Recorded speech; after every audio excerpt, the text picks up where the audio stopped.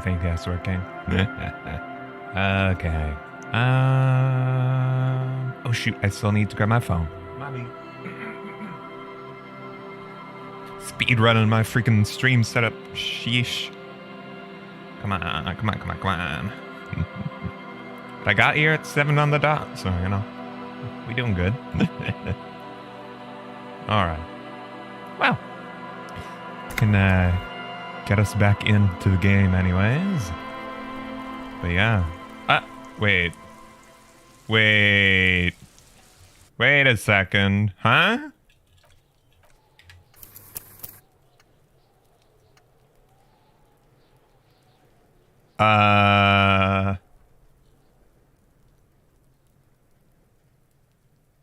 Game did not autosave.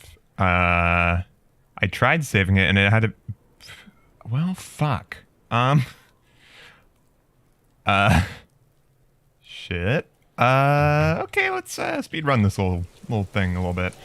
We did do everything right, I assume. Track down gun, smoke around the balcony. We just... Well, shit. Might be. Uh-oh. Let's... Yeah, okay. That's annoying. Great. So, do we still have to go through the thing to get the room now, or are we good? Can I help you? Yes. Have you got a lot? For the room and broken a lot. Yes. Yes. Have you got... Yes. Fuck. Yeah. Well, shit. We've gone back a good bit, because, right, yeah, there's... Ah, fuck's sake. Okay. Oh, man, did it undo the... Oh, no. Oh, no. Oh, how much did this undo? Ah, that's some bullshit. I'll try and run it real quick, I guess, but... Yeah, the code's still fucking up there. We didn't do any of the running around over there. Or running around... Did we even get, like, the freaking... Ah... We talked to the guy on the balcony. Well, shit. That's rough. I should have made sure the damn thing saved. Because now we are... back a good 30 minutes or so, I think. Okay. Well... Come on, move up. Hurry up, bud. I'll try running through this again. I don't know if it'll work this time. Because I remember this was like a really tough check. Move the fuck out of the way, Kim. Well, shit. That's not great. Might be.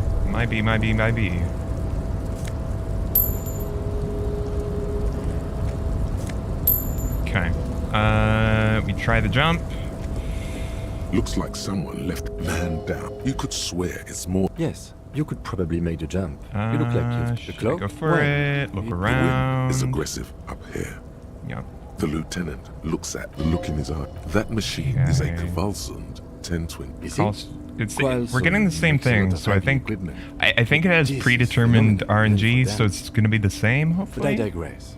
We were focusing on your cloak. Yeah, okay. I think the RNG is predetermined. What are we doing? I wasn't under the impression we are on our way to meet... Or it could be that you... He's thinking you've forgotten where you are again. Okay. Let's see. Oh, no, I think it failed this time. Because it was orangish this time, and it was green the other... Yeah. This sucks. No. That's still... Sure. Just be careful, okay? Shit. I'm kind of pissed now. That's not a great way to start the stream, is it? I guess our other option is steal that card off the one dock worker. I don't know if I should just, like, say fuck it and go to a different game. I can maybe try and recreate what had happened off stream and get us back up to the same point. Well, shit. That's really annoying. It didn't give me the option to save in the morning then.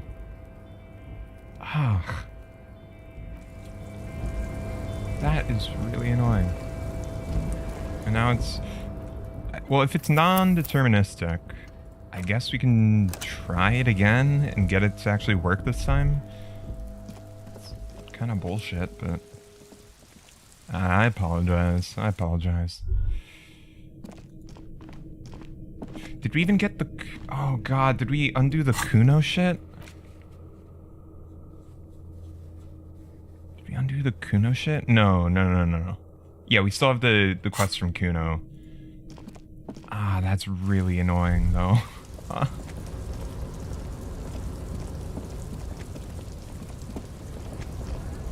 There. Take all... I'll try and retrace my steps as best I can, but yeah, this is annoying. Okay. Looks like some man down. You could swear. Yes, you could probably make a Okay. jump.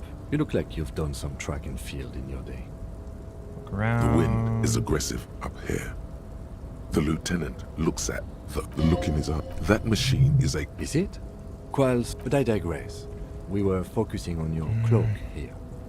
Damn it. Yeah. Okay, this time it works. Okay. Alright, let's just try As you and leap in speedrun the this shit. air, A chilly breeze engulfs you. Okay. Ankles tingling from Our eyes. Continue. as Okay. the concrete Continue, with your feet. continue. Okay. Grab that. Put that on. Okay, there we go. Continue onwards. We've got this, which is open at this point. So we can just go through here. We did not interact with this. and imposing. Yeah. We did pick up this. Yeah, we did all the stuff here. Door's locked. We need to grab the key from the other place.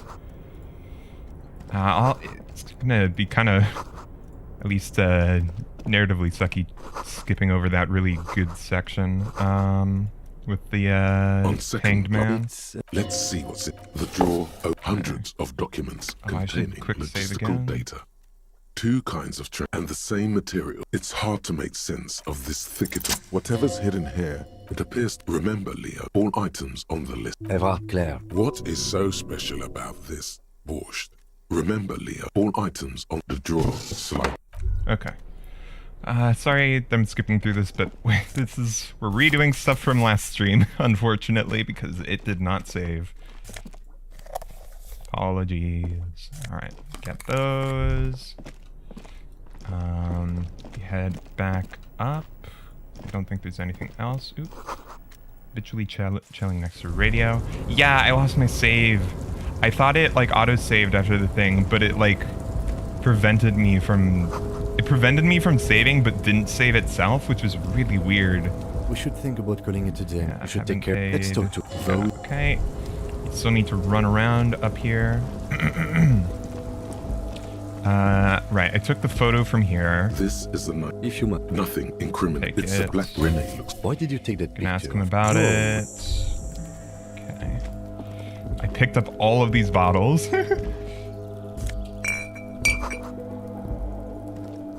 Numerous empty wine bottles glisten in the rain. Someone partied really, really hard here. Did I do this? Well, yes, I think we Once can I had a lot of speak fun, really, I think that's what I did. Yeah, there we go. That's the options I chose last time, I'm pretty sure. Glad I did this the day after, so it's still fresh in my mind. Epic speedrun bottle picking up technique. Alright.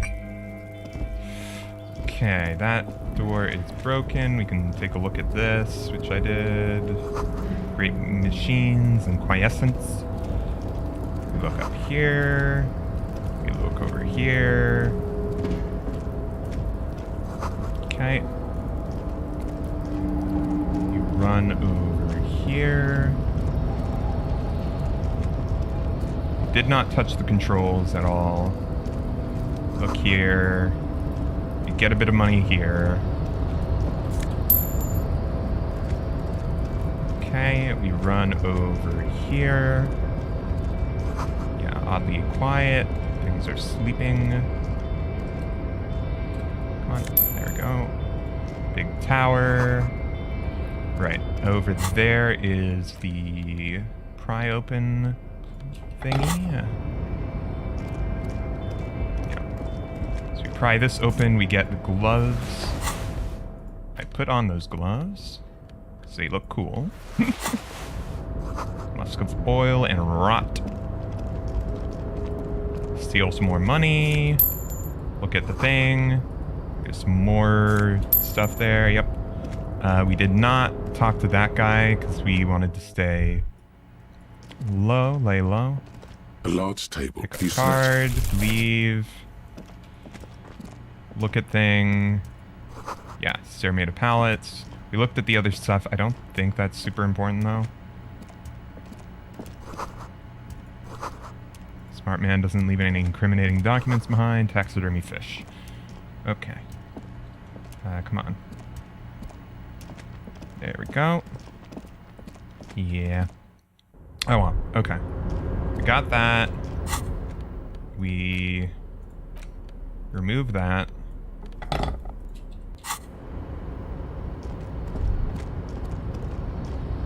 Just trying to retrace my steps exactly as I can.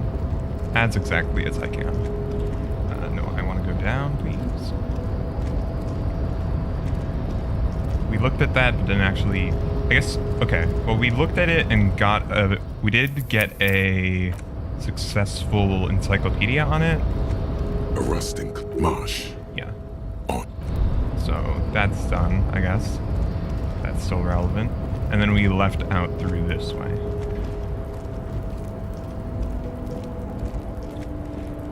Yeah, okay. Hopefully we can regain our lost progress pretty quickly. It is after the time that is passed. We'll have to run back to the pawn shop, unfortunately. We look at this. There's that over here. Hypnogamma. Run down here. Oh, come on. Pathing's a little wonky. There we go. I think, yeah, we picked up some money and looked at that. A lorry stuck in the traffic Oh, no, wait, we jam. didn't. Never mind. We just took that, I think. Yeah. I guess we can stop by here real quick and just drop off bottles. The tear machines. Your bottles. My bottles. Excusez-moi. 1999. Alright. We run back. I did talk to Kim about le racisme. Yes? What was it? What do you want to know? Pissing. What's there to say? Stupidity. The cop kind. Well, I think the... So, he volunteered to... Yes. Yes. I'm an unrepentant spoil sport. Martinez? Nothing. Not... Right, I said this one. I know, it's very... Local law enforcement. Yes, it's a wholly pointless matter. Look at you. Oh, it failed. It's because you're a Oh, failure. or success this They time. sent you to Okay. Slight, Precinct 57. That can't be right.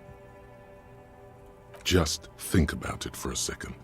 You're a raging alcoholic who showed up 3 days late and argues with his necktie. You weren't sent here to win. Should I saves come to lose this check? Yeah, whatever. We're winning, I guess. I'll take a W or something. I've considered it. But it's not true, right? I don't think I can say one way or another. I do think it's somewhat unlikely, though. Why's that? I checked the records. This jurisdiction dispute, who polices Martinez, reaches back to the 30s. It's as old as my station. And all this time we can't decide who gets Martinez? I think, yes, both stations would prefer a win. So you really see me as a safe bet? Safe? No. But you're old. You've made it this far. Something has brought you through.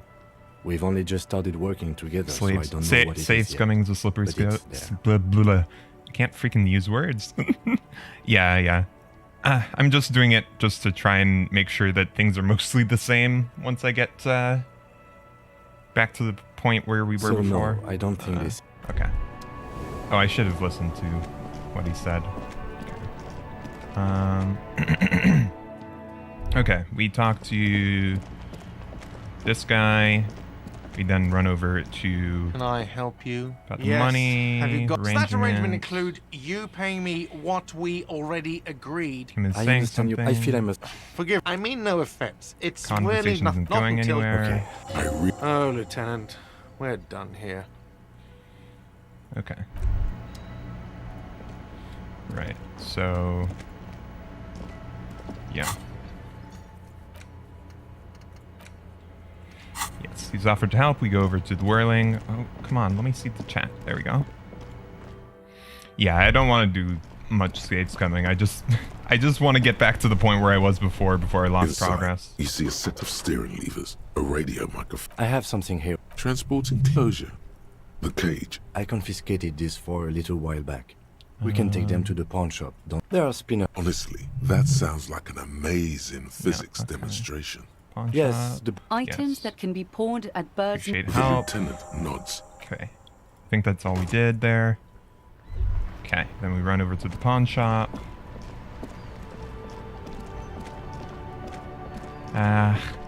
Yeah. A shame. Oh, well, okay. Talk to you. Hello, hello. Sell. Roy, Yeah, No one. of course. Thank you. Here's the 100. the windfall. Anything else you're thinking of selling? Nothing Another else. time, perhaps. Okay.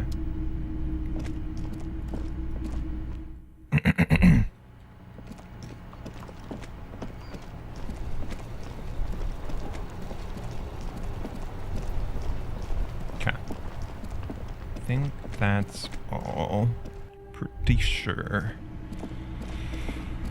Because we still have all the Kuna stuff done. We still Can had I help the man you? in the window done. So I'm pretty sure. Yes. The Have you... money. Well, I think I just did the basic one. great. I'll... Please... I'll take a. Of course. Goodbye. Do we not have the sorry cop thing anymore, actually? No, we do have rigorous self-critique, so we didn't lose that. Well, the opportunity to get it, rather, but... Didn't I have a thing when I went past this about smoking?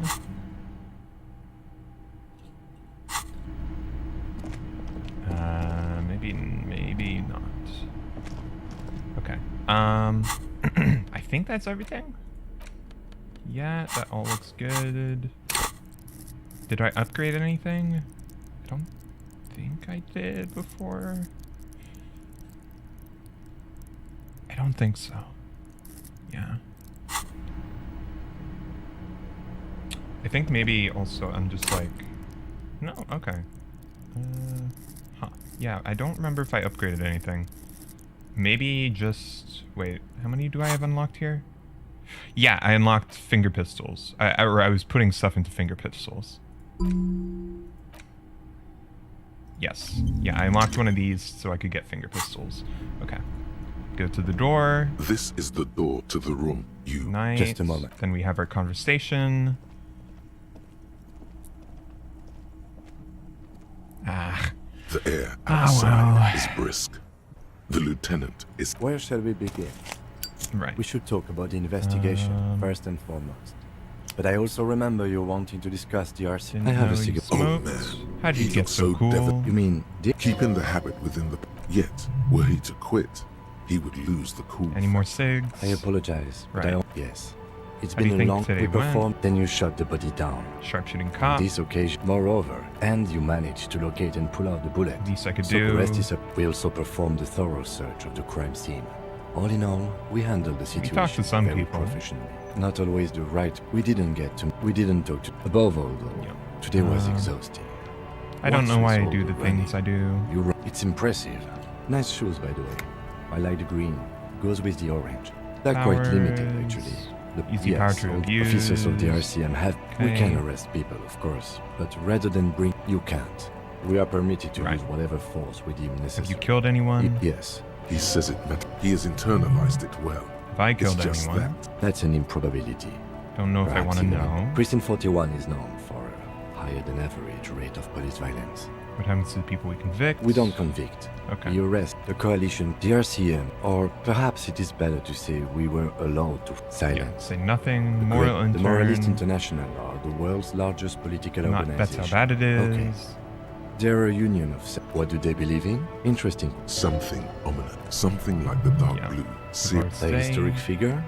The author, What do the you moral think of inter... them? It is more than Do you that. like them? Yes, but the years have changed. Okay. I have an opinion. They've done an awful job. This is inhumanism. We are in what is called the twilight of Vigilance international sound law. bad. Sadly, it is what we already are Say to nothing. the people of... The dying. This They really don't like us here.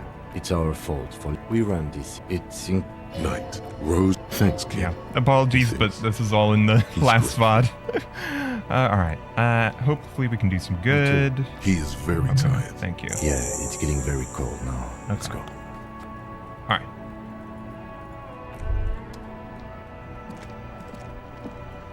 Okay.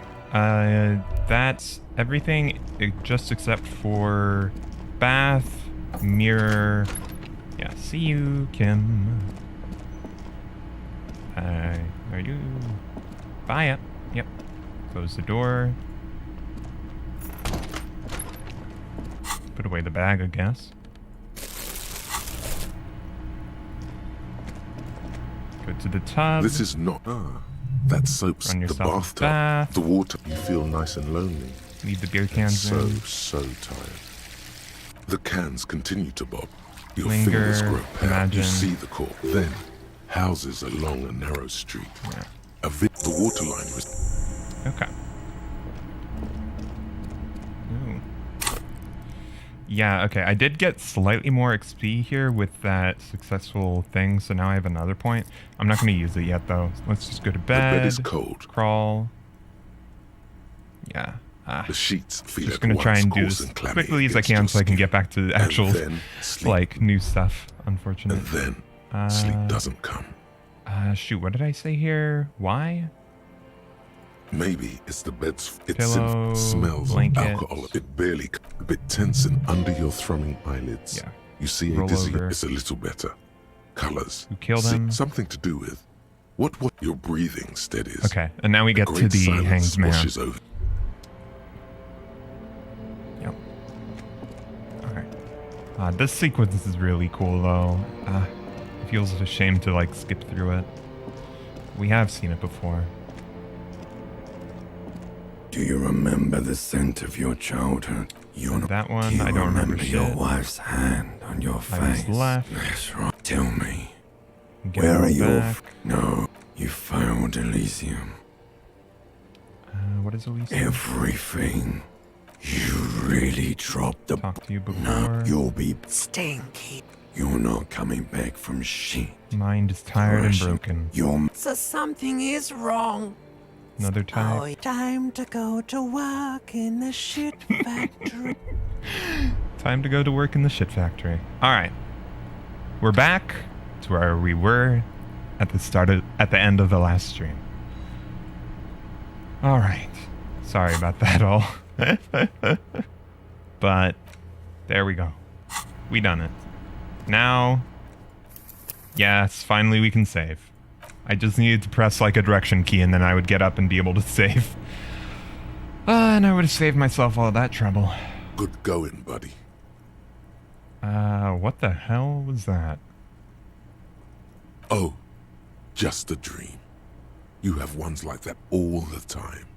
You feel even worse this morning than you did last night. What the hell is going on with me? You mean, why are you so tired? Too tired and down to even think? It is worrying, isn't it? You can't be a detective like this. Detectives need to be able to think. I feel super good. Or why is this happening?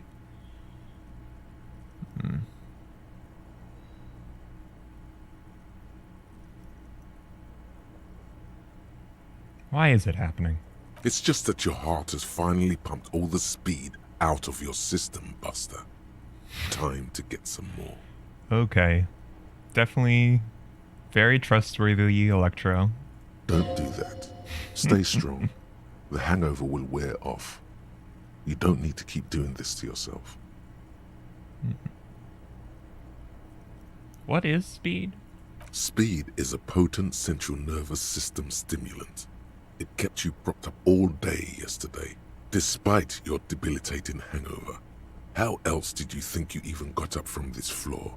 You got up from this floor because of a holy vow you made 16 years ago. With me. To wake up exactly 7:30 every morning until the day you die. Alright. Don't be silly. There was no vow. You were high on speed. That was the only reason you got up. You can't detect without it. It's that simple. Yes, both Volition and Electrode seem a little off in their own directions in different ways, huh? Opt in.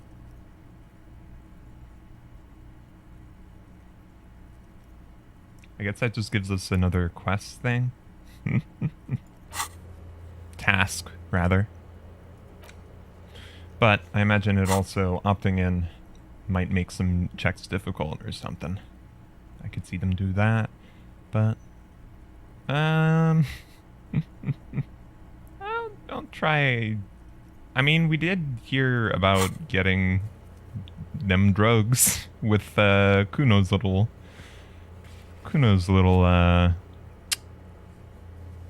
job for us, you know. It is here, right?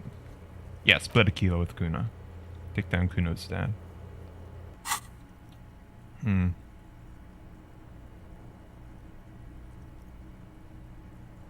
We'll try and detect, or just stay volitioned, I guess. Yeah. You can try without it. I guess we can get it at some point if we need it. Are you sure? Ready to live as this pathetic shell of yourself for days? Basically, a week. Let's be honest, 2 weeks. Maybe 3. You won't make it. Half the town will be dead by then. You will be fired. Very persuasive. Okay. We'll opt in. See what we can do. Fast recovery, man. Find speed. Quick instead. turnaround. Super detective back in action. Alright, bud. Sure thing. Tuesday.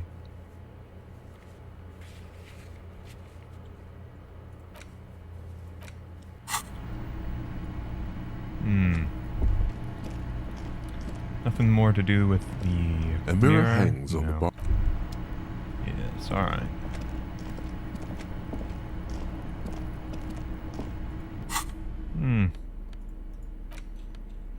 Well, we have almost enough money to cover rent for tomorrow. We need 20, I believe. Don't think Kim's up yet, I guess. Or maybe he's beating us down already.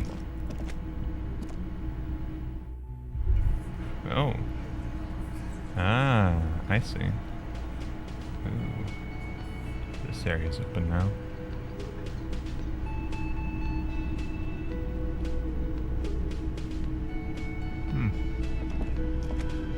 Good morning. Morning. He gives you a quick nod. I've got some good news. I took care of the body. The thought of him decomposing in my MC wouldn't let me sleep. Yeah, that's good, I guess. I'm just glad he's gone. We have other matters to attend to. Oh well, we'll get the armored boots in another lifetime. The Union muscle finally turned up, and they look rowdy. We need to talk to them. These the men Garde told us about yesterday? I completely forgot. Sorry, I had a rough night's sleep. It's them by the looks of it. Loud and nasty, just like the manager said. One loose thread less to worry about, and one big problem to replace it. What do you mean, rowdy? I mean ungovernable. Martinez isn't exactly enthusiastic about the RCA being here. They prefer to be policed by the Union. These men here. Men who drink beer for breakfast. There's talk of an armed wing of the Union called the Hardie Boys, who are responsible for state policing. I think it's them. Why should we talk with them? Everything points to the dock workers' union. The belt used for hanging him, tracks in the mud, the circumstances in Martinez, my preliminary information. Which may, of course, all be wrong. But we still need to talk to them, and it won't be easy. Alright then. One more thing before we do. We don't have to talk to them immediately. We can walk right past them, continue with our business. Good. A power move. Purposefully concentrate on something else first. Tell them they're not worth our time. Yeah, streetwise. Zoom right past. Do it on your own terms. They're in no hurry to leave. They think they own the place. Anyway, I leave that choice to you. Whatever you decide is fine by me. Alright. Hey, Lena. Good morning. Just a moment. The old woman turns back to the cafeteria manager. She's agitated, judging from the way she keeps pulling at the frayed edge of her blanket. And there's no public phones nearby? The closest phone booth is down the coast. Sorry for the inconvenience, ma'am. Right, was she waiting to get picked up by her husband? It's fine, I understand. Thank you anyway. I'm glad to see you again, dear. Good day, everything alright? Howdy? Please don't trouble yourself about me, sweetie. I was just hoping to make a call, but the Whirling's phone line isn't working. The Union office probably has a phone, but I can't really get there. Or to the phone booth down the coast. And Gary's phone is dead too. What's wrong with the phone line? The manager was vague about it. She frowns. Why would he be vague about phone problems? This is something to look into later. Ask God, maybe. What were you hoping to use the phone for anyways? To let the young woman who's house-sitting for us know that we may be delayed. Morel, my husband, and our friend Gary were supposed to get back by Monday night, but they're still missing, and I haven't heard from them. I was also hoping she'd heard from Morel.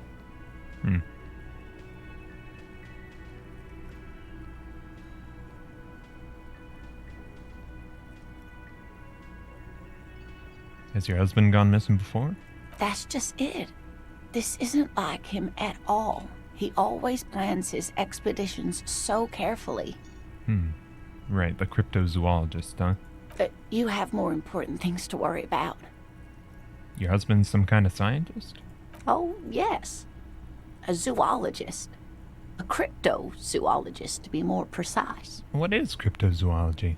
It's a pseudoscience that attempts to legitimize research into mythological beasts and urban legends. The lieutenant sounds unimpressed. That's one opinion, yes. And people are entitled to their opinions. She's used to playing off such insults casually, but they still affect her. My apologies, ma'am. I did not mean to undermine your hobby. It's not a hobby, dear. It's a subfield of zoology, one specializing in animal species that are so exceedingly rare that many assume them to be extinct or even fictitious. Searching for such species called cryptids is difficult and often thankless, and frankly, many scientists are too lazy to do it. Universities these days are rarely interested in supporting real research.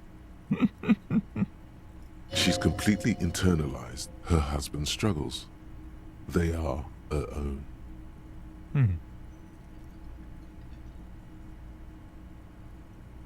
Are there any cool cryptids?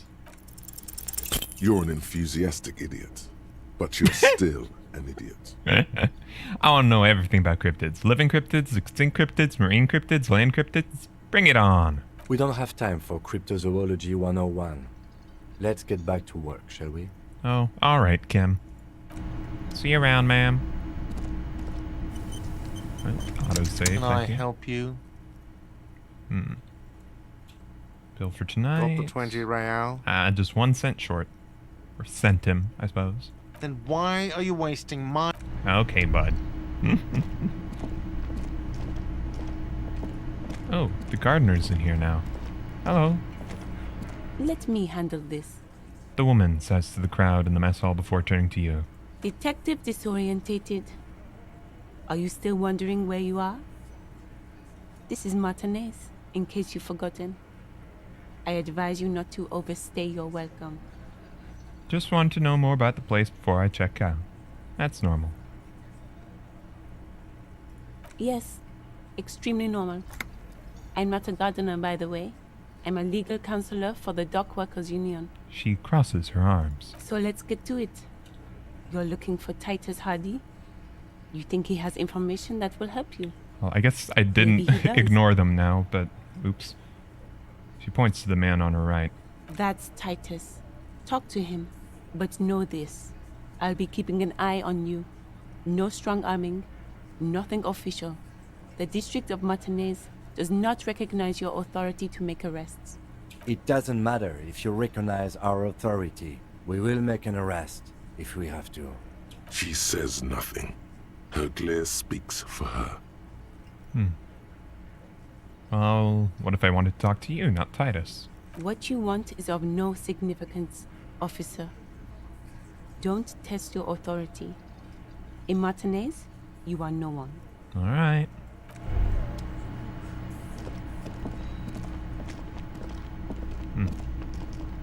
The guy that was passed out's no longer around.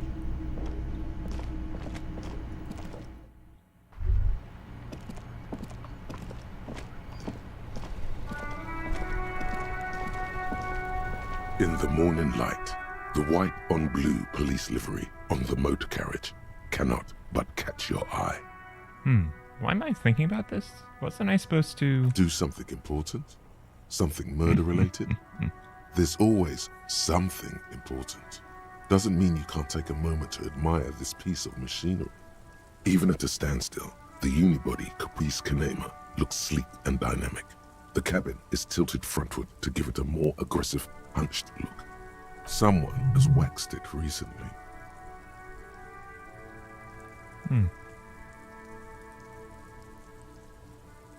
Puts the loco back in locomotion. Very cool. You want to take a closer look? What's that engine's got? What's it packing? 130. I reckon that's a 7-liter V12 there. Is that a 7-liter V12? 7.2. Supercharged. The lieutenant is trying to suppress a smug smile. Unsuccessfully. Saying these words brings him immense joy. Aw. Very fine machine. Yes. An extraordinary machine. There's gentleness in the lieutenant's voice as his eyes run over the machine, over the vehicle's contours. It's nice and all, but why so modest? Put some zing into it. Flare it up. Slam it down. Slam it? Yeah, make it more imposing. It's a cool whip. You gotta really deck it out. Sorry, I'm not following you. Lingo it up. I'm not either. I don't know why I said that. Get a camber to frosty minuses. I'm not entirely sure why I said that either. Well, maybe don't just say every little thing in your head out loud. It confuses people. Alright then, we'll move. I guess I failed on that thought, maybe. Oh well. The sea monster did this to the plaza. Could have been caused by an earthquake. Alright. Oh yeah, Rene. Also, otherwise, we need to interview the boss and Wild Pines rep. Close the water lock tomorrow. What happened to the rest of the armor? Yeah. We're still waiting for a replacement for the bull you sent sinking. I found your guard booth. Yes, the Debardeurs Union pays me to stand vigil during the night. Not out of any political allegiance, mind you. He looks down. I'm an old man. Don't sleep more than a few hours every night anyway, and money is tight. He adds with a slight sigh. He feels like he has to justify himself for some reason. You see anything during the night of the murder? Your booth does look right into the yard. Yes, it does. Unfortunately, I wasn't working that night. Been on a 2-week leave since last Monday. Who was working your shift that night? No one. The bus has been unmanned since last Monday. There's no other guard. It's just me. He suddenly looks very old and tired. No one has been guarding the container yard since last Monday. Yes. It's not actually an issue. I mean... Look, officer. The container yard doesn't actually need a guardsman. Never had one before, René. Monsieur Claire had that booth built specially for him. It's mostly decorative. Mostly decorative? The possibility of someone being in there is enough to discourage any ill-minded individuals. He tries to argue. Evrart created this job for René because he knows the Royal Carabiniers' pension of honor and PTSD isn't something a man can live off. A decorated Kingsman collecting tear reflects bad on the whole neighborhood. His words.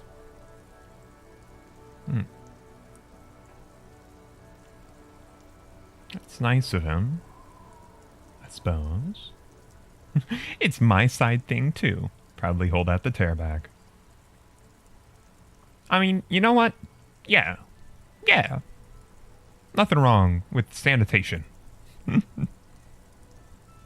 Trash collected and all that. It's an honest work. Oh, I didn't mean to imply there's something wrong with that. I do it too. Everyone does it.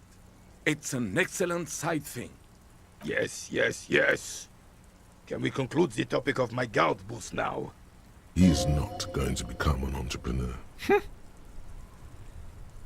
I did see a picture in there. You were in it. You looked happy.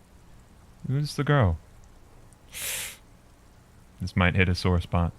She is nobody. This is none of your concern, and I refuse to discuss my private affairs with the RCM. The lady is Jeanne-Marie Beaulieu, and she sure as hell wasn't a nobody. Alright, thanks. Yes. Like I said, it would be up anyway, so might as well keep an eye out. It keeps my senses sharp. We can retry composure now. Okay. What is it about this old soldier that makes him stand so proud? As René turns from you to his partner and back, the medals on his chest rattle and glare.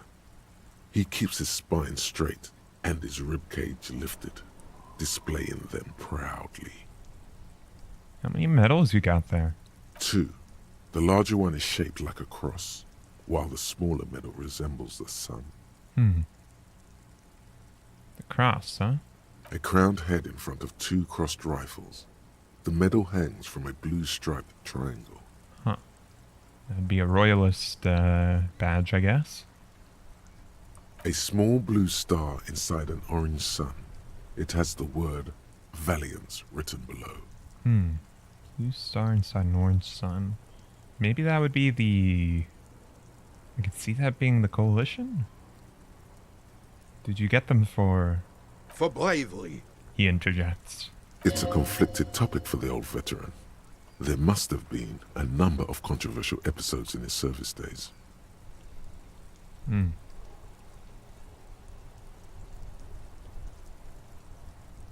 For bravery?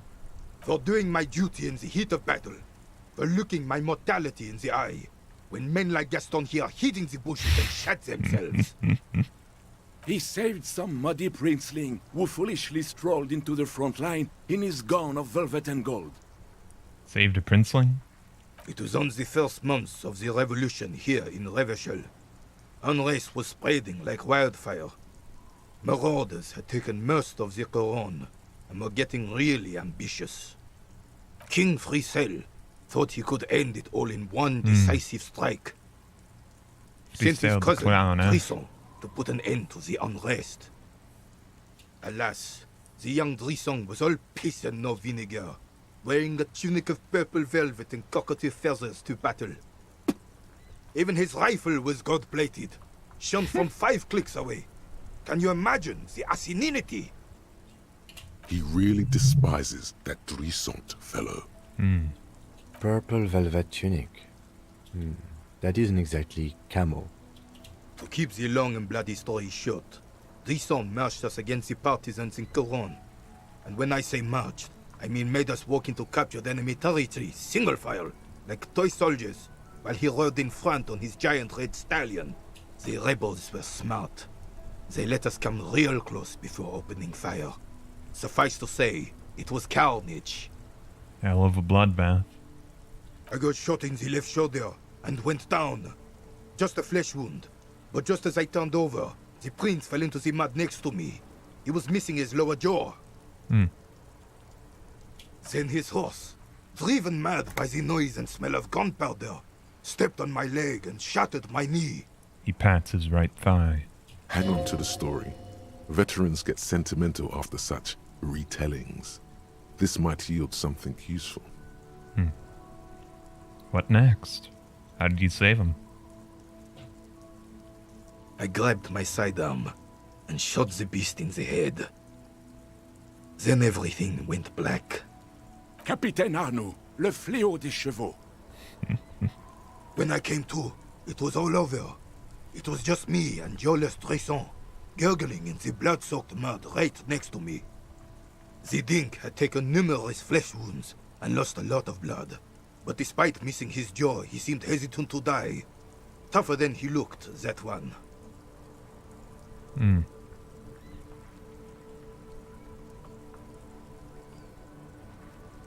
That's a fighter then, huh?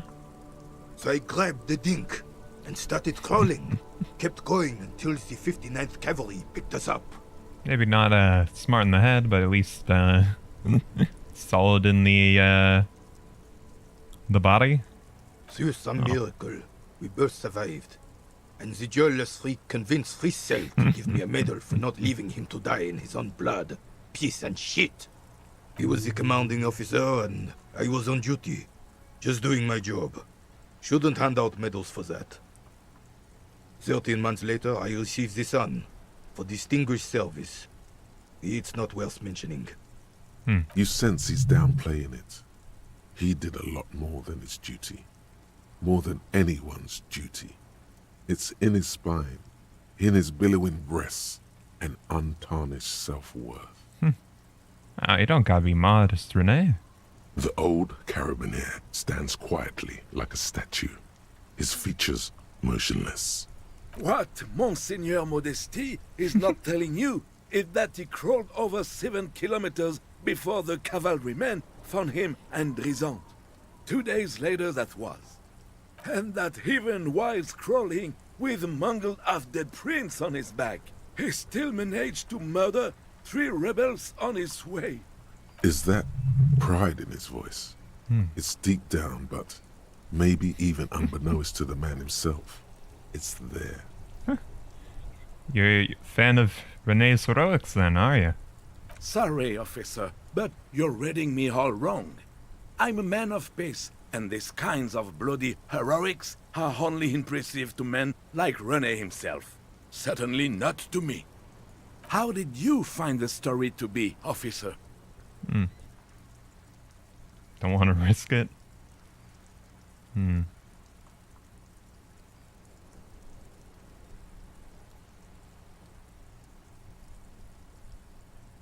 I don't really like either of these options, but...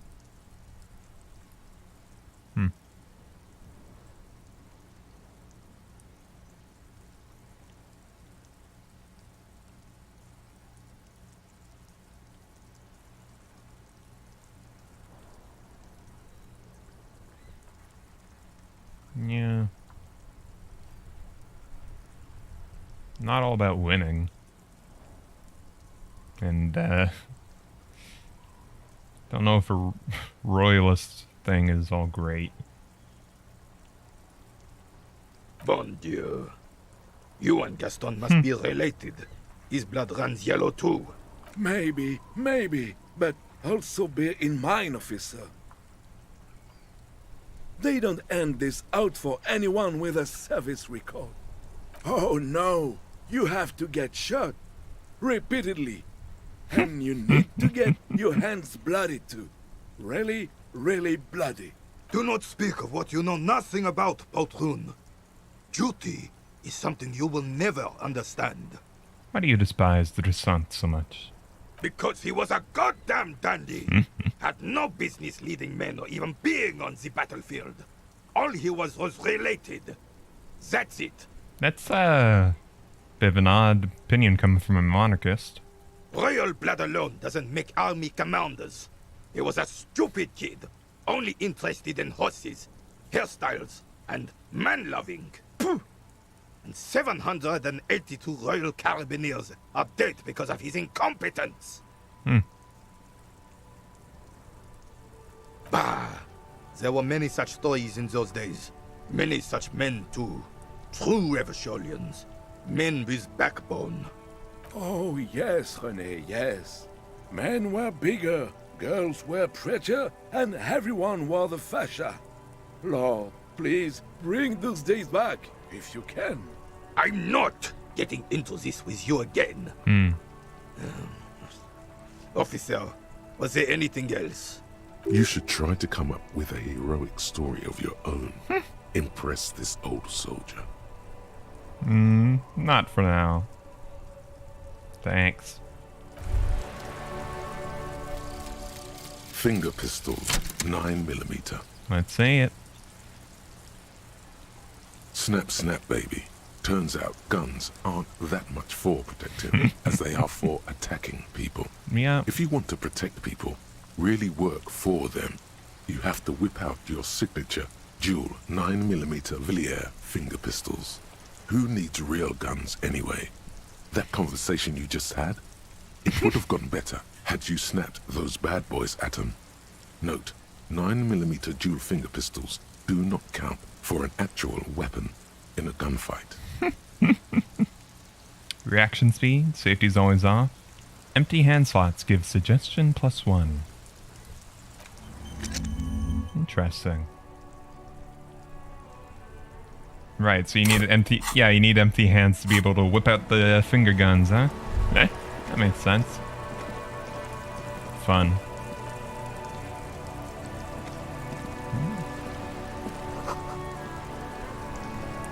Potato cellar in spring.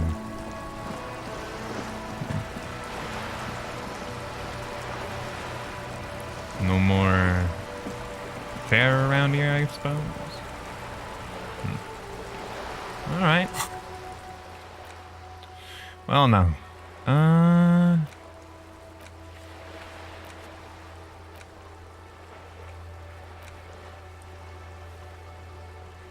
Should be around here somewhere, the Wild Pines rep. Fisherman's Shacks. There's waterfront. I think there's more that I haven't explored up this way, maybe? We'll check it out.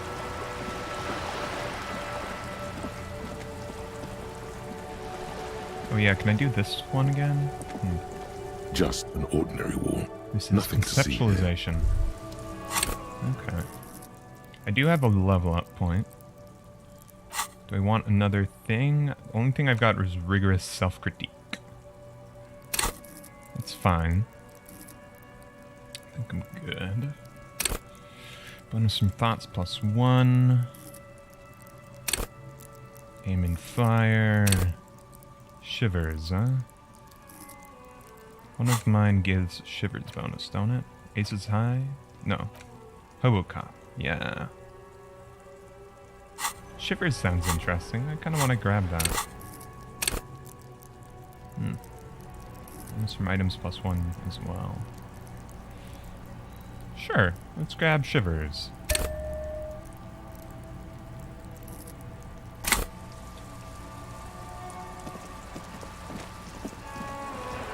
Yeah, I still haven't gone down this way, really. Okay. Cape Side Apartments.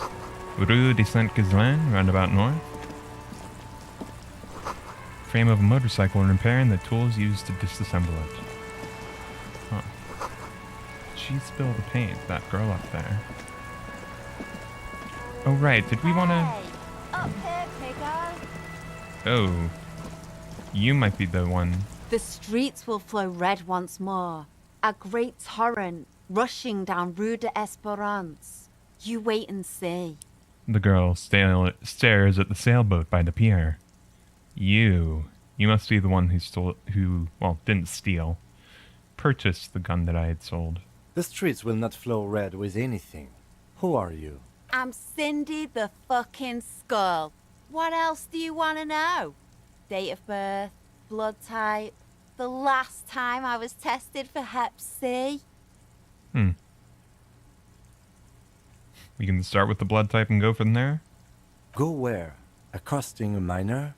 Listen to your partner, pigman. Keep your grubby hooves off little old ladies. Despite the attitude, she puts the brush aside. That isn't a fresh paint smell coming from the wall. She's using heavy fuel oil.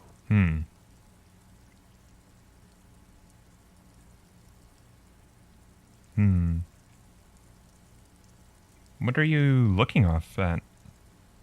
The lieutenant furrows his brow at another one of your eccentricisms. She nods disdainfully towards the woman performing maintenance on the boat dock next to the pier. Hatred, disgust. It's difficult to tell which of the two is more present in her girlish features. The woman on the boat does not notice her staring. That is on her. Someone's got to keep an eye on her. Who is she? Probably the Wild Pines rep. We should talk to her. She's a professional negotiator, though. I have the feeling she will be very cooperative while telling us nothing. You should take the lead. Ask her unexpected questions, you know? Do your thing. Don't be afraid to get a bit wacky. Throwing her off is our best bet. Good idea, piggies. Run along now. Fuck her shit up good. Impound that boat while you're at it. I'd like to watch her swim back to us on. What are you doing to the wall? Can't you tell? I'm painting a beautiful mural, an aerial graffitio visible from low orbit. I haven't really started it yet. I'm waiting for the right words. Don't know what to write? Have you ever tried your hand at graffitio?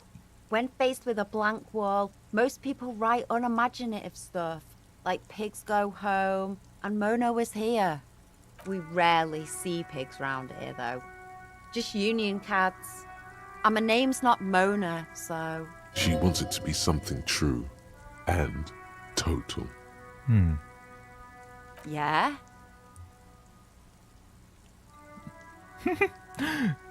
Have a wonderful career in public art. Thanks. I'm sure the inspiration will come to me now that I have an official RCM stamp of approval. You've lessened her desire to deface the building. Know anything about the recent murder? I ain't no snitch, pigstein. Go forth and forage in someone else's shit. No shortage of squealers in these parts. Actually, there is a shortage of people who talk to us in a normal, calm, informative manner. We weren't put on this earth to make your life pleasant, fucko. Alright. Watch your back, ungulate. You've got eyes on you. I'll play. So, I am 100% certain that she has my gun. Pretty much. Oh. Hello. A firing squad for the rich. Oh yeah. Give me a moment. The elderly woman is leaning on her broom, her knuckles white as bone. She seems to be having difficulty breathing. The cold never does any good for my bronchitis. She sneezes into a dirty handkerchief. You alright? Shall I call a doctor? I'm fine. Fine. Don't you worry about me. She starts coughing, red spots appearing on her cheeks. You're still worried. It's very worrying. Now, What do you want from me, policeman? Who are you? I'm no one. Just an old woman who cleans these hallways. Do you live here? If you could call it living. I have a little room upstairs right next to the coal room. She spits on the floor before wiping it off with a broom. It's barely bigger than a closet. But I don't complain, no. I have my bed and my aching bones to keep me company. And that's all I need from this world. And all she gets, too. The coastal wind beats down hard on the coal room door outside.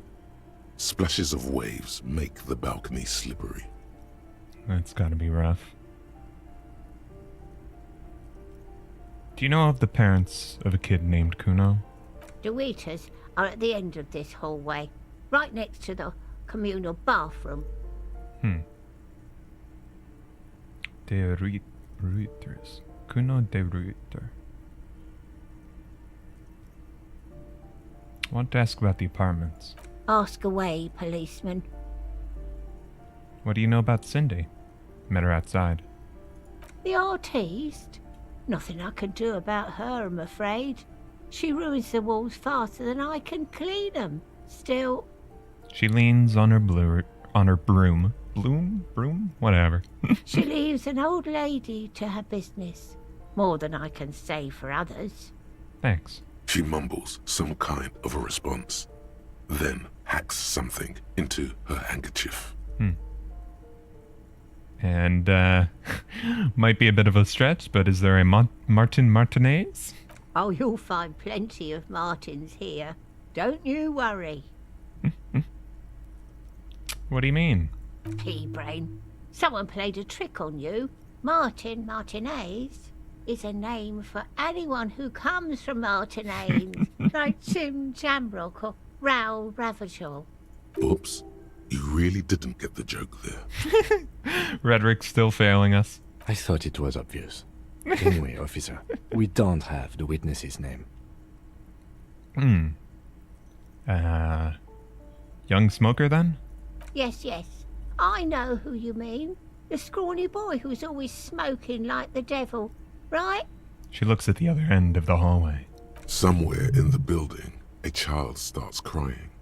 Trying to catch her breath. He lives upstairs in room 28. Go to the balcony. It's one of those doors there. He's usually home in the evening. Thank you. We should go check out his apartment on the balcony. See if he's home. Well, I'm off. Thanks, ma'am. Hope your cough gets a bit better. I guess I wonder if we could catch him on Sunday and meet his Sunday friend.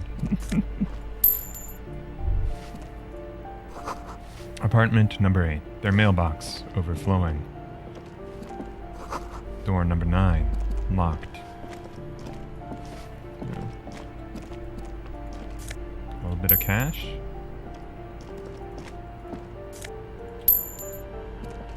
Don't mind me, Kim. Just robbing random people who are hiding their money. I mean, why would you hide it outside your room? But alright. Looks like there was more construction here once, decades ago.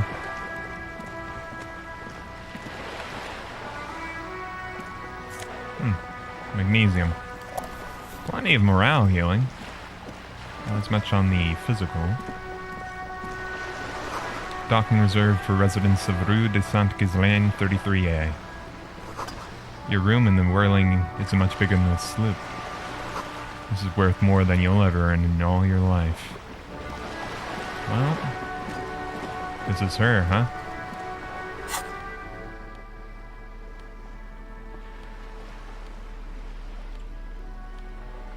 Alright. A striking woman leans against the cabin top of her sailing boat, smiling as you approach. Her green raincoat glistens with droplets. A silk scarf is tied around her throat. Good morning, officers. I'm Joyce. She extends her hand in greeting. Joyce L. Messier. I represent the board of Wild Pines. the owners of the harbour. Right. You gentlemen must be from the RCM. What's the L stand for? Leighton, my maiden name. Her bony hand dangles from the sleeve of her oversized waistcoat.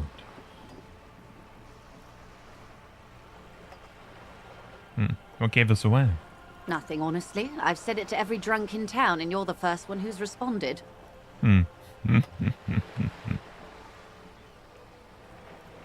Leave her hanging. I'm glad to see you here. The woman and the lieutenant exchange a brief handshake. She is unfazed by your rudeness, probably chalking it up to local custom. I was dispatched to handle a strike, not a lynching. Anything I can do to assist the RCM in this matter, I will, gladly.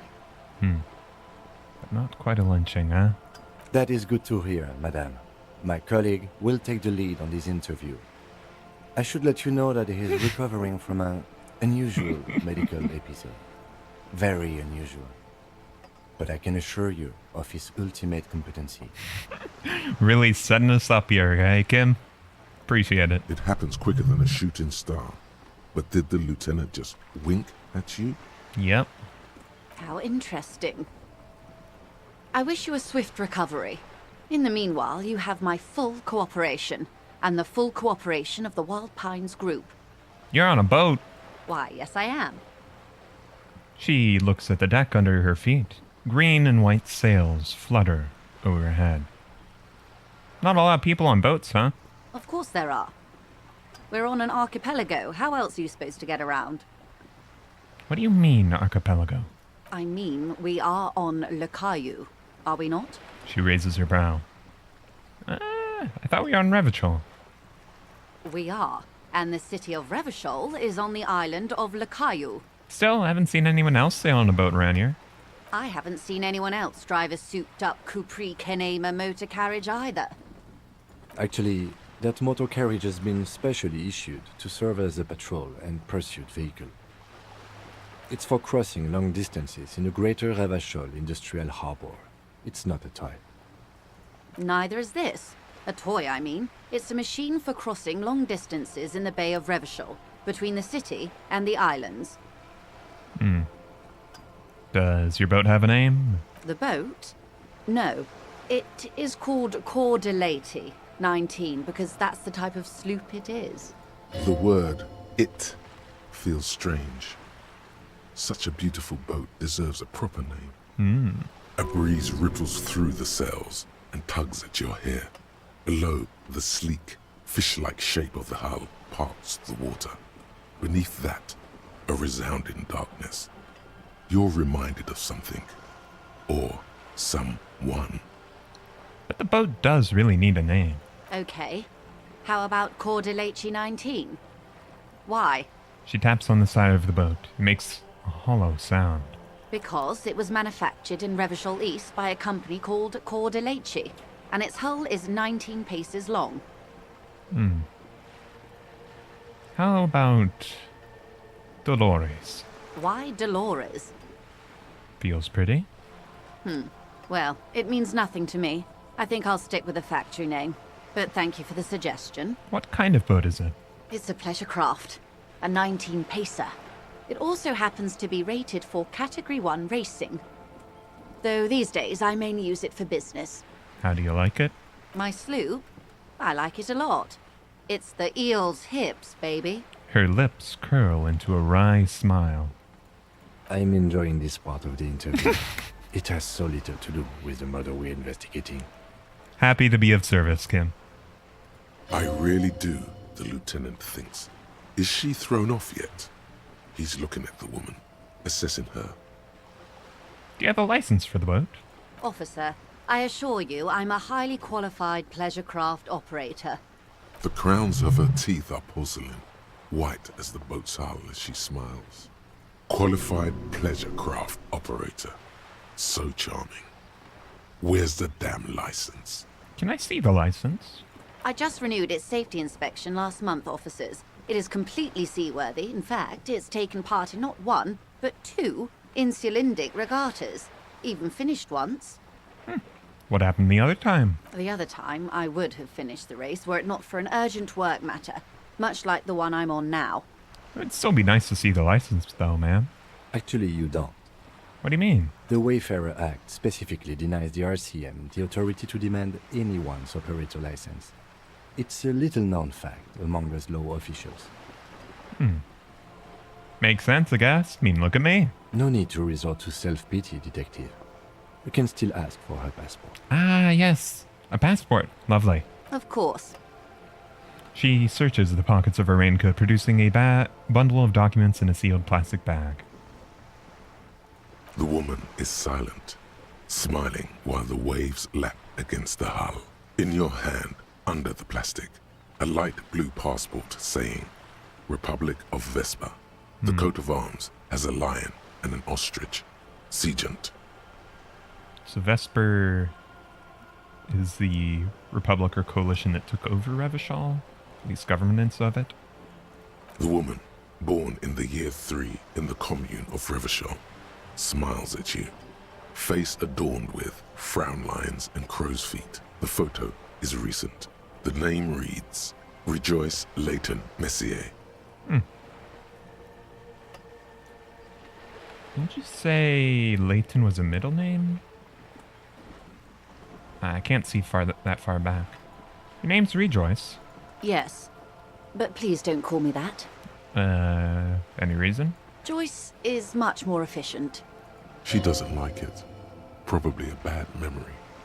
Mean girls at school or some ancient lover. And you're from Vesper? My husband is. I have dual citizenship. A Vespertine is handier when traveling. All right. She nods and returns the plastic bag to her coat. Anyways, I think I have a handle on the boat thing now. Good. She takes a sip of her thermal cup. You seem smart. Can you give me a lowdown on this reality we're in? This reality? No time to explain, just give me the lowdown. No, but please. A little context. We're not in such a hurry. Well, I got so drunk I forgot literally everything. What? She chortles, nearly spilling her tea. A supernatural event took place within my head on alcohol. Such an acute encephalopathy. Just doesn't seem possible. Surely you're joking. She puts her beverage down and stares at you. Don't be phased, madame. He functions perfectly well. He only needs a lowdown on all of reality. Yeah. You know, that's pretty easy to sort out, isn't it, man? Surely you can assist. We may be here a while then. Ask away, officer. I'll help however I can. All right, we're in. I know these all look good, but begin with the first, okay? Where are we? We're in Martinez, baby. Baby? A casual term of endearment popular among the 50-plus crowd. It's a disco holdover, pay it no heed. I'm a disco holdover myself. Aren't we all? And Martinez. Martinez is a district of Revachol. A very small district tucked away near the industrial harbour, north of the 881 and Jamrock. You would be excused for not knowing about it. Unimportant, they say. Forgotten, even. Shelled to smithereens during the Revolution. It has its charms, just not this time of year. Is there a more fundamentalist? Well, no. You mentioned a sea. Which sea is this? It's not really a sea, it's the Bay of Revachol. And the bay feeds into the ocean. Are we near that ocean? Yes. We're on an island in an ocean. The world's largest body of water. The Insulindic. Vast, lukewarm and unknowable, flowing in and out of sight. The name of the island, then? Caillou, as you already know. Imagine a pebble. A smoothed-over pebble amidst a great blue sea, misshapen, cracked. The cracks are the River Esperance. We're in the delta of this river, on the 6th branch, the Martinez distributary. It is clear this pebble is of enormous value to her. And Martinez itself? I'm not a good ambassador. I've only been here once before, as a teenager. Not a lot has changed. There are ruins, a terminal, fishing boats, reeds, boys with boxy shoulders. This place used to be a province, a workers' resort before the city swallowed it and the artillery did its work. The reeds are the real star of the show here now. The further down the coast, the wilder it gets. Is there a more fundamental aspect of reality tied to this place? I would be happy to. What is a preposterously expensive We're in Martinez. Martinez, you would be excused for not knowing about Revachol. Revachol is what you call a city. What kind of city is it? The great kind. As if it's self-explanatory. Beyond patriotism. A fact. What makes Revachol great? History, detective. They built this city to resolve history. Our part in it, at least. Our centuries. Who built it, though? The nations of the Occident, or migrant workers from Seminine and Ile-Marat, depending on your creed. When was this built? In the DeLorean century. 380 years ago. Huh. So... yeah, okay, so from the Occident, then there was a royal family since then? And which was overthrown. How will it resolve history? They say it's where the terrible questions of our time will be answered. The tensions are highest, the fault lines deepest. By that I mean conflicts. Ideological conflicts. The stuff of men. Why here? We are standing on a fertile, self-sufficient island able to sustain up to 200 million people in the middle of the Insulindic Ocean, the world's connective tissue. It's where the money is. So an unimportant part of an important place? I think it's fair to say so. Martinez is about... She points across the water where the skyscrapers rise. A sparkle of lights on the horizon. Like morning stars above the curvature of the planet. 22 kilometers from the center of the world. That soldering iron is the bank of the world building. The bottom floors are INSIACOM. Coalition government, Insulindian Mission Command. Silence. She lowers her hand. The water, the light. It's as though you're seeing it for the first time. There is no recognition. Only the immensity of the sea and the cold radiating from it. A large body of water swelling cold. She observes your eyes scanning the horizon, then breaks the silence, slowly. Jamais vu, derealization. No research bonus. Name after name, and none of them is familiar. They seem real, but something is wrong. You feel like a kid looking at stickers on the fridge. Truvant, the Apricot Company, World Games 34. You can almost see your hand reaching out for them. Scratch at the corners, see if they peel loose. This feels like the most important of all the thoughts. The one you must truly complete.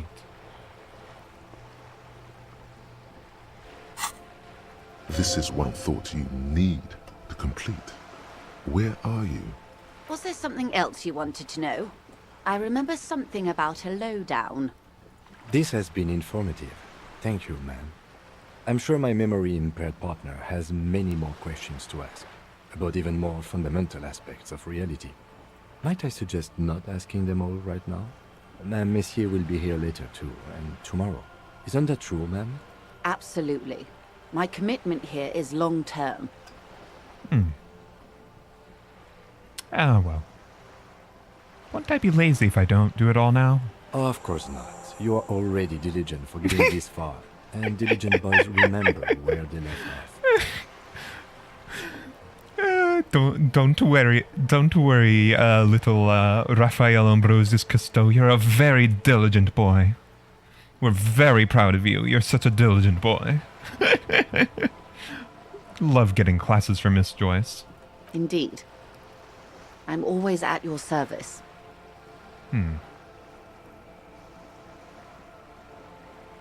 RCM uses unjacketed ammo. RCM Kim debrief done.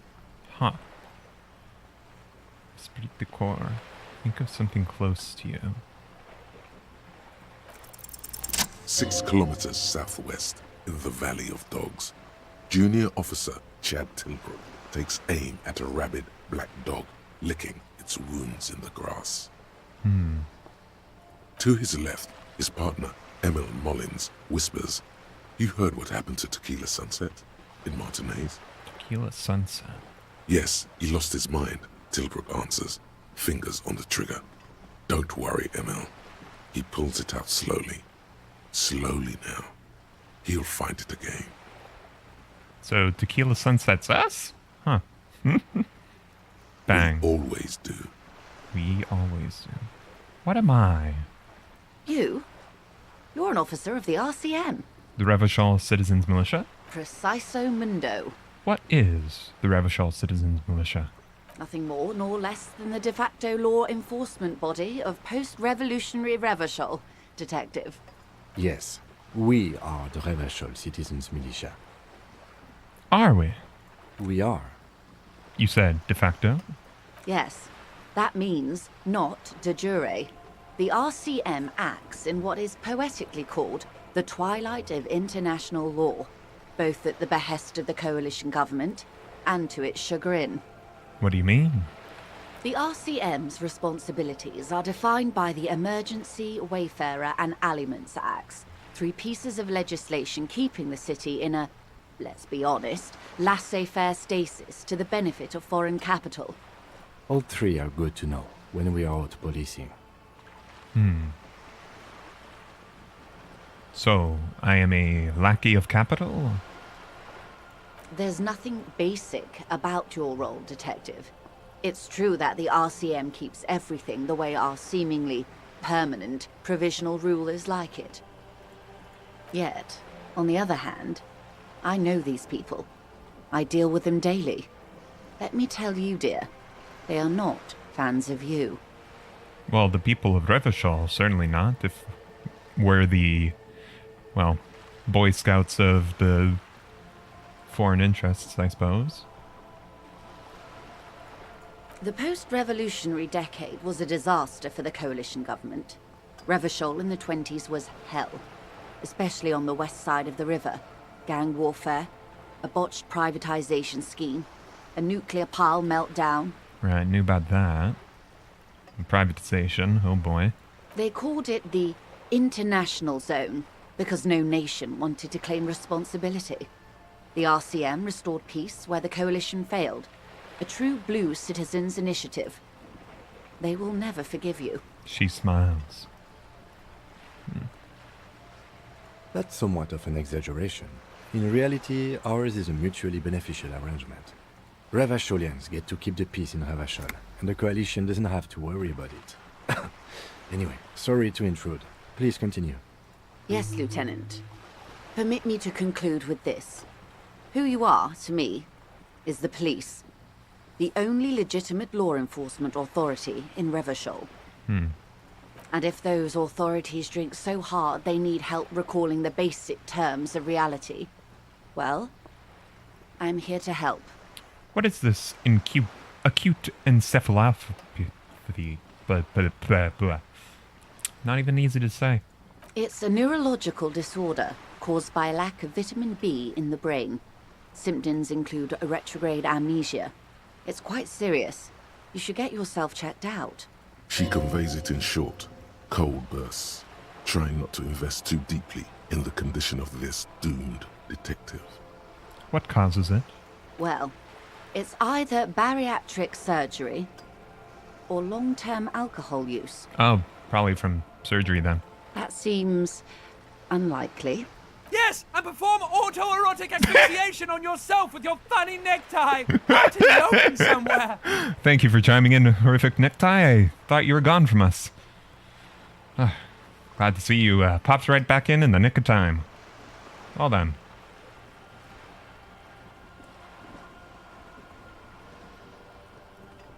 All right. What is... A strange coldness comes over you as you look at the world. The waves sway the sloop slowly. That's all. It's on the tip of your tongue, a doubt of sorts, already in your head. But it's not fully formed yet. You have to wait and return to this later, once the jamais vu thought is complete. I see. What are you? What I am not is a basic term of reality. She smiles. Well then, that's enough for now. Glad to have been of assistance. The little that I know. Anything else? What about the Wild Pines? What do you do? What we do? I'm afraid I don't speak for Wild Pines as a whole. It's a giant undertaking. So what do they do? The Pines' core competency is logistics. Container shipping, freight, that sort of thing. See those airships there, blinking? Those are the shipping side of things. And that is the terminal. Another subdivision deals with energy, oil and gas exploration, offshore platforms. So, how much money does Wild Pines have? I'm not at liberty to discuss the company balance sheet, but I can tell you that last year, the company booked more than 20 billion real in revenue. A billion? Failure. What exactly is a billion? It's a number, officer. A big one. What is it made of? It's made of 1,000 millions. A million is made of 1,000 thousands. Can't quite say it means much to me. Yes, past a certain point, numbers begin to seem imaginary. But they are quite real for the 72,000 employees who depend on Wild Pines for their paychecks. A conglomerate the size of Wild Pines is like a shark. If it stops moving and growing, it will die. Then what becomes of those 72,000 families? It is a tremendous responsibility. Where does Wild Pines get these billions? They started as an exploration and cargo fleet conducting trade between the Samaran and Insulindian Isolas 250 years ago, when Pine ships explored the South Seminese and charted Lomantang on behalf of the suzerain. So on behalf of the monarchy, they guess have done a bit of colonialism, potentially? Just based on the current political climate towards Samaran folks. Centuries of care, deliberation, and madness have gone into this endeavor. Vessels pass through the great unrest to re-emerge with apricots in tow. The logic of the system is totalizing. It's taken everything from its employees to build it. Takes quite a lot, huh? Takes. And apricots as well. Can could see some good old what's it? Allegories to real life such trades. There's a reason why. Well, I suppose, what was it? Didn't they were calling that one place the Apricot Kingdom or something, which definitely mirrors like the history of US sort of imperialism with the, and then creation of like banana republics? Yeah. So, sort of sounds like a similar connection there. What does such a huge system want with a place like this? You mean aside from being the terminal's legal owners, who are responsible for moving 8% of the world's cargo? Well, you don't keep it moving, the workers do. We built this district. She says, calmly. Did you? Or again, was it the workers? All the best parts of it. Rue de Saint-Ghislain, with its bastions. The plazas Meteor and Mosaic. Even some of the old street lamps have been put back thanks to the investments from the WP. She points behind you where the seawall rises. The best parts, huh? That's... I guess the best part's for you. Before Martinez was swallowed by the industrial harbour, even before it was part of Revachol, Long before Terminal B was erected here, the Pines built it as a resort for its Revacholian employees. A company getaway, for a weekend or a summer holiday. Then came the revolution. But that's another matter. I'm here to make sure the Pines can fulfill their responsibilities to the place they built. And who did they build it on? With your help, hopefully, says her warm tone. Do you know anything about the lynching? Quite a few things, I'm afraid. She falls silent for a moment, contemplating something. The information I'm to share with you includes sensitive trade secrets. For the sake of my employer, I have to ask for your names and badge numbers. Problem. Of course, ma'am. We should have introduced ourselves. I am Lieutenant Kitsuragi from Precinct 57. And this is my colleague from Precinct 41. I'm afraid he doesn't have his badge at the moment. I hope mine will suffice. How curious. Why is that, Detective? She returns Lieutenant's badge and returns to you. Awkwardness washes over the conversation. The woman doesn't like this turn of events. Do you remember when I told you I literally cannot remember even the most basic facts about reality? How can I forget? She tilts her head to the side. Another one of those facts is where my badge is. Another is my name. I was hoping your condition was rhetorical, Detective. A questioning technique. I'm afraid it's not. I have sympathy for your highly unusual condition, sir, and I believe you.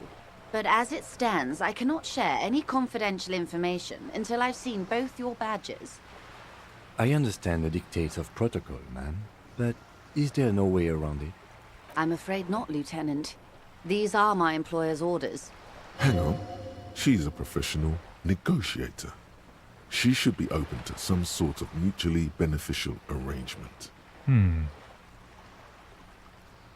How do I negotiate my way out of this? But what kind of arrangement would it be? I mean, favors for favors. A dirty alliance of some sort. Let's try it. Easy. Just offer her a favor. Like I said, nice and dirty. Lovely. Love the dirt. Surely there's some other way to demonstrate our law enforcement credentials? I will be frank with you. If I'm going to break protocol, I need to be able to justify it to my superiors. They're going to want to see something very tangible. You're in, but expect her to drive a hard bargain. Like what? Reports from inside Terminal B suggest it's a hub for the local drug trade. This is an open secret in Martinez. The Union controls the terminal, so it goes to reason. They're profiting from this trade. The company has tried looking into this matter before, to no avail. Perhaps someone with your authority and resources might turn over the right stones. Or you can recover your badge. Though if I may be blunt with you, it sounds like that may be a lost cause. Now, who's using suggestion on who now? Detective, a word in private before we continue. Of course. Excuse us for a moment, madame. Let's give some space, shall we? As well as a unlock for a very important thought. Huh?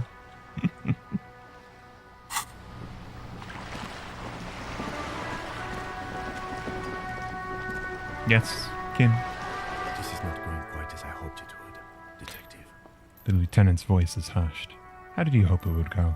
Honestly, I was expecting you to use your unorthodox technique to keep her off balance, and not volunteer us to be her henchmen. Yeah, we're her henchmen now? This woman is running circles around us. She might have known about your misplaced badge all along, or she's simply an adept improviser. Either way, we've played straight into her hands. He doesn't let it show, but there is a limit to how much the consequences of your unprofessional behavior can cost the investigation. We could find the badge. Oh, that would be fantastic, but do we have the time? The world is large and your badge is 8 by 6 centimeters. You could request a new one from your station, but that would literally take months. Apologies for putting us in this situation. You propose we don't investigate the drug trafficking? No. If there is reasonable suspicion, we must investigate. Otherwise, she could claim we're siding with the Union, or that we're on their take. We'd never hear the end of it. What I propose is, we ask her, then we investigate, briefly. But do not share the outcome of this investigation with her. We tell her it's done, and demand for her information on the lynching. Alright then. Sounds good.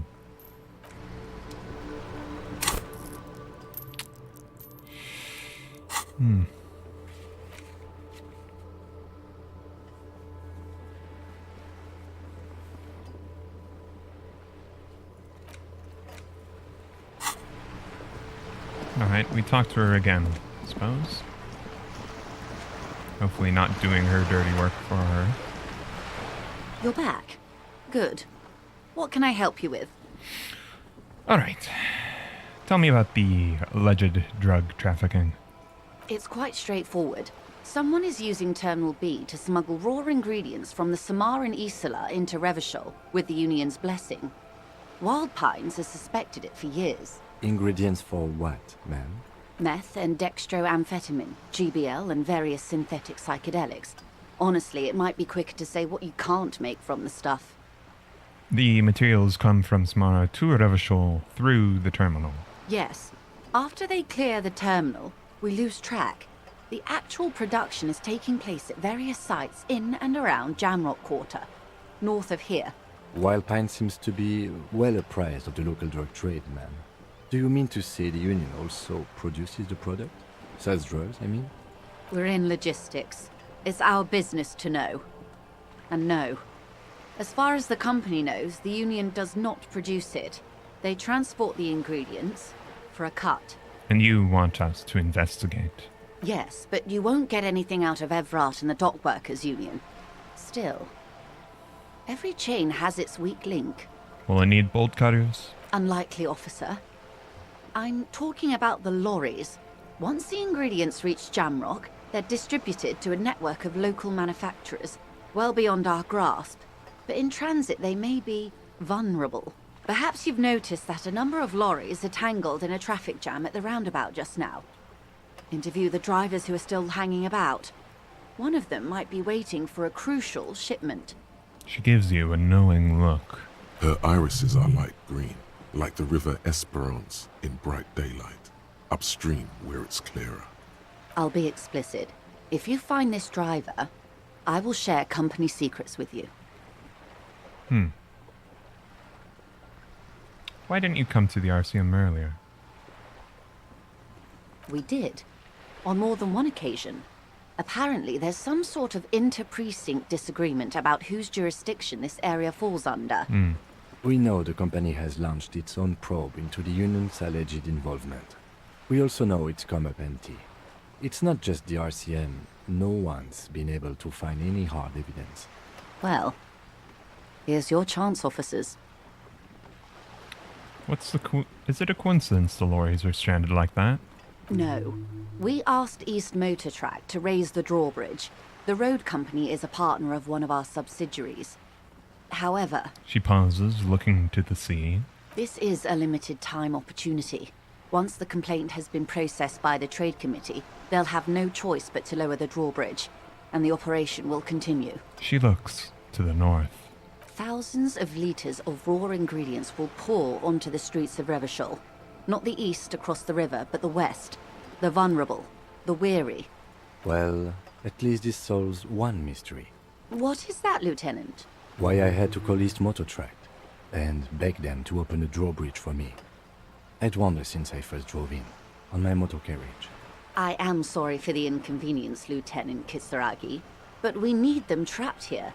This is a unique opportunity. I'm sure you understand. So you've been planning this a while, huh? Any proof that the Union is involved? How do you think they're financing this strike? There are thousands of unpaid dock workers going strong for the 4th month straight. There was a shakedown of local businesses preceding the strike. Many were squeezed to bankruptcy to fund it.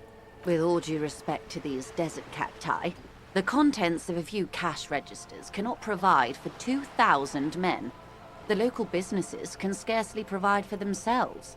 So you believe this strike is funded with the source ingredient transport? Precisely. Smuggled out of that very gate at night, most likely, then loaded onto lorries and driven to Jamrock.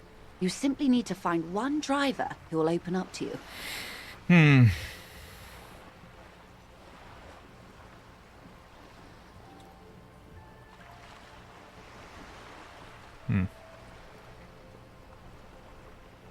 All right, then. Yes? We will take this case, probe the drivers, and see what it yields. Excellent. According to my reports, there are at least 3 lorry drivers lingering near the roundabout. Hopefully one of them will know something. It may come to nothing, or it may just blow the case wide open. I can keep the drawbridge up for a few more days at least. You should have the time you need. In the meantime, let me know if there's any other way I may be of assistance. She takes another long sip from her seemingly bottomless thermal cup. A waft of flowers and caramel reaches you where you're standing. Do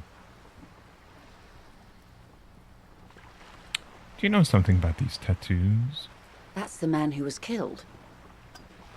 I'm afraid this is a discussion for once we've cleared the lynching question. So you do know something about them? Better not tie the fourth day to the backstay on this. I hope there is something else I can help you with. She wants to answer the question. Protocol keeps her from it. And your thoughts on the strike, whatever they may be? Everything. Right up to, but not including, trade secrets. What is your role in this precisely? I believe the official title is Senior Labor Negotiator. In practice, I'm a grocery clerk. I relay the union's demands to Wild Pines and return with Wild Pines' counteroffer. And how are the talks going? They're not.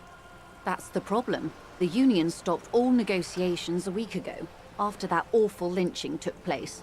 Wait, she just admitted that the lynching and the strike are connected. Now they won't even let me into the harbour. There's a 2-meter 20 racist behemoth blocking the gates. So the strike is connected to the lynching? Yes, I believe there is a connection, but that's a subject for later.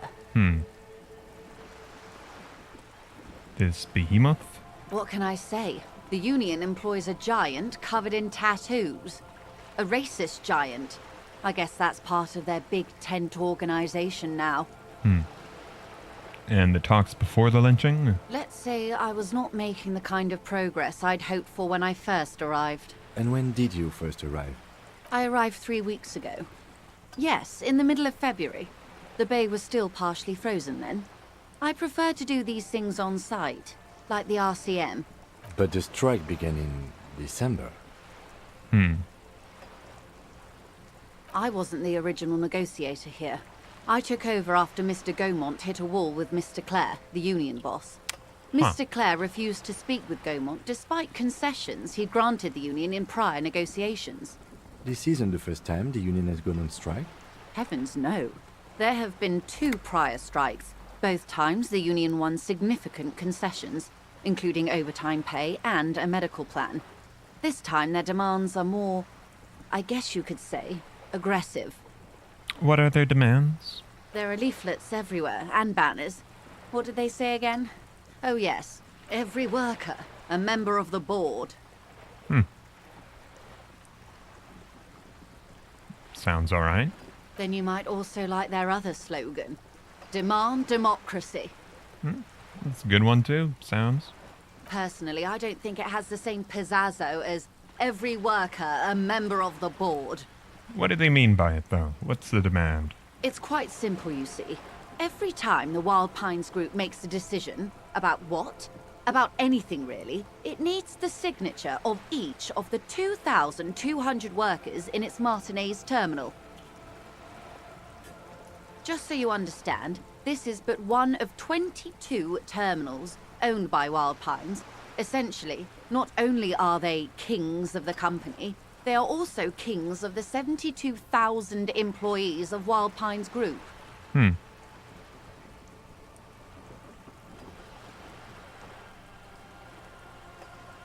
Well, that sounds The way you put it does sound, well, what's the word? Overreach, like overreach, but can't entirely say I trust you to your word.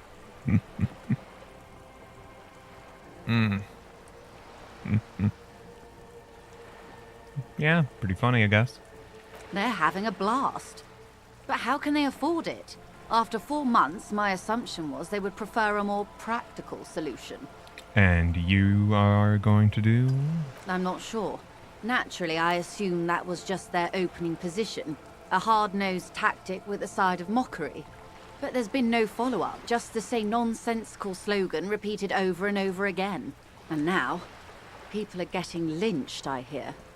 Behind the whirling in rags. A disastrous situation if there ever was one. Excuse me, from whom did you hear about this lynching? I first heard it from the boyer at the gates. The one whose very name advertises his aversion to work. I think he said it was, "Call me mañana." This checks out. What happened to Gaumont? Mr. Clare told him to... How did he put it? She pauses to compose herself. Fuck off, midget.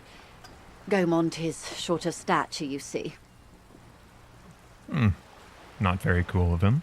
Keep in mind, this is a negotiator Mr. Clare has worked with before, and who was more than fair with him and the union.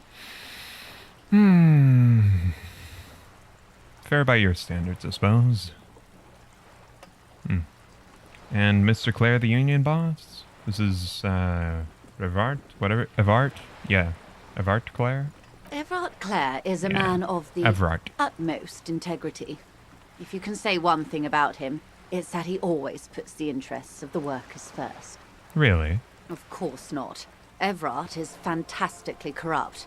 I imagine he has a thick, viscous goo where you and I have blood. If you were to prick him with something sharp, you could see it oozing out. A knife, maybe?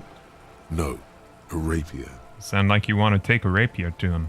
Oh, heavens no. We get along just fine.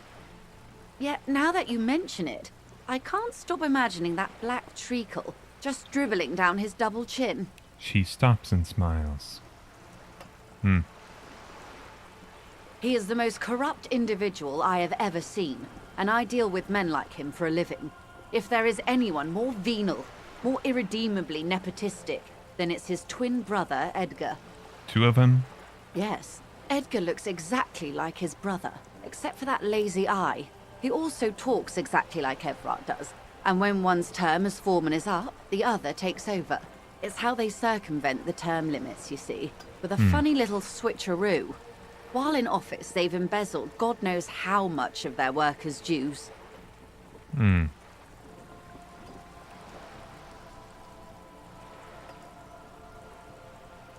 What about the union itself outside the Brothers Clare? The Debardeurs Union was once a perfectly normal institution. 20 years ago, anyway. It must not have been easy to establish under the Emergency Act. But they did it. I can respect that.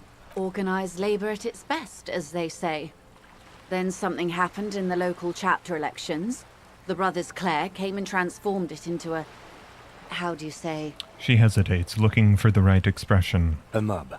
The Debardeurs are a crime syndicate. Sad as it may be, I suspect we'll be forced to cooperate with them. Refreshingly honest, officer.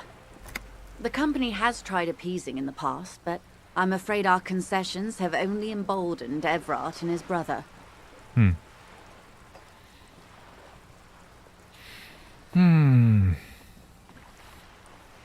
So the Evrart... or, what was it? Not Evrart. Everart's just the one's first name.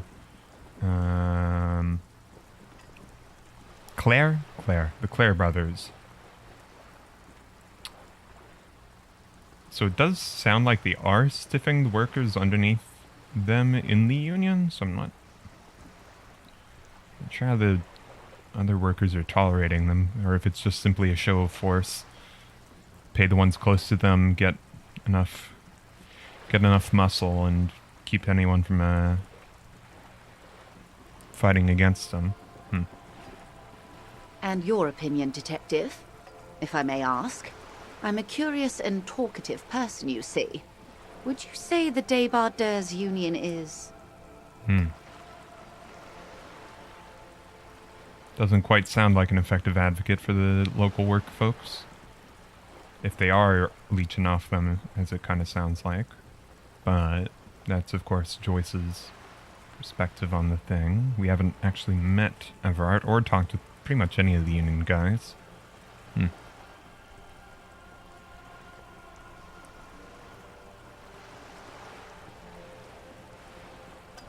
Not really a socialist mob, more a populist mob, I guess. If it's all centered around the Brothers Clare.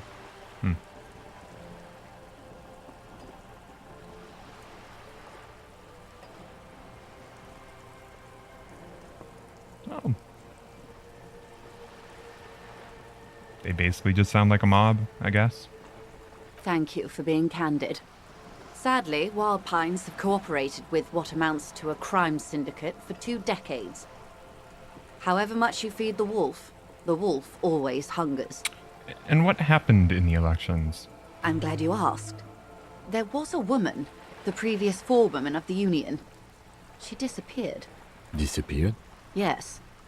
On the last day of the local chapter elections, her daughter phoned in and said she wasn't running anymore, or coming to work. Ever. End of story. This forewoman, her name? What is her name? Sadly, the company records do not even give a name. She's just forewoman in private correspondence, Holly. I don't even know if it's a sir or given name, and I don't have access to the Union's files. Eerie. Downright haunting, if you ask me. The Wild Pines suspected foul play, but what could they do? It was a Union matter. The point of the presentation is, these kinds of things happen around the Clares. Watch out when you're dealing with him. Thank you for your concern, ma'am. We'll be just fine. Alright then. Of course. How else can I help? That's all for now. Of course, Detective. Take care. We've got another side of stories to catch up on.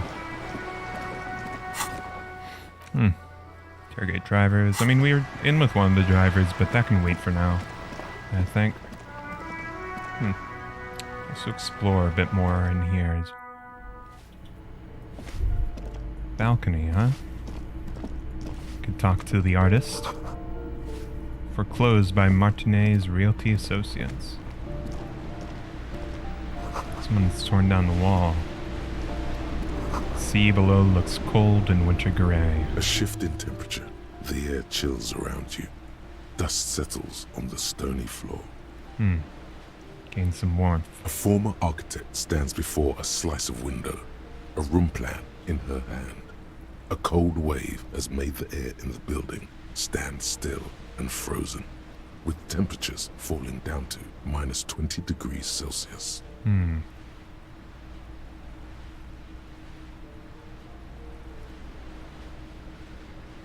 Look around.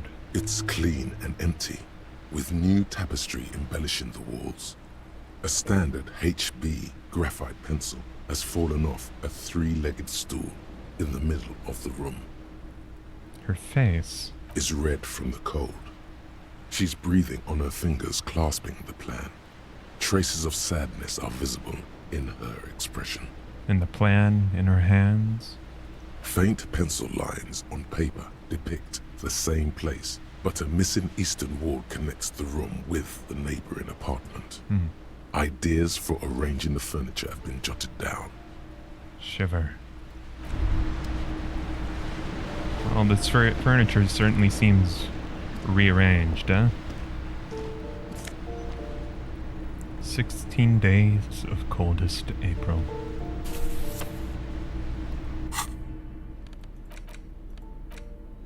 In your hands, you hold 16 Days of Coldest April by Yekaterina Dar. The cover image shows a row of concrete apartments above which span a black and white rainbow. How's that work? Feels heavy, though. Indeed, the book is unusually heavy in your hands, as though the cover were lined with lead. It would do that in Grad. How long is this book, anyway? You flip through the book. The pages are thinner than you realized, and the type quite small and tightly set. It's nearly 600 pages long. Look at the back cover. The back cover is dominated by a black and white photograph of the author. What does she look like? She can't be much older than her mid-30s in this photograph, and yet, from this cover, the eyes of a sad old woman stare back at you. Let's read. In cold, detached prose, the author describes a scene from one of the Yugoslavia riots in the 20s. Youths overturned motor carriages and set trash cans ablaze, while heavily armored guardsmen dash in and disperse them in a flurry of baton blows. Cops, huh? As ethnic tensions run wild, a pair of young lovers meet each other on the street. Somehow, in the middle of all the chaos, they manage to lock arms and look into each other's eyes. And? It would physically hurt you to keep reading. Are you sure? 10 more pages. They go through a brief and somewhat awkward love affair. And in the end, they betray each other and succumb to the absurdity of Gradian life. The man becomes a lens grinder, completely abandoning his former existence. He toils through the daily drudgery at the Lenka Polyfabricate. Happiness and fulfillment have eluded him his whole life. And in the end, he has nothing to do but dedicate himself to the craft. And the woman? She spends the next several decades standing at a conveyor in a Sosnovo fish processing plant. The smell of fish guts slowly seeps into her hair and skin, as every single one of her dreams dies, one by one. The memory of their short time spent together tortures the former lovers ceaselessly until the end of their days. Years pass in solitude, their bodies growing ever more decrepit. Why can I not put this book away? As life leaves their remains between the soil sheets, their final thoughts are filled with regret.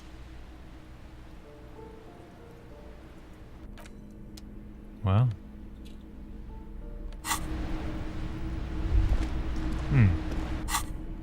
I suppose we should read this. Martinez Communism. Was in one of the union member, or the assistant, I think? The front of this quarterly journal features a large satirical portrait of the late King Friesel.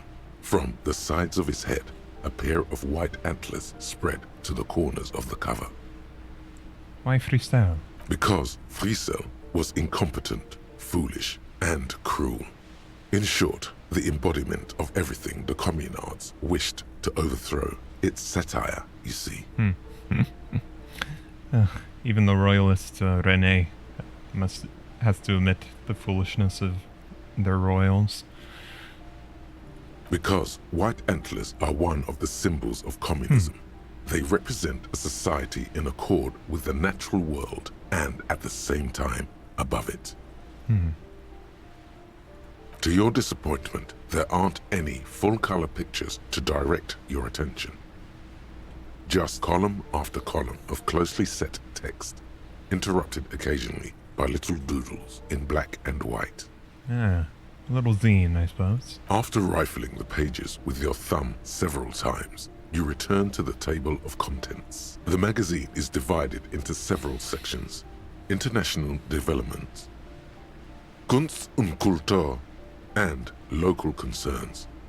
Just inside the cover, there's also an editor's note. Comrade, as you know, this journal takes its name from Mazov's immortal expression, du cristal à la fumée. This was his way of describing the way the rigid, crystalline structures of capitalist ideology turn to smoke under communism. So Mazov, which we've heard of a couple times, I suppose is an analog to Marx, I would guess. Would make sense. But, like the structures of capitalist ideology, we too are at risk of going à la fumée, unlike many publications which are content to spoon-feed their readers reassuring drivel. Lafume is committed to telling the radical truth, even when that truth may drive away potential subscribers. So please, if you value our radical Mazovian perspective on contemporary politics, culture, and international affairs, please consider subscribing today. Yours in struggle, the editors. I think this is a communist magazine. Oh, what gave it away? You flip back to the front of the magazine. The table of contents unfolds before you. International developments. This section includes a long, tedious critique of the latest round of free trade negotiations between the EPIS nations and the Free State of Semenine. You also skip over an article about heavy fuel oil smuggling along the Messina border, something about bear wrestling in Samara, book riots in Yugograd. Whoa, whoa, whoa. Bear wrestling. Flip back to that. Yeah, let's get some bear wrestling deets. It seems to be part of a new public fitness initiative in the People's Republic of Samara, SRV, devised and promoted by none other than President Kanajinsky himself. According to this extremely credulous account, Uncle Sport, as he's affectionately known to his people, has recently decreed bear wrestling the national sport of the SRV. Not entirely sure how accurate this magazine may be. Oh well. Guess they've got some fun stories, huh? When it says bear wrestling, does it mean two bears are wrestling each other, or...? Of course not. The article makes plain that this is man on bear, or in some cases, woman on bear competition. 2 competitors, 1 ring, 5 rounds, or until incapacitation. According to the SRV's Ministry of Information, the program has been a tremendous success. Public support stands at 87%, and youth obesity and alcoholism rates are down 12% and 7% respectively. It's hard to fight a bear if you're drunk? Precisely. For too long, drink has been a scourge to the working class, and President Kanajinsky is deeply committed to supplying the people with more wholesome entertainments. Kim, do you think there's any chance our case will take us to the SRV? The Samaran People's Republic?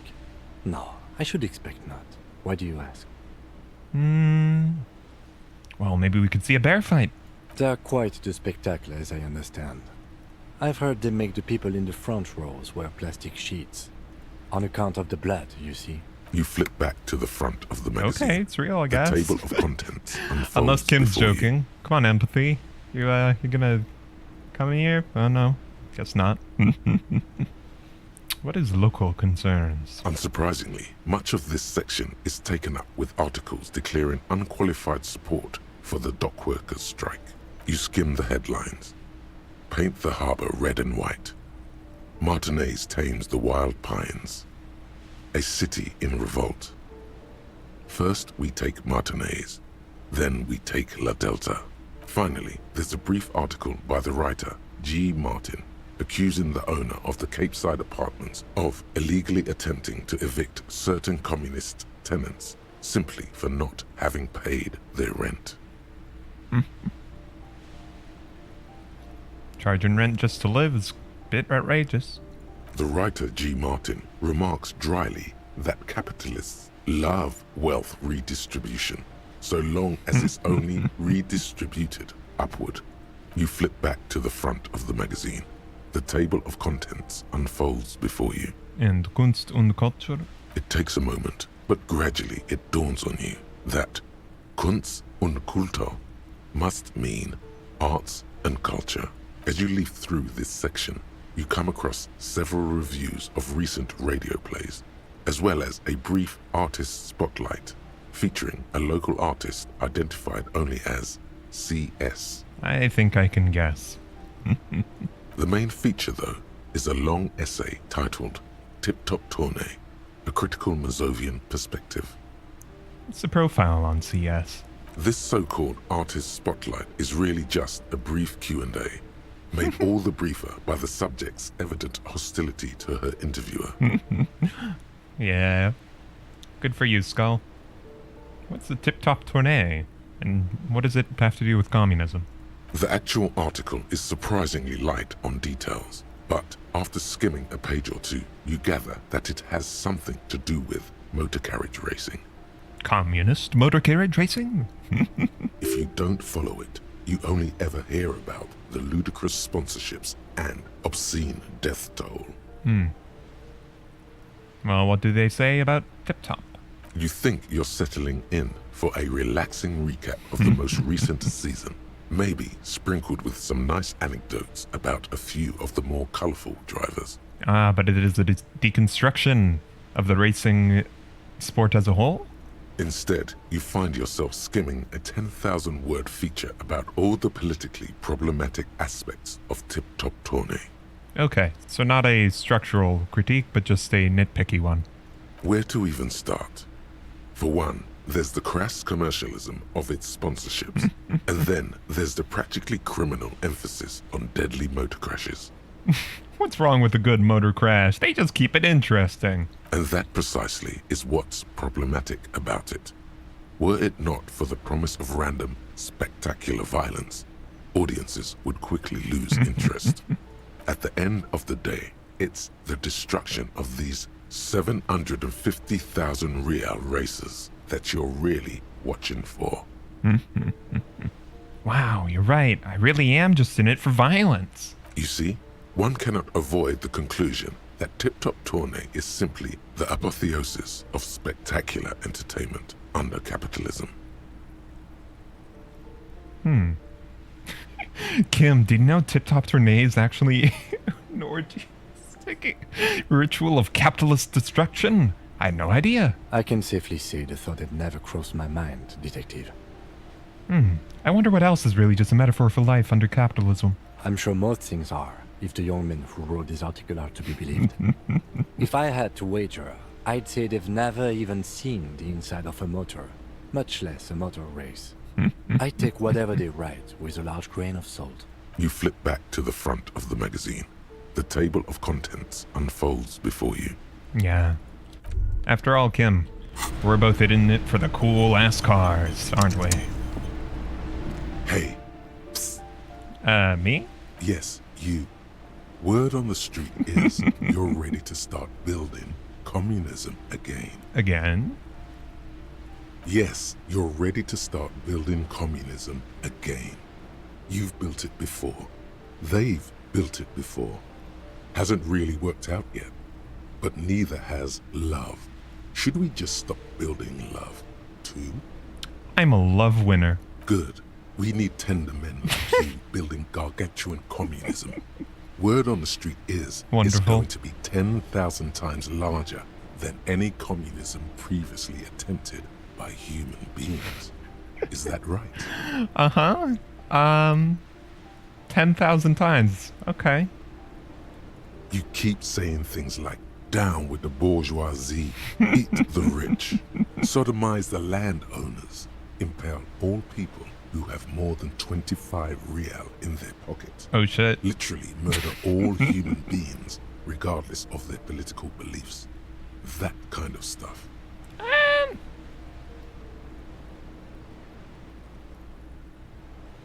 Well, I think the only sodomy I'd been interested in was the, the homosexual underground, but no, yeah, some of these don't seem quite like the others. Oh yes, the mask of ambivalence. Don't deny it. You're about to rip it off and reveal the monstrous seven-eyed lamb of global communism that would devour and masticate mankind. Everyone can see that. So tell me, do you have any questions before we fire up the big communism gun? Or do we get right down to it? Yes, that's exactly how communism works. So what is this communism about? Failure. It's about failure. I don't do failure. Of course you do. You are failure. You are communism.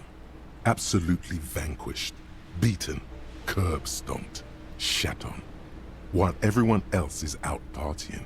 having a callous laugh.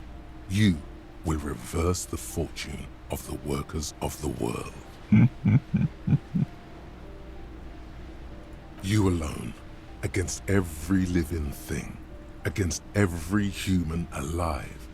800 trillion real in the hands of an impossibly well-organized ruling class. Towering city blocks of bankmen who have the ears of prime ministers. Million-headed armies of nations and the love of your own mother. You against the atom, the charm and the spin. Where the whole world failed. Matter failed to bend to human will. Human will failed to get out of bed and tie its laces. You alone, single-handedly, will rebuild the dreams of the working class. You are the last communist. The zine that I just read seems to refute that, but okay. I'm pretty sure there's a couple of them around. Now get to work, comrade. Sure. Oh yeah. Get the firing squads and the animal wagons ready. Firing squads, bud? Too late to back out now. You can't make an omelette without breaking a few million eggs. Roll your sleeves up further and breathe in the pristine air. The description is so good. Yeah. You against the world. That's definitely how communism works. There's definitely nothing about commune and the root of community and like other people. It's definitely me. It's just me. Definitely nothing about solidarity or nothing. It's just me, you know? Why don't they call it meism? No. That's fun. Very silly. Mazovian socioeconomics. People think communism was some crazy idea that had its comeuppance 40 years ago. A fever that shook the world, never to return again. They were right. Until he woke up today. A spiritual corpse, responsive only to the call of Commodore Red, prostitutes, and Krasmazov. For him, communism is still a thing. He will single-handedly raise the commune of O2 from the oceanic trench where it has been resting covered in ghosts and seaweed. He is the big communism builder. Come, witness his attempt to rebuild communism in the year 51. That's how the protagonist of the communist anime talks. He dreams of becoming the greatest communist in the world. What? There's a communist anime? Huh? The what?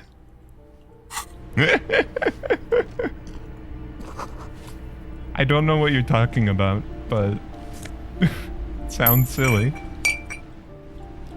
Grocery lists on the table and checks. Well, there was redecorating happening in here. They seem to have done it very effectively. Communism shonen anime that you just made up. Okay, awesome. Cool. Good for you. Love that. Heyo, how's it going, Skull? Ooh, the piggies have learned how to saunter up staircases. I didn't think you could do that with hooves. But here you are. Alright, bud. What's up here? Above, tarps flap in the wind. Forgotten hammers and nails rust. The door's locked. You can't get in.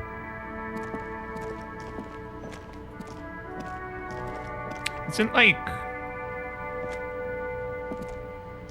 I saw like an analysis of what, like, Gurren Lagann or something? Maybe that's the communist anime you're looking for. No, probably not. 100 tiny feet scurrying beneath the gate. The rats of the city. It's like, oh, you know, the drill to Pier 7s and revolution and all that. You don't think so? That's fair. Enough coal to last several winters. Smells of chemicals. Pour l'homme libre jeans.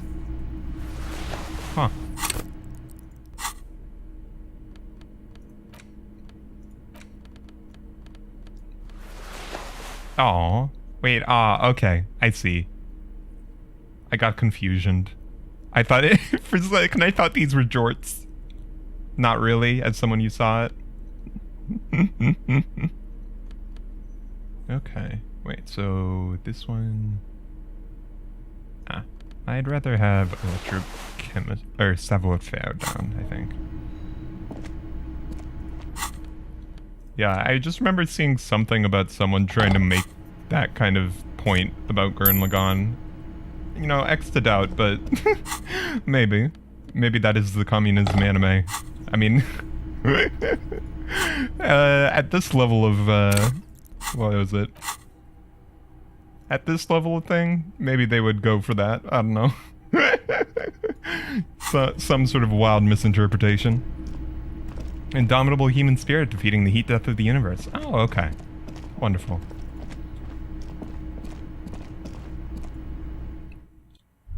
What if the heat death of the universe is yet another metaphor for capitalism? You know, ever thought about that? Can I pick up that bottle? Is that tear? I want tear. I want to sell tear. Hello again, officers. Have you come to admire my mural? Is that heavy fuel oil? Red-dyed heavy fuel oil, intended for exclusive use in government vehicles, to be precise. Studying the contents of Cindy's bucket. What did you think I was using? Aquarels? Sucked it out of a cop's fuel tank myself. Back in Jamrock. She really did it. She's proud of it too. Clever cultural commentary on your part, I suppose. You ain't seen nothing yet, piggy boo. Bed in the coal room yours? Ooh. Not only have you found my address, you've discovered my biggest secret. I'm a coal miner. I have thought about that. My conclusion is, I don't think so. Maybe not everything is a metaphor for communism. Or capitalism. Whichever one. She does have eyes that seem to be smeared with coal. Guess it has to do for you, huh? It doesn't have to do anything at all. Nothing does. Like me. Right now, I'm doing nothing at all. She looks at the paint dripping down the wall. Cool. Other questions? Shoot, piggy. It's what you do, isn't it? It's been a while. I need a gun for that after all. What's this door do? Oh, wait, no. I already went in here. Whoops. Right, that's the door that I haven't opened. What is it locked with? Oh, no, wait. Oh, I can't open it. Yeah, there's nothing to interact with there. Okay.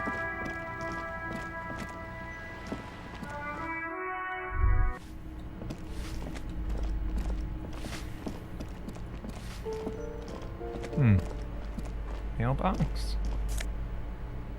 Postcard. Boogie Street, 46. Maybe let's not steal everything. You hear someone walking around inside, rearranging the furniture. The number on the panel says 10. Do we have any reason to go there? Smoker's in number 28, in the balcony.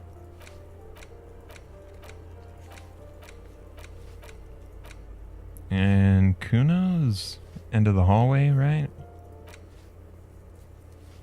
That's what the old lady said. All into the hallway by the communal bathroom, which would make sense. Ah.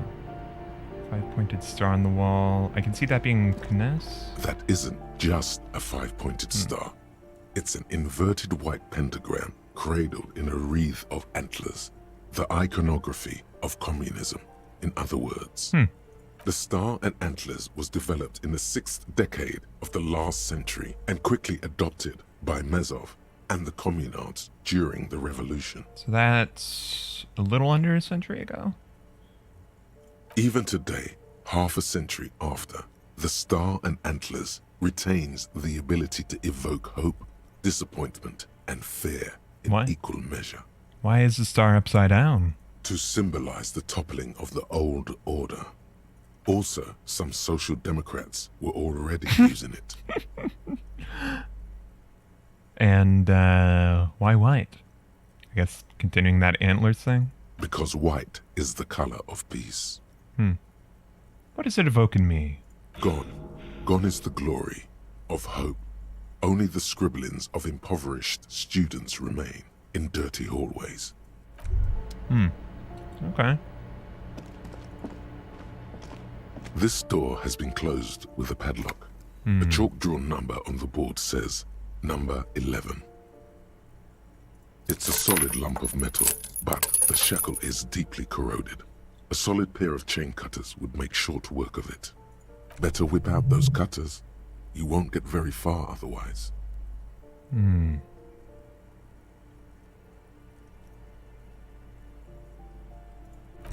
Well, perception hasn't chimed in.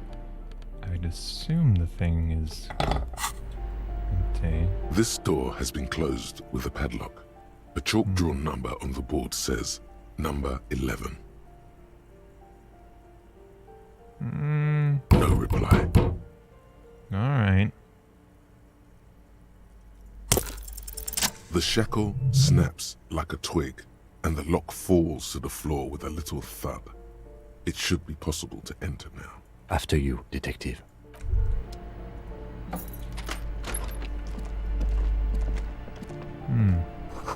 Flamboyant poster of a white star. Real lithography.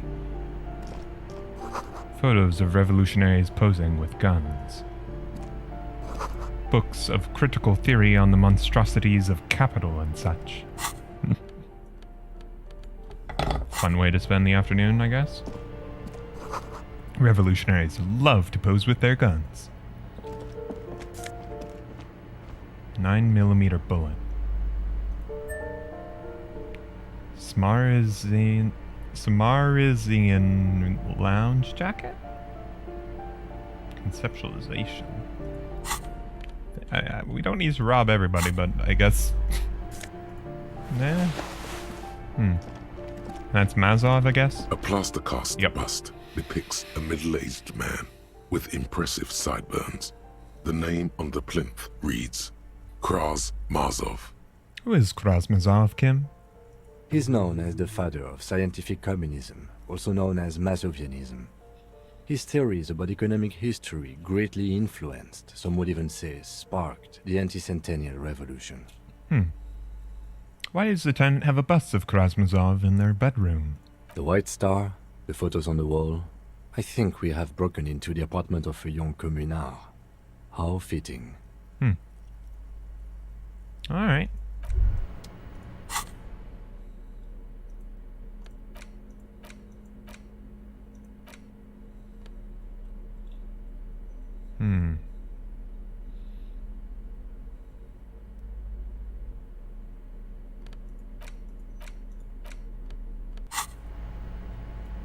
Nothing else in the room. Bullet. It's a little suspicious. Could well be whoever had taken the gun I had. Can we inspect the bullet? No. You've got one bullet. Okay. Alright, so we don't get to, like, inspect it or anything. Okay.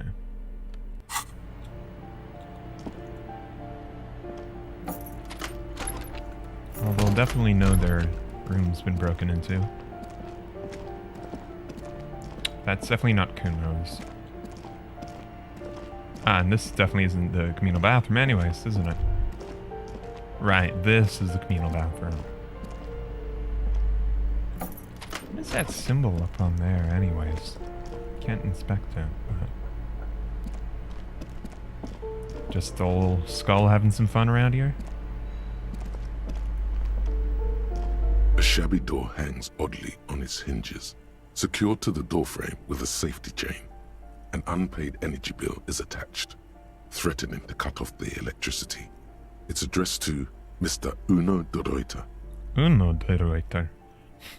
Just rotate your letter and call your son that, huh? It's like we found where Kuno's dad lives. And the place comes with 3 months' worth of utility bills. Lovely.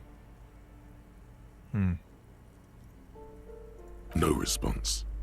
The apartment numbers have fallen off the door, leaving the panel with a sticky 1 shaped shadow and a marker drawn 2. You'll need to equip the chain cutters to enter. Snip right through the metal.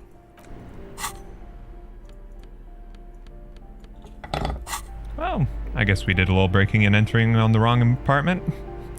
A cop would never do something like that, would they? A shabby door hangs oddly on its hinges, secured to the doorframe with a safety chain. Snip.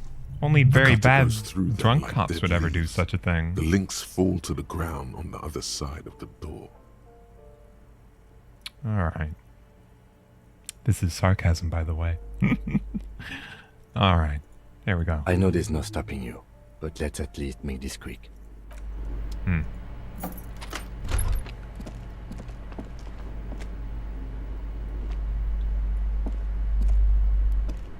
Let's see.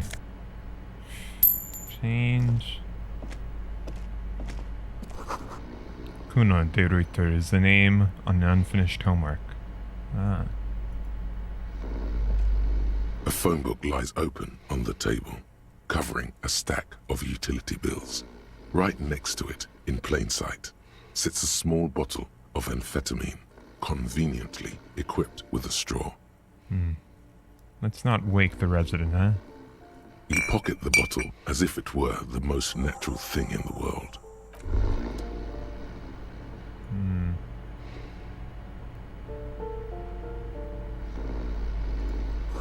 Glossy erotica covers the wall, wrinkled from moisture.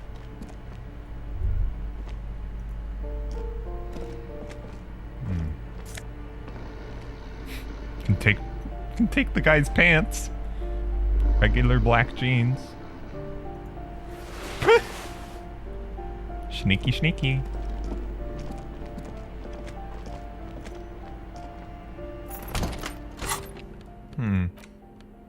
Alright.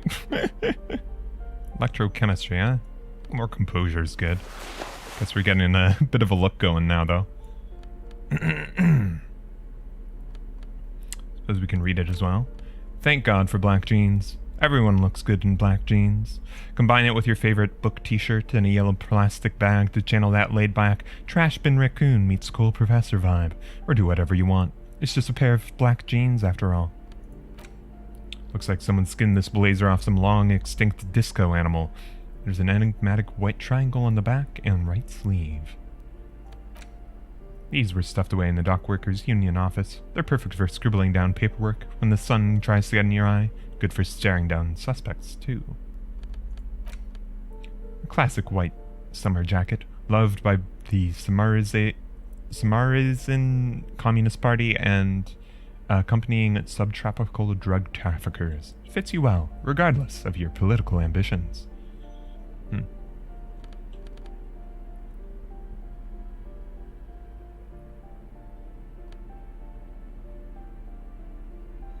Yet to get a new shirt, huh?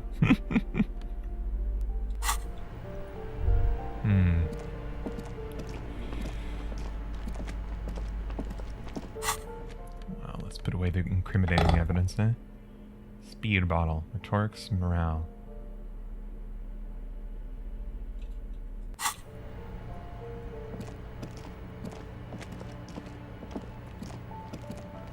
Thursday, go drink water. Hi, how's stream? Hi, Nyako. How's it going? Thank you for reminding me. I have my water bottle right by me. But yes, still a good thing. I am doing pretty alright. It was a little rough at the start because ended up having lost some progress from my previous stream where I ended because I had just like missed the point where I could actually save for some reason, but yeah. Huh. Odd. Some sort of a door.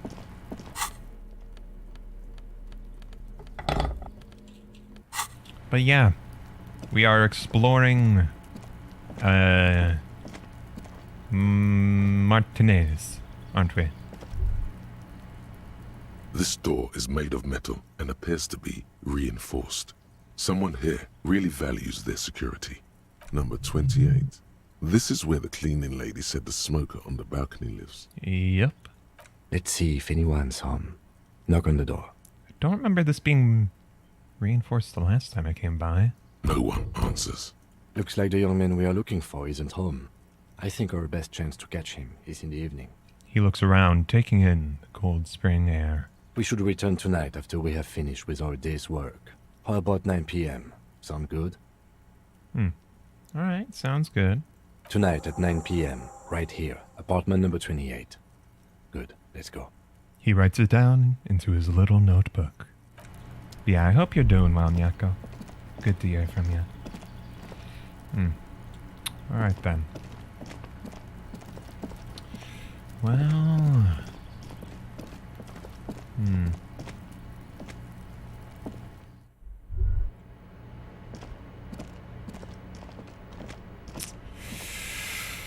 I mean... What do we do for old Kuno, huh?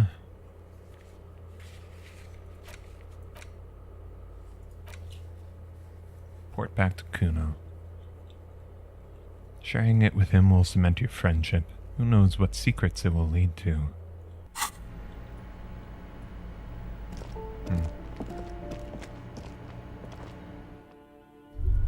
Almost thought you missed my stream, lol. No, it's alright. I usually go for a pretty long time, honestly. So it's either you or the skull. Sneak up on me again! Skull Trying lady. to snuff me out! Get away, pig! Oh boy. Nothing more to say to you, huh? Oh well.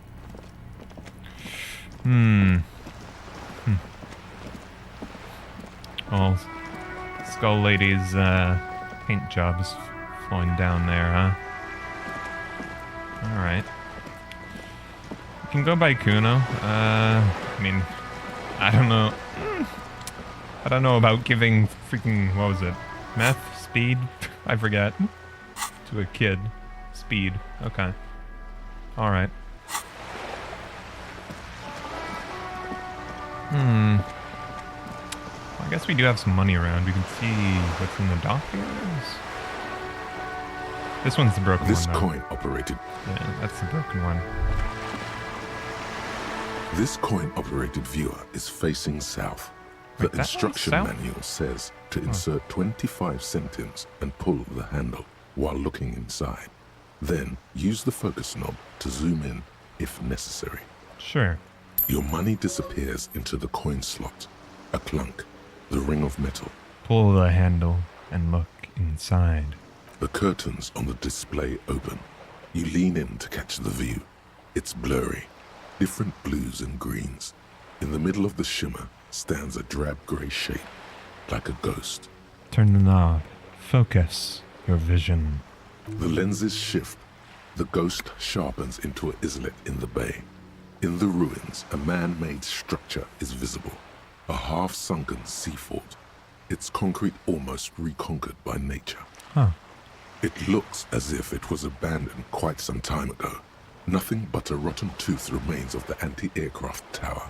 A lonely birch tree grows out of it. Yeah, huh. Its leaves ripped from it by the winter wind. Hang in there, little one. The little brave birch tree seems to wave back in the wind. Ruins are on that. Ruins of some kind of building over there. Really? I don't have the eyesight to make it out. The lieutenant burp, takes off his glasses and cleans them. Oh.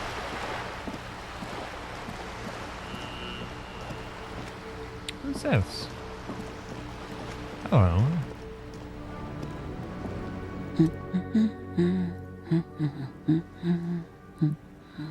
You see a sturdy woman humming to herself. She seems to be browsing the books. The ship takes off like a silvery mosquito, unfolding its rotor blade arms. She mumbles reading, then puts down the soft cover. Got a good one there? Yes? Hello? She nods, her attention fully focused on the reading. Who are you? Me? No one. I'm just a working class woman. I see. That the name you were given or one you've chosen? She doesn't really want to be disturbed that much. All right. Have a good day. This was a tremendously useful interlude. I'm glad you agree, Kim. A book about Pate. Victor would hate it. You don't really understand what this book is about, nor does it seem important. A book about boadero culture. It promotes freedom and roaming upstream. A book about the future. The government reads your mind using radio technology. Should really get this for myself.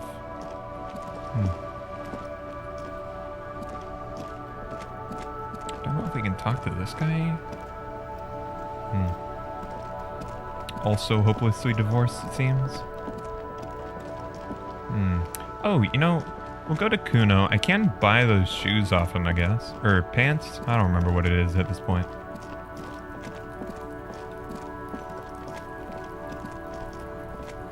Hey, Kuno. Fuck does Kuno care? I'll buy those fallen pants off you. Here, pig. We're fallen now.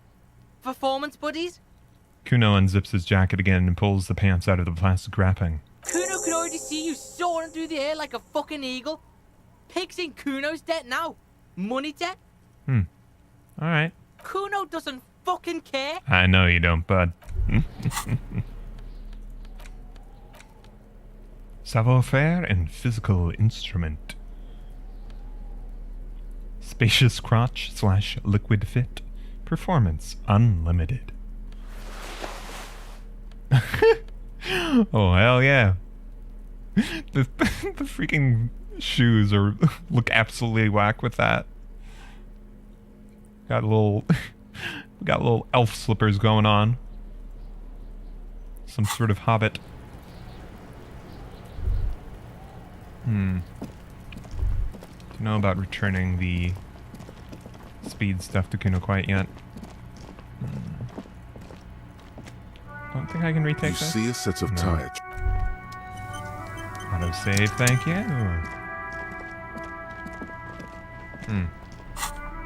Well, we've still yet to talk to the folks in here, huh? We can return to them.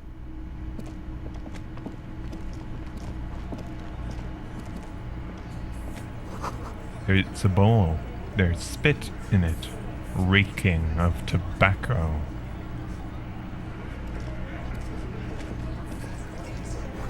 Photos of men in overalls, toting guns and Union placards.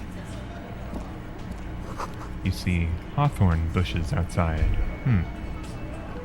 Behind the dockworkers, a ceiling-height window. The hawthorn branches scrape the glass like bony fingers. Not time yet. 3%. There's a little slide panel up there to let some air in. No need to open it in spring. It's still too cold outside. 3% chance. Can retake it whenever. Yeah, once it's time, I'll be able to retake it anyway, so. Nothing.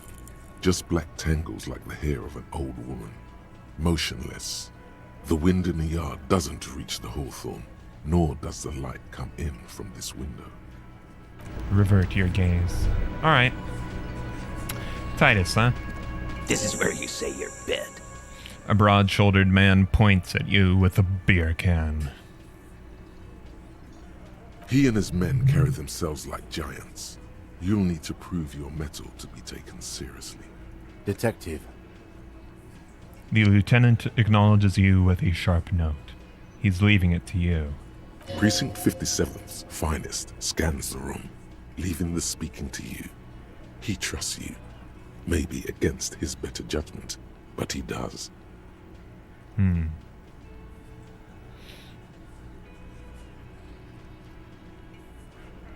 Power play? Power play. Hey, dipshit. You hard of hearing or something? The boss man's talking to you. What, is he fucking kidding?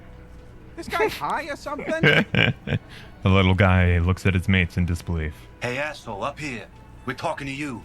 We're looking for Titus Hardie. The lieutenant turns to the broad-shouldered man at the end of the table. We need to talk about the man hanged out back. Formerly hanged out back. Oh, this is about him. A real looker, that one. He looks around. You sure took your time, huh? Waited for him to get real ripe and pretty for you. He looks to Titus for approval. Oh, he was a real pretty boy. Hanging up there, letting out that pretty boy smell. I can't for the life of me understand why you did it. I mean, I would have just left him up there. You must really like cleaning up other people's shit. You might want to start asking your questions now. It's not going to get better than this. Thanks, Elizabeth. Do a head count first. Connect these men to the tracks you saw in the yard. Chances are they're going to match. They do, don't they? 3, 6, heavy set, and a woman. Starting from the right. Boot size 44. Blonde man in his 30s. Overbearingly masculine. Wants the world to know he's a macho man. Tobacco chewing and knuckle cracking. Who else do we have here? Sitting on his right. Standard working boots. Size 45 or 46. Eldest in the room. Probably mid-50s. Smoker. Quiet. I thought he'd be a bit older. It's gone pretty gray already, huh? Across at the other table. Hobnailed working boots. Size 43. Gang tattoos. Mesk or Sarah Mauritian in his late 30s, early 40s. And then, standard working boot. Steel reinforced toes. Size 46. The big dick. The big dick. Wide at the shoulders and lean at the hips. Rugby cap. Fingerless gloves. And numerous scars. A little under 40. The emblem on his vest says Rowing Club. A little patch below it reads T. Hardie, Captain. In the far corner, standard working boot. Steel reinforced toes. Size 44. 40-something. Non-alcoholic beverage in hand. You squint. Is that a plectrum? Plectrum? Is that referring to the beverage, I would assume? Where? On his neck. Forget it. Oh. It's not important. Huh. And the little guy? Size 41. With the light step. Not a child, after all. An older man with a rat face. Mean, watery eyes, and 2 front teeth missing. This one? I think so. Shanky, huh? In the middle, heaving and wheezing. Big guy. Boot size 46. Deep marks. Probably carried the victim over. He, alone, is 130 kilos. Add the man in armor, and you could easily exceed 220.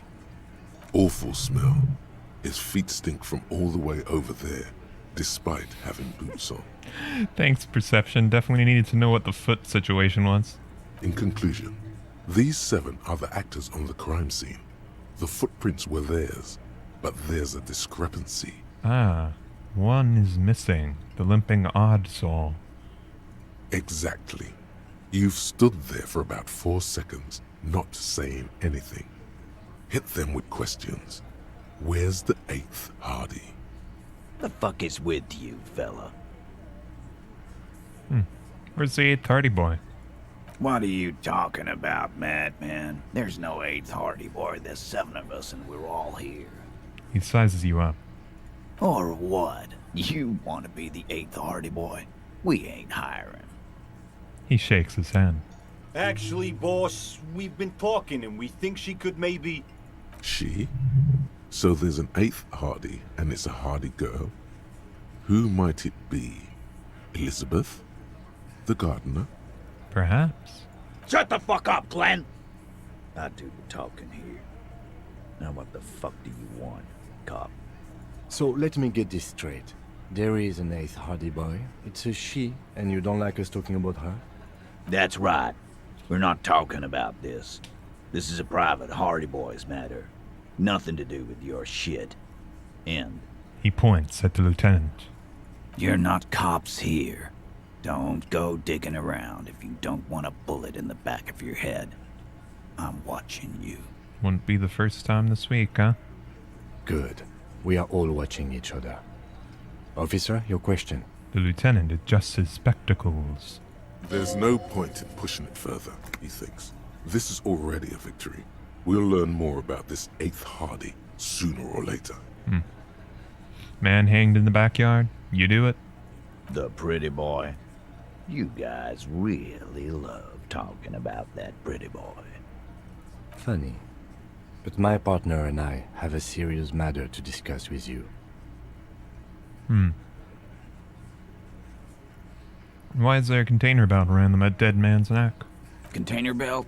Like we use in the harbor? Yeah, why? Because we took it from the harbor where we work. Then we went out back and used it to hang him. We did this together. All of us. Until he was dead.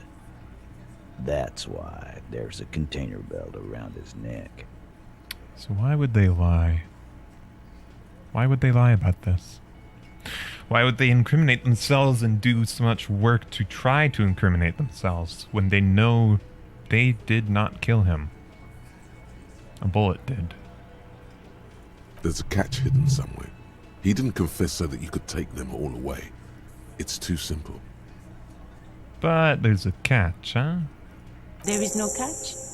These 7 honest men have all equally come forth to tell you what happened, so that you don't waste any more of your time. How does the bullet in his head factor into this? Huh? A sip of beer makes the surprise go down easier. There was a bullet in the dead man's brain. Why was it there if you hanged him? How the fuck do I know? Anyone could have shot him. Target practice, maybe. Another sip. He's tight-lipped suddenly. This line of questioning is over. You got the cause of death already? Hanging. If there's any post-mortem trauma, it's your problem. This will not turn into a cross-examination. Well, who called the shots that night, huh? Are you deaf? There will be no singling anyone out. You can't arrest a Hardie Boy without arresting all Hardie Boys. Do you think you could do that? Do you think you could arrest them all? A shadow of a smirk passes her lips as she tilts her head. No, but seriously, who calls the shots around here? Who do you fucking think does? Well, thought she did. It wasn't a question, dickwad. How fucking stupid are you? This asshole is worse than... Titus runs the Hardie Boys, genius. That's why we're called the Hardie Boys. Ain't that right, fellas? I think you got your answer, Mr. Law. Yes, there are some administrative differences. But on that night, they all acted as one man. So why? Why? 'Cause he was worthless mercenary scum. And he stepped out alive in my town. So he was a mercenary, that's it? And he stepped out of line. He repeats, jaw clamped shut like a vice. What kind of mercenary? The kind that shows up when you start a strike. The experienced kind, too. Had Cohoy and Semenine written all over him. Ex-Oranese Special Forces. A live grenade, right here in our bar. The man spreads his arms. This one has a special gripe with him coming here. I can't prove it, but I know he was sent by the Wild Pines. They hire merc shit like that. Story of every strike from here to Samara. So what did he do wrong? Wrong? He harassed women, raped one, harassed workers, threatened to kill some as a warning. He wiped spittle from his mouth. There's slight unease in him suddenly. He regrets mentioning the rape. To kill us all, if we don't open the gates, if we don't let the scabs in, if we don't bend over. And that was before he started coming here. He cracks his knuckles. Yeah, he said it was his favorite joint now. Started to come in here every night. Drinking, grabbing girls. Grabbed one of ours mid-karaoke, right there on the stage. He grabbed someone? The lieutenant is trying to make sense of this flood of information. Yeah. This girl's on the mic. A beautiful girl. Young. Gets into the second verse of Lover Lake. The fucker grabs her legs, starts screaming. Show me your cunt! Why don't you show me your cunt? Then, he gets knocked on the head with a wine bottle. Doesn't even fall down. Christ. This was the same girl who was assaulted, you said? Aren't you fucking listening? My man is talking to you. He took care of it. They got the girl out before anything else could happen. Yes, me and Eugene got her out. Aren't you fucking listening? But who did he rape then? This is a very serious allegation. No. You're not getting the name. That's a Martinez matter. And I'm not discussing it with you clowns. There's nothing you can do for now. He's stonewalling you. Oh well. So when did the hanging incident occur? You don't have to keep answering his questions. The fixer turns to remind Titus. I know, Lizzie. Relax. We killed him last Sunday night. Seemed like a good way to end the week. How long had you known the victim? Known him? We don't associate with scum like that, asshole. Yeah! Who do you think we are? Quiet. He came around about 3 weeks ago when that Pines cow first sailed into town. Happy? Okay, something to do with Joyce. By the Pines cow, you mean Joyce Messier? The representative for White Pines? The same company you are striking against? No. I mean the Pines cow. The stupid-ass cow they sent in to fuck us over. But you know what? He rubs his chin, pretending to mull it over. Why don't you ask her about the pretty boy? I'm sure she has interesting things to say when you ask her hard enough. Yeah, because she claimed to have only heard of the execution when she arrived. But if she arrived about the same time that the actual guy came around, not a week ago. Yeah, she's lying about when she came to town, isn't she?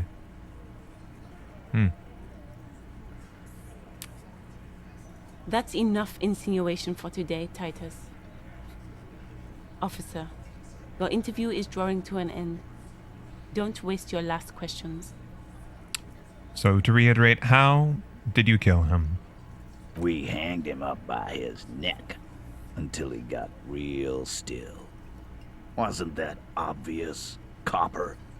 Didn't they teach you anything at the cop school, idiot? The autopsy showed there were no ligature marks. His hands were not tied. Can you explain that? The lieutenant goes in for the leg sweep. Titus does not see it coming. Look, I'm not gonna play 20 questions with you, capo. I'll say it again. We killed him. Yeah, I knocked him out. Came up behind him and clubbed him in the back of the head. He went down like a sack of sand. The tattooed one speaks up, banging on his chest. Real quiet up until now, huh? That's right, lawman. And then we hanged the fuck.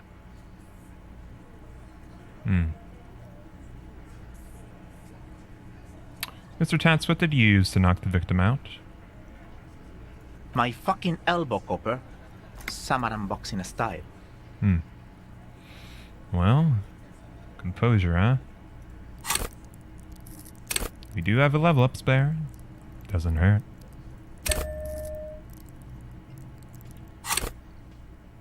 92%. Things aren't quite right here, are they? Titus is solid as a rock, and so are a few others. But... Who's cracking under pressure? But it would be good to know who's solid in case we need to go through multiple. Elaine, who looks like he might be Titus's right-hand man, the least antsy of the bunch. Definitely not his first time being questioned by the police. This little rat-faced fellow is solid, too. Always fidgety, yes, but no change there. Him neither. Mostly keeps to his tomato juice, or whatever he's got there. Okay. Who's cracking under the pressure?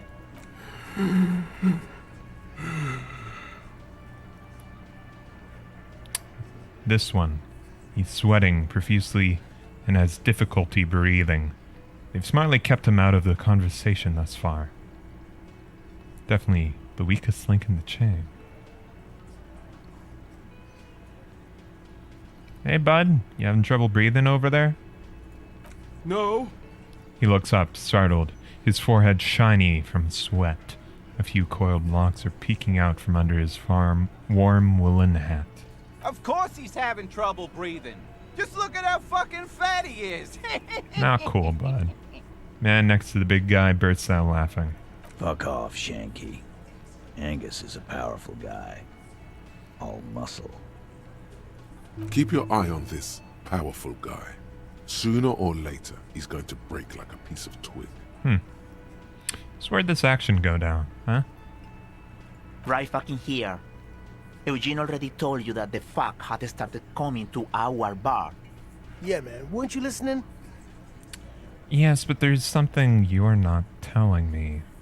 And fuck you too, copper. Picking on Angus like this. We're done with this schoolyard shit. And just so you know, he doesn't have trouble breathing. His all-muscle comment wasn't sarcastic. He's genuinely trying to look out for Angus. This one is a stone wall. You won't get more out of them about the night of the murder. Not yet. Right. We can return to this later. Other questions? Like what, copper?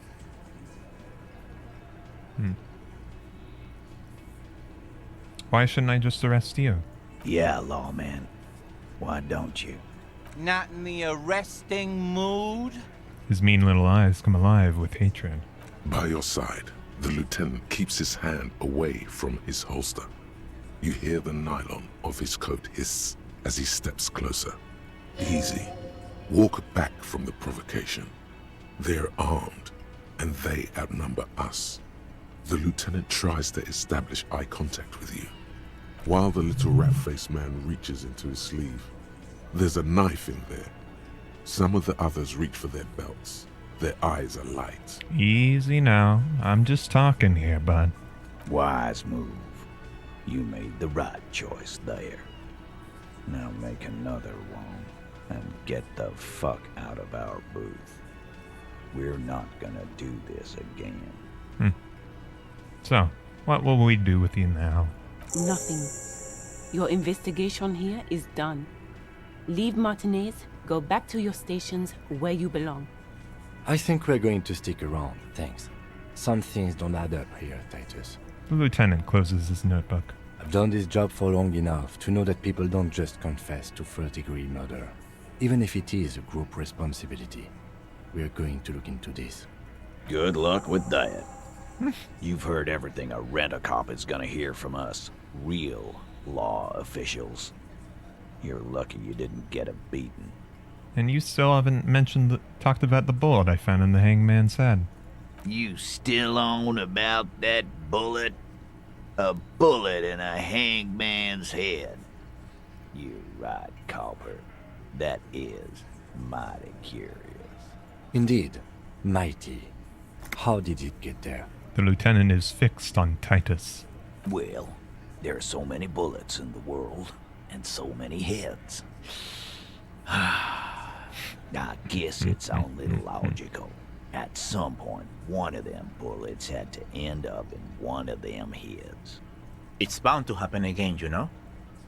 Just statistically speaking, of course. He taps on his right temple.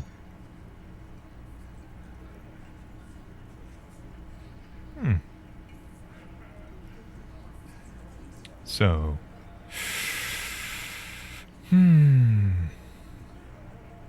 So did you shoot him then? Shit! I probably did shoot him. I was drunk last night. You guys know me when I'm drunk. Yeah, Glenn likes to shoot his guns when he's drunk.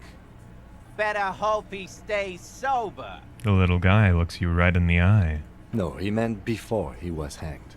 Did you shoot him before you hanged him? Before? After? During? This is getting ridiculous. They told you what happened. Stop wasting your time.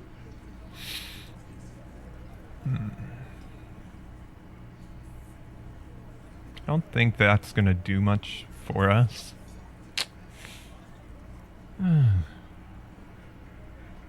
Was your little hanging a cover-up for this shooting? You know what I think? I think he was shot in the head as a kid, and his brain grew around the bullet. Around the bullet, man. That's a good one. They're only pretending to enjoy this. Beneath the act, they don't like you knowing this. I'm gonna ask you again. Why was this in the victim's head? Wow! He's got it in a real evidence bag and all! Why don't you go home and log it into evidence? These men have told you what happened. Alright. Don't you worry. We'll figure it out sooner or later.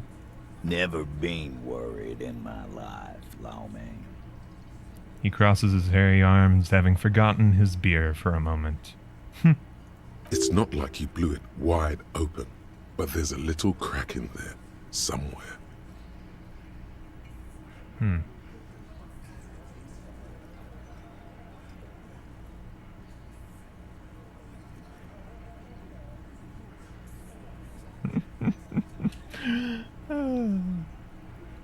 I want to see how this goes. Establish authority, yes. Authority. Feverish thoughts race through your mind. That's bullshit. Stomp your feet. That's it. That's all I've got. Did you already try the gun thing? I hear the gun thing is excellent and has great results. Oh boy. You're probably right. The others are only there for filler, to make the gun thing pop. Oh god, it's gonna... That's bullshit. Stop shitting your pants. You don't need to know, all right? We took care of it. The law handled it, all right? Yeah. Aren't you listening? It's done. Finito. Maybe everyone's been lying to me. What? Now you're in some kind of personal crisis right in front of us? Take this esoteric shit out of my balls. He seems taken aback by this sudden display of weakness. I assure you, there is no crisis. We have questions, that's all. There is little left to salvage. Did I not tell you to pick the right option? Oh, authority. See you around, pal. Oh, old voice crack there. Whoopsies. Anyways, we've got a new little fun thing with us. Jamais vu. Derealization. Jamais vu. The opposite of déjà vu. Not already seen, but never seen. Everything that should be familiar appears strange and new, like some half-forgotten day in your childhood. Only now. That's the feeling you've been having. And for who knows how long. You should go and ask Joyce Messier about this. What world are we in? This is a fundamental question. Plus 1 XP for every orb clicked. All intellect learning caps raised by 1. Interesting. Oh. Is it time for this, huh? Behind the dockworkers, a ceiling height window. Not yet. Excuse me.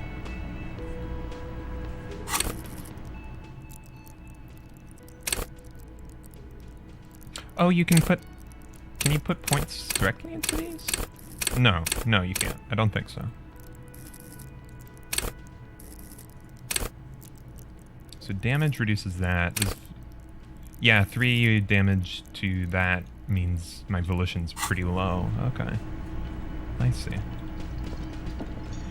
Probably good to fix a couple of those. But we can still keep one open in case we run into another morale heal event or what have you. Alright. Okay. Who made the call still?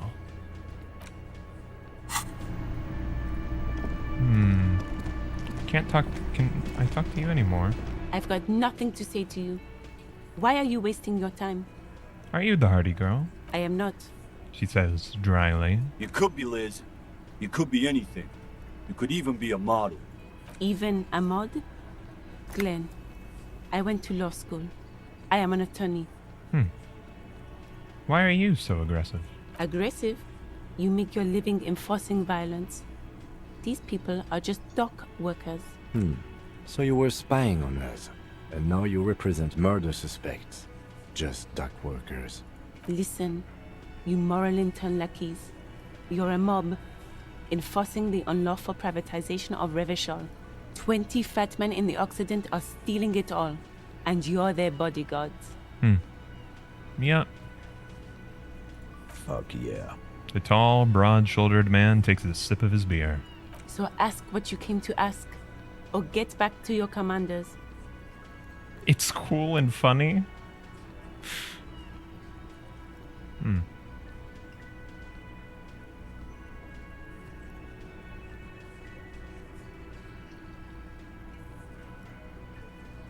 Alright, good start. So Union doing an armed uprising plan or something? Revolution 2.0? Look, a comedian. Do your job, ask your questions, then get out of Martinez. Her expression stiffens. So, what do you plan on doing to me, huh?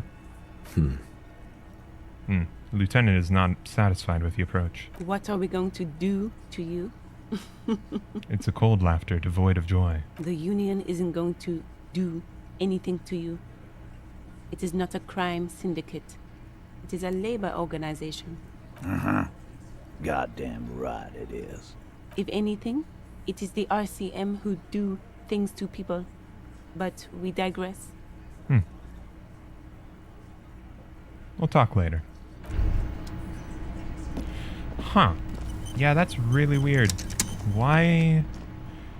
I mean, it could potentially be like some real whack roundabout shit. Like, I mean, why are they trying to incriminate themselves when they clearly weren't the ones who did it? I imagine the 8th unknown Hardie Boy is likely the one who had the gun who's unrelated to them. Perhaps the one who organized this? The plaza mosaic.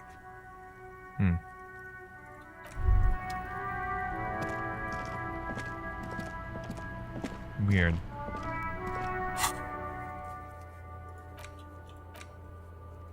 Track down your bag.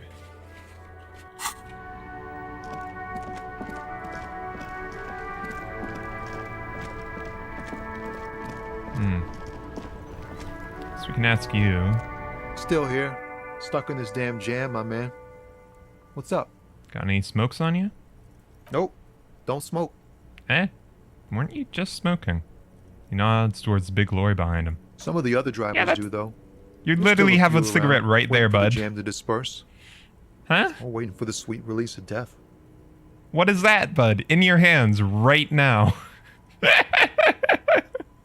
Hey, isn't he like smoking right now? The smell is in the air. You're smoking literally right now. Okay. But this is my last one. And it's a bad habit. You should quit before both of us have lung cancer.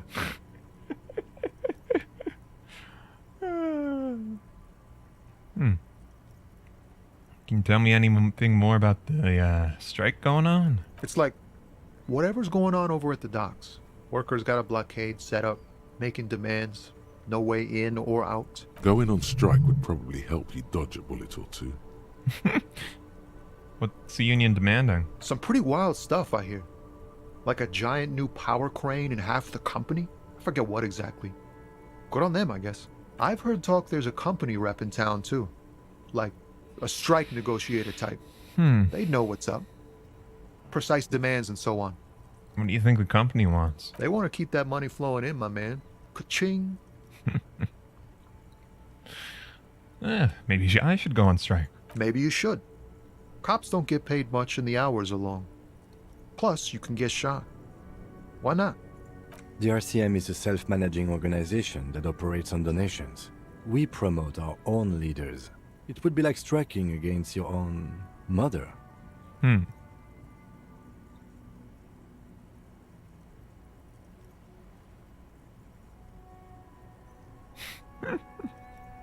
I'd strike against my own mother, too. Okay. But do continue. You were asking about the strike? Anything else I should know? Anything else? Yeah, this ain't really my area of expertise. I just do my job and get paid. I have things to do and places to be. All of us do. All of who? Us lorry drivers. Camionneurs. You still hang around here waiting for this mess to end. Most have scurried off somewhere to get drunk or high. Or laid. Not that I blame them, really. Not you? Oh, you got a wife and kids, right? Not my thing. Chasing transient pleasures is a drag these days. I prefer the examined life now. Thinking, reflecting, observing.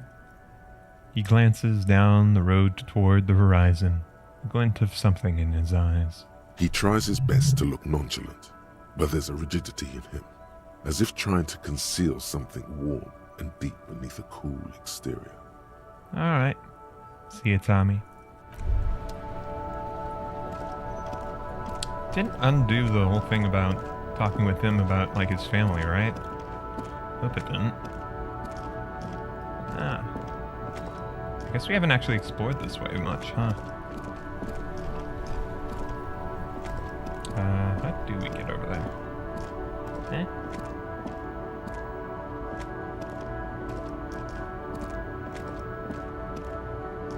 Oh, there's steps down there behind the statue that I can't see. Okay. Humanox covers the truck. An old monument stands in the middle of the traffic island, pointing toward the sea. It looks as if it's been reassembled piece by piece, secured and mounted in the air, with the aid of numerous ropes and rods. Who is this? A silver plaque on the statue's pedestal reads, "I am Philip III, the Squanderer, the greatest of the Philippian kings of Revachol, son of Philip II, the opulent, father of Philip IV, the insane." As you look up, you notice something about the statue.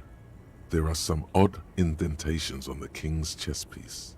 What indentations? Something with great kinetic energy seems to have impacted the cuirass, around where the heart is. A bullet? Yeah. Someone shot him in the heart. Interesting. Someone's shot the king? Okay. I can't see it, but I take your word for it. What do you think?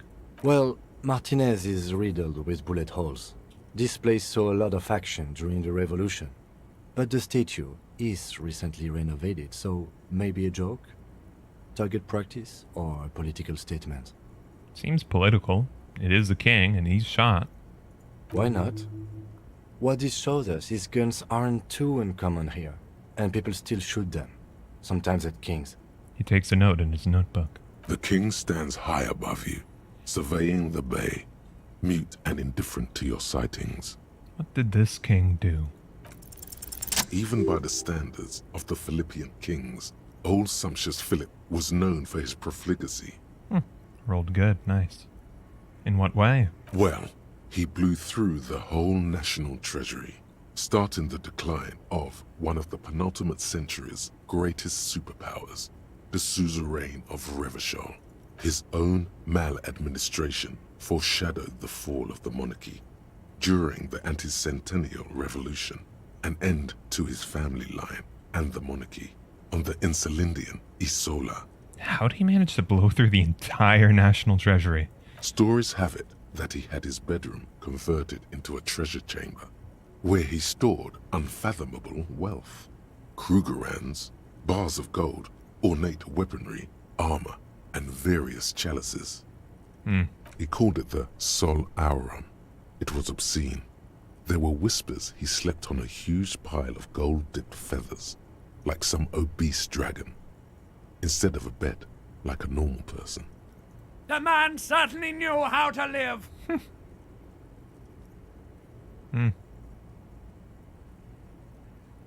No wonder everything went to shit, huh?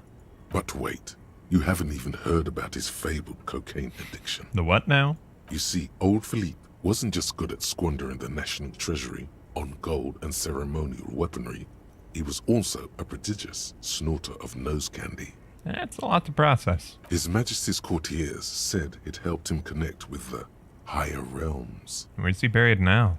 Beneath the cold waters of the Insulindian Bay, thrown there by the revolutionaries after they cleaned out the royal mausoleum. A group of marble pleurons still surround the king's vandalized tomb. A deathly cold wind sweeps up candy wrappers and old newspapers. And the statue? Redecorated, it seems? The original was blown apart by communards, then further damaged during the landing of the coalition's airships during the turn-of-the-century revolution, when Martinaise was leveled. So pre-revolution, a bunch of communists blew it up? Okay. Some years ago, a group of liberal, artistically inclined individuals, designers mostly, thought it would be ironic to restore the statue of the most wasteful ruler of Revachol in the poorest part of the city.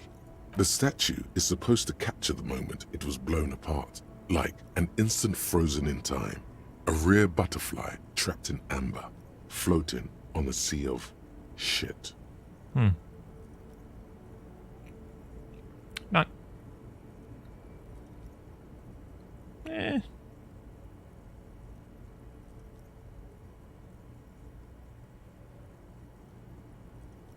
I mean, I get it. It's just a bit meaningless. Alright. Neither do people in Martinaise. The statue has proved to be controversial in a neighborhood mostly populated by the left-leaning working class. Philip III, the squanderer, however, with his bronze face up in the air, doesn't seem concerned about what the hoi polloi think of him in death.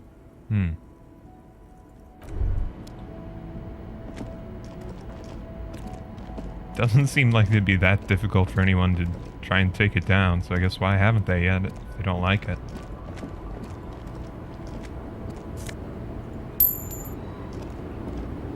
Hello. The small, wrinkled woman does not greet you. She nods along to something on her radio. A photograph is clutched in her hands, and there is a warm smile on her face. It's the warmth of a winter night's fire. Maybe she could give you comfort and shelter, some cigarettes, and food money. Maybe she's your... grandma? Nothing. Her smile just keeps widening. Her hair is gray like lead. Grandma? Nothing. Her smile just keeps widening. If you want her attention, you may need to be more forceful. Ma'am, could I ask you some questions? No response. Wherever this woman is, your words fail to reach her. Where am I? Who are you? Like a magician recalling a subject from hypnosis, you've jolted her back to reality. The smile on her face has disappeared, replaced by the wary aspect of a cornered beast. I was hoping you could tell me that. Never mind. I remember now. I'm still stuck in that traffic jam in the 50s. She adds with contempt. When else would he be then? Back in Mefka, during the time of the revolution. The sidewalks and cafes are filled with the young people. I was on my way to see a new Boyadero picture starring Gabriel Buenguerro. Until you came along, that is. Sorry to interrupt your dreaming, man. I wasn't dreaming. I was there, Loman. It was early spring, and the man behind the black sun had just come out. The posters were 20 meters tall. Everything was golden. Her eyes narrow and she appears to take your measure. While you, people, were tearing each other apart over your petty little revolution, in Methk, it was a golden age. Who's Gabriel? This is Gabriel Buenguerro. She shows you the photograph in the lavish amber frame. A strikingly handsome man looks straight at you, his head crowned with a wide brim hat. His hair is dark as an oil slick, and his jaw the most perfectly chiseled thing you've ever seen. He was the biggest star of his day. Girls used to faint in the aisles of cinema whenever he came on the screen, and schoolboys used to memorize all of his lines. She leans back, savoring the world she's conjured up. Right. You were in Mesk when you were young? Someone was. She nods as though her meaning was perfectly clear. Right. Could I ask you some things? Why not, Harife? It's not like I have anything better to do in this hellhole. She settles back against the railing of her motor lorry. Behind her, mountains of memorabilia, photos, and knickknacks line the dashboard. There's something off about this woman. Tell her to show you the soles of her boots. Maybe she was at the hanging somehow. Can I see your boots? Now what do you want with an old woman's boots, Sheriff? It's... Help me out here, it's important. Please? I think you should let me get back to Gabriel Buenguerro. You are not Gabriel. Gabriel doesn't say please. She's wearing sturdy worker's boots, made of black leather. Buckles run across. The sole is also made of leather. The other one, please? Just before Gabriel, it was the coronation of Franco Negro. Now, there was a real man. There's no aberration in the pattern that you can see. She puts her foot down. Moreover, the boots were size 37. Tiny. There are too many discrepancies in all this. It was the coronation of Franco Negro? It was. And then it was no more. And I was no longer holding my father's hand. He was no longer descending the stairs in Ryle. The crowd had gone silent. Perhaps it was another Herife who came and woke me up, looking at my book of the others in this carnival. I don't remember. As she says carnival, she gestures to the empty square with the statue and the machines. Well, these are not the boots that made those prints. I could have told you that from just looking at them. A size is 37. The feet of a little girl, they fit well on the pedals. What are you hauling? Diamonds. Really? Of course not. But wouldn't it be marvelous if I was? What you really hauling then? Whatever stupid things they put in the lorry, I imagine. You don't know what you're hauling in your own lorry? I quit concerning myself with that a long time ago. Besides, I don't drive the lorry for the cargo, if you know what I mean. Guess that makes sense, minding your own business, huh? Of course it does. What did you expect? You explain to me the Boyadero thing? Of course not. To truly understand the Boyadero, you need to listen to On the Western Plain. I've already got too many records. What's that? It's an old ballad about a young girl who falls in love with a daring Boyadero. He promises to marry her as soon as he returns from the Western Plain. Guessing that don't happen, huh? Of course not. The Boyadero returns from the Western Plain a changed man. One night, as he and his beloved are out walking along the river Maigret, she pleads with him to give up his riding and settle down. I see. So the Boyadero strangles his beloved and throws her body in the Maigret. Then he rides off, because the Western Plain is calling to him. Not where I thought that was going. You have to understand. A true boyadeiro needs a whole horizon to himself. He can't be tied down by man or woman. His beloved was selfish. She didn't know what it meant to love a boyadeiro. What if to truly love a boyadero is to float lifeless downstream? You seemed away when I came here. She's just a distracted old woman. We should maybe let her get back to her things. So he doesn't think she's a smuggler? You hear that, Lowman? I don't think your partner likes you spending too much time with me. Why is that, Lieutenant? Nothing. I just don't think she's connected to anything. He's worried, but not for her. For you. What is it about this woman? If she's not connected to anything? Should you be driving a lorry if you get like that? Oh, don't worry about me. I'm one of the best camioners around. I drive routes no one else will. What routes? Lomonosov's Land, Udashnaya Zemlya, the Western Plain. She nods and closes her eyes again, letting her mind submerge. A terrible cold comes over her, rattling her teeth as she stares inward. The Transcatalia Magistral. You for 1A. Adestradas do Mirador. All the good ones. The deep trenches. Where the bluebirds fly. She opens her eyes again and shudders. I'm something of an expert in blacking out. You should take better care. You're right, Lowman. I'm the one who should take my health more seriously. Thank you for looking out for me. A correct appraisal. You're quite shabby. Is that all you woke me up to say? I suppose so. Thanks. Take care. Yes, go. Enough jamboree. I need to get back to Mesky.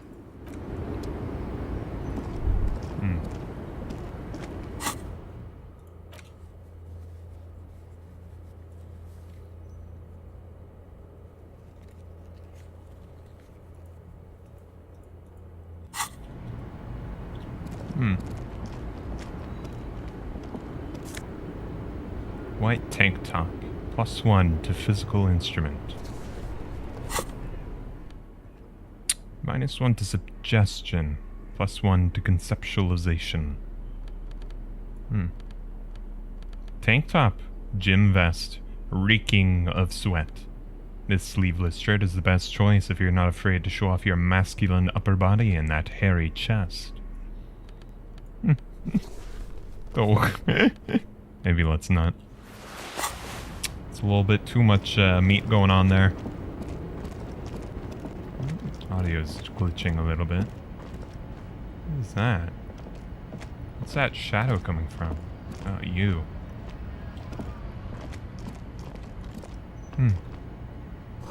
Foreign car, kept in good condition.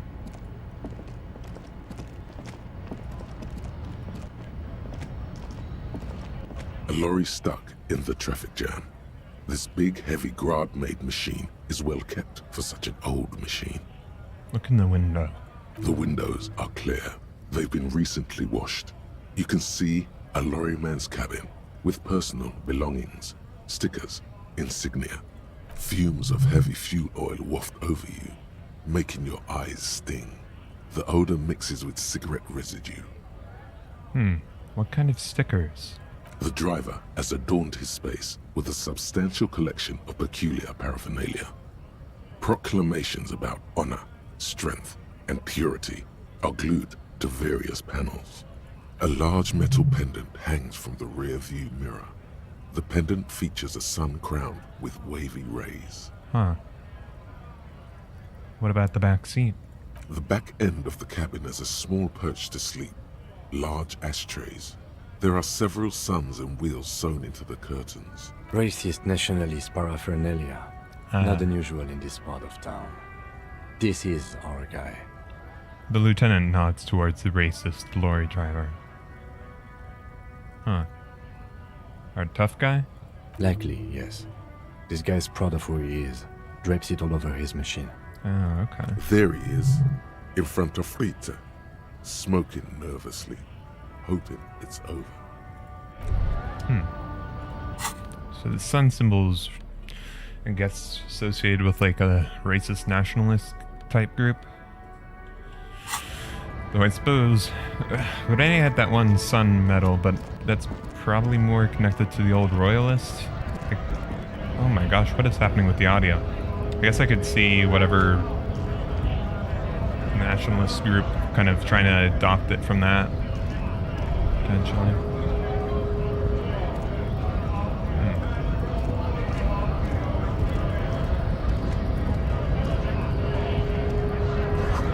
Green.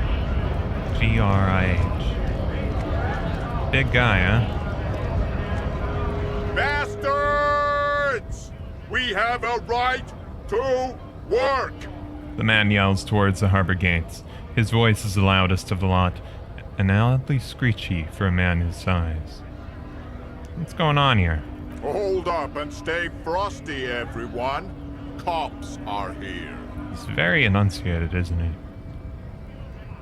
The broad-shouldered alpha male turns to you. He's a full head taller than everybody else here. You here to fuck with us? Beat the honest worker down. Yeah. No. Why should I? We're here to fight for a cause. Stripes usually have problems with people who have causes. Oh, okay then, yeah, sure. Ha! Couldn't handle us. Cause gives the workers strength, gives them power. We have a right to work! Besides, we're not that different. It helps if people see us talking, cops and strikebreakers together. Shows authorities are on our side. Builds confidence. What kind of a cause are we talking about here? Rights of people. Rights of workers. To have gainful employment. To make a salary. And feed their families. Regardless, I'd still like to ask some questions of you. Maybe you should ask them the questions. Like, why we're not allowed to make a living here. Shame on you! We have families to feed, you piece of shit. He points his finger at the man sitting on the railing. So do we, Scott. The loitering man hollers in return. What is the strike? When a bunch of ungrateful, lazy cockroaches can't get their act together, decide to block honest work for other people. What do these strikers want? Beats me. They mumble nonsense about boardrooms and workers' rights, while we have the right to work! There's something odd in the way he carries himself. His set of clothing looks vaguely mismatched. The different pieces of the attire seem ill-fitting. Yeah. What does it mean? His shirt is far too small and an unpleasantly tight fit, while the overalls, held up by a belt, seem to fit a man with much more corpulence. New clothes, huh? Nice. He ignores your question, choosing instead to turn to the emaciated workers, raising both fists in the air. The clothes are obviously not his. Who's the strikebreakers, huh? Honest men and women with rights to work, to be useful, not toys for corporate interests. The man runs a hand through his steadily graying military haircut. Aren't they trying to scab back over to being controlled by a corporate interest? We came here to help the harbor run smoothly in time of crisis. If union fucks don't want work, they ought to let in those who do want work. I have a question. Why do all these men follow your leadership? You think they follow because I'm big and loud? No. They follow the rules of the market, the rules of the economy, because they were given a job to do! You've been talking to him for quite a while now. Something is off with this guy. Ask him where he's from. Where are you from, bud? What's it to you? Routine, part of the investigation. Wait. Am I a suspect? Done no crimes. I only fight for the rights of people. I got that. That's alright. Just interested in your background. We're all workers, right? Workers stick together. Came from the eminent domain in Jamrock. Backgrounds in odd jobs, heavy lifting, cargo hauling, bouncer work. I know the drill. Which one? Worked at Territorial. Ring a bell? Not right now, but I might have been there. Don't really remember too many things well. Uh-huh. It was a long time ago. What's your goal here? We were promised work. We'd be in there, working, if the bastards hadn't shut the gates. And you're unable to breach the entrance? Main gate's locked. Would take heavy ordnance to bust it open. Could try to get in through the secretary's office. Door's locked. The guard's blocking the way to the access panel. And I don't mean the scrawny mess punk either. I mean head measurer. Or whatever he is. Head measurer? Huge Seminese guy standing up there on the overhead passage. Won't let anyone by. The access panel is right behind him. How bad could one guy be?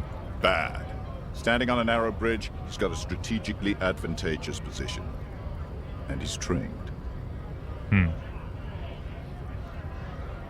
You've got quite the tactical mind for a bouncer, huh? I don't know how the Union has a trained killer up there. But that one's no joke. And my men are tired and hungry. They're workers, not fighters. Why don't you talk to them, eh? Like civilized folk, you mean? These native fucks don't understand civilized. Right, racism too. Lovely. It would be better for the neighborhood if you went home, at least for now, if you can't get in anyway. No! They will give up eventually. Or get drunk. Leave the button unguarded. Then we charge. The man rubs his jaw. A perfect, lightly bearded square jaw. Wedge.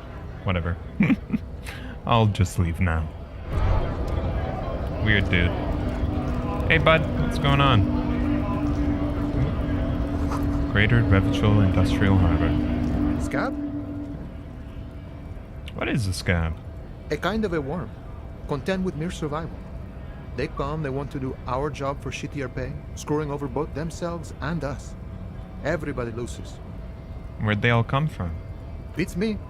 Somewhere in the ground, I think. You don't seem to like them much. Gotta be bloody stupid or freaking evil to Scab. Or I guess, scared maybe. But scared of what? Of who?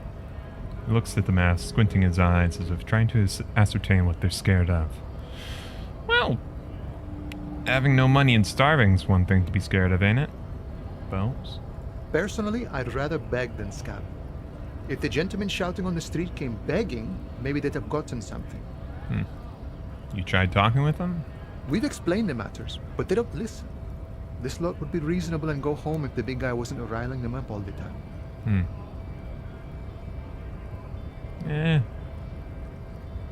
I'm not a scab.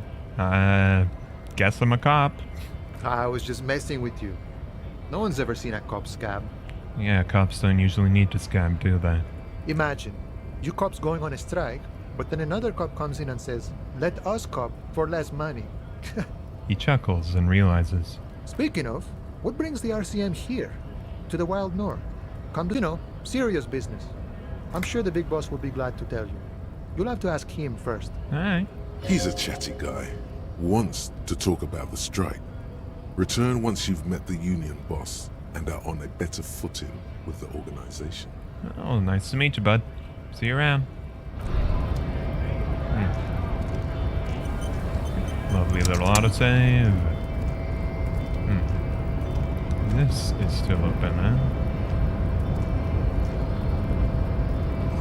Hermetically sealed door, locked by electronic means. There's no lockpicking or door kicking this one. That's fine. We've got our way in already. Measure head.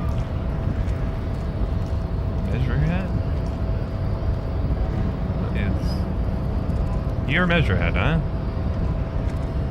Nobody betrays your degeneracy.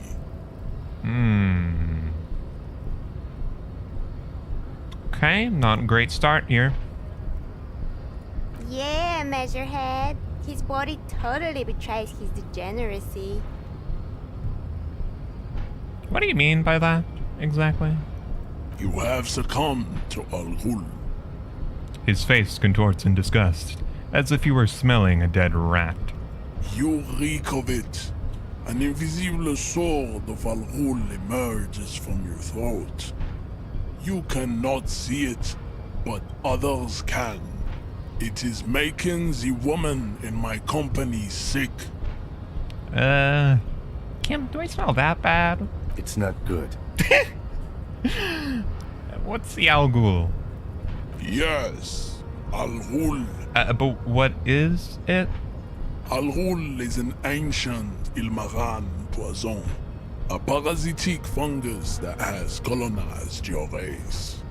It is a trick the desert pygmies played on you for humiliating them and stripping them of their land. Alcohol? Correct, my small skull servant. Just drink a little on the weekends, you know. Your mouth moves, but the one who speaks is Al-Ghul. You are but a vessel for the Ghul now. Very little of yourself remains. Occidental Haplogroup B4 is done giving orders around here. The influence of the ham sandwich race is waning. Okay. Ooh. So were you the... Okay.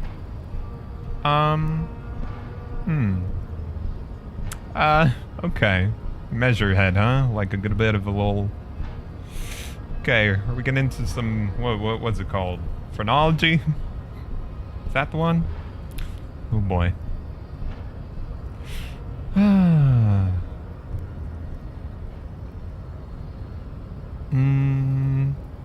I'm not a drunk, I'm a cop. I just have a drink every little now and again. The ethanol fungus is deep within your nervous system, pulling the strings.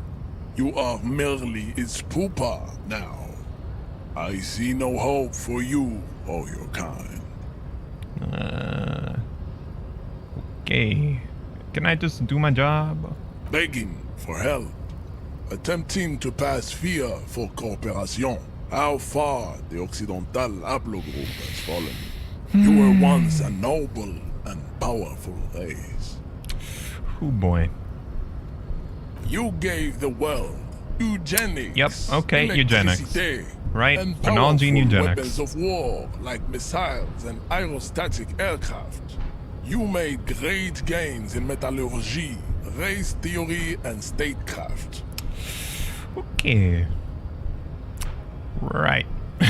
Eugenics, phrenology, war stuff.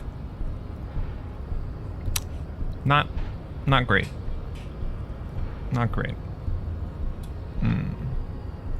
Also, just kind of weird. Like, yeah, single shot breech loaders and muzzle loaders, but missiles and aircraft. Again, very interesting combo of tech going on with that. You dominated lesser cultures, like the deformed Hemians and the inexplicably potato-obsessed Khoikos. Christ, but bud. now your ascent to the genetic summit has halted. You are obsessed with sadness and with frivolous pop culture. Well, that's fun, I guess. You will be superseded.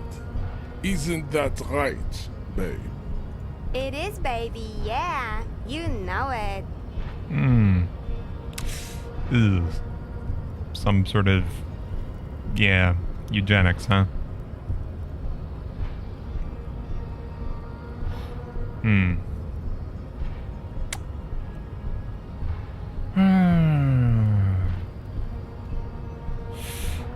Well, a man's dead. Can I talk to your boss? Enough with this begging. You should leave the stage of history with dignity by inviting the other races to a great world war. Great. Cool. Bring your troops to the Seminine Islands and to Boogie Street, and we will pulverize you.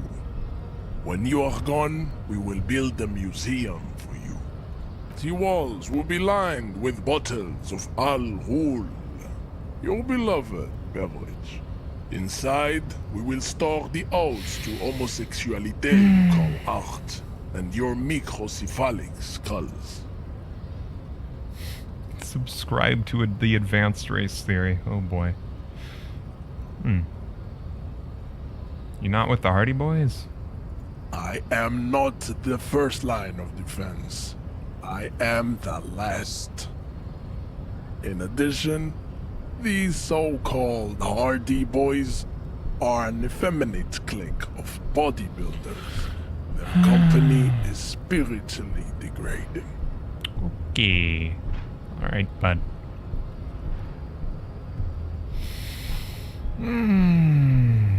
The Hardie manlets are on the pay of the company.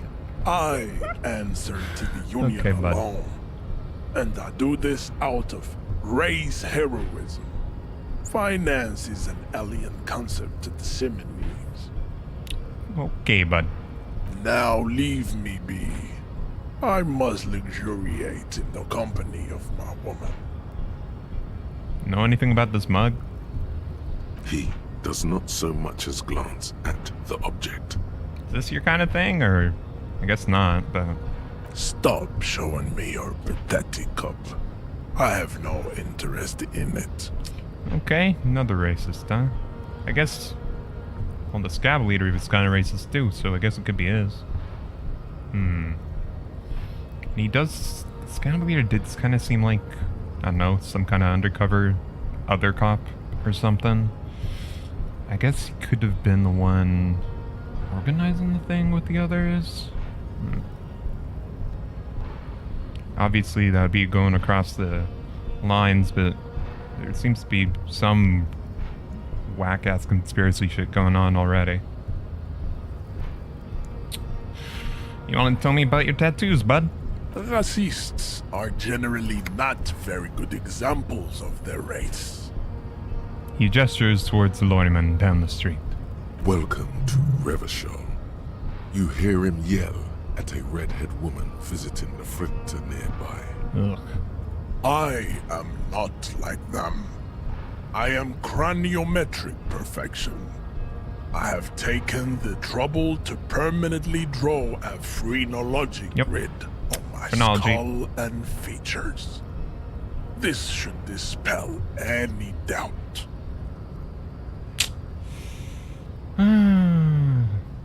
Okay, bud. Your silence betrays your inferiority. You do not have a reply. You should enter a deep race slumber. Perhaps in 4,000 years, there is need for a servile homunculus. Christ, bud. So, you're, big with Evrart? I mean, he's white, so, I don't know. Don't be vulgar. White or not has got little to do with this. The race enigma runs much deeper than that. He runs his eyes towards the harbor, seemingly bored with you. Yeah, but you're like still working under him? How does that factor with you? Mr. Claire is a man of vision and means. He has the will to confront international capital, which is something your race naivistic communists never did. Also, to serve is noble. It takes discipline.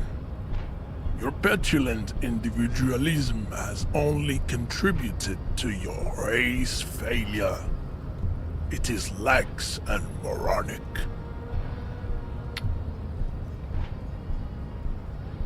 Isn't communism kind of... Well, individualism... Yeah. I mean, whatever... whatever version of communism, this Mizovian ocean economics that my brain has somehow gotten figured out, sort of, is very individualistic of itself. But, communism would be, by definition, not like a communal type beat. But yeah, whatever. He looks toward the harbor, motionless, the tattoos on his face like a web of stone. Alright, bud. Okay, we got a brick wall here.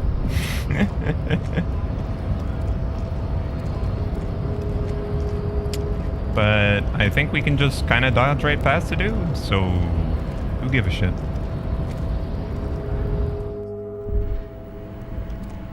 Yep.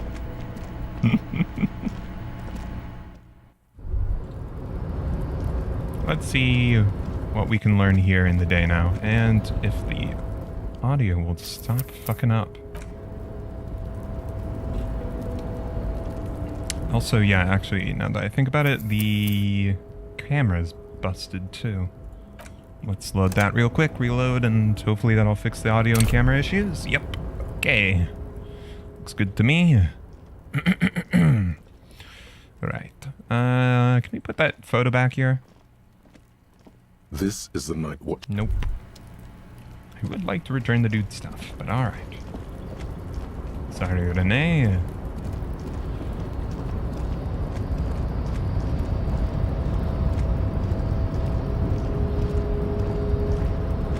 Not a very good watchman if he's just letting us go over here. Oh well. Guess it's not his problem. Hey, bud.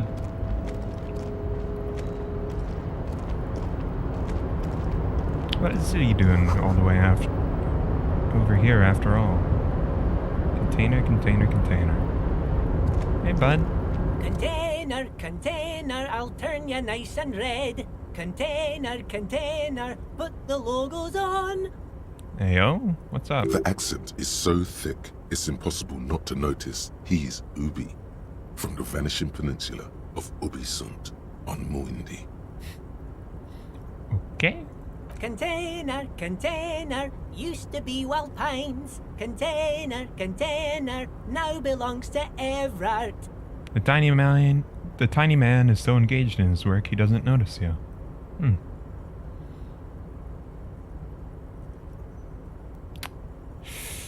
Okay, well I thought he was looking kind of glum, but guess he's pretty happy about himself, huh? Hey bud. Evrart, Evrart, Evrart, he looks after everyone. Huh? Well, hey there. How can I help you, mister? He smiles. Oh. The look in his deep blue eyes is as sincere as you've ever seen. Kind of makes you feel like an arsehole for no apparent reason. I see you are not a union man, mister. Did you get lost? You're not one of them scabs, are you? A shadow passes over his kind face. What's with you folks in scabs? I mean, I don't personally mind. Folks is just folks, you know, and folks gotta eat. He doesn't seem to be waiting for you to answer. Just some of the other guys don't look too kindly on the scabbing kind, if you know what I mean, mister. Where is everyone? Harbor's empty. Oh, most of the guys are down at the gates, keeping the scabs from coming in. He leans in with a confidential look. We're on a strike. The whole union is. You don't have to work when you're on strike. Ha! We haven't worked for 2 months now. So no one is working? Not everyone is down there, of course. Mr. Evrart is in his office, where he always is. And Jean-Luc is guarding the gate. Jean-Luc... that was the kind of shrimpy dude, sitting on the railing, huh? But Titus and his boys got into some drunken trouble and Evrart sent them on a nice vacation. For a week or so. Huh. Got into some drunken trouble. So... Okay. So maybe what the deal is the Hardie Boys are basically out to take the fall for Evrart. What they get up into. Oh, I'm not really supposed to talk about that. That's union business. He smiles and leans closer. Him and his boys stirred up something in town. Probably drank too much and got into a fight or something. I heard Mr. Evrart telling them to take some time off. Huh. What they actually do, though? I guess the boys got a bit too rowdy and had to let out some steam. I don't really know the details. That's just how boys are, you know. I haven't been in a fight since I was in middle school. Thanks, Leo. Easy, Leo. Let's keep this under Hardie. Yeah, that's his name. Huh.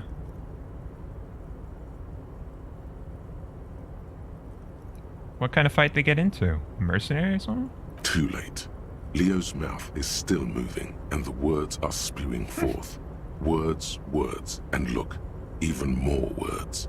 This guy could go on till the end of days. Now he's talking about some drunk sawmill owner who... No, he already switched to a prized fishing rod he apparently owned at some point. You know what? Just cut in there with your questions. What's in the container over there? Oh, that one. That should be empty as far as I know. Lots of containers here have nothing in them. They're just waiting to be loaded up.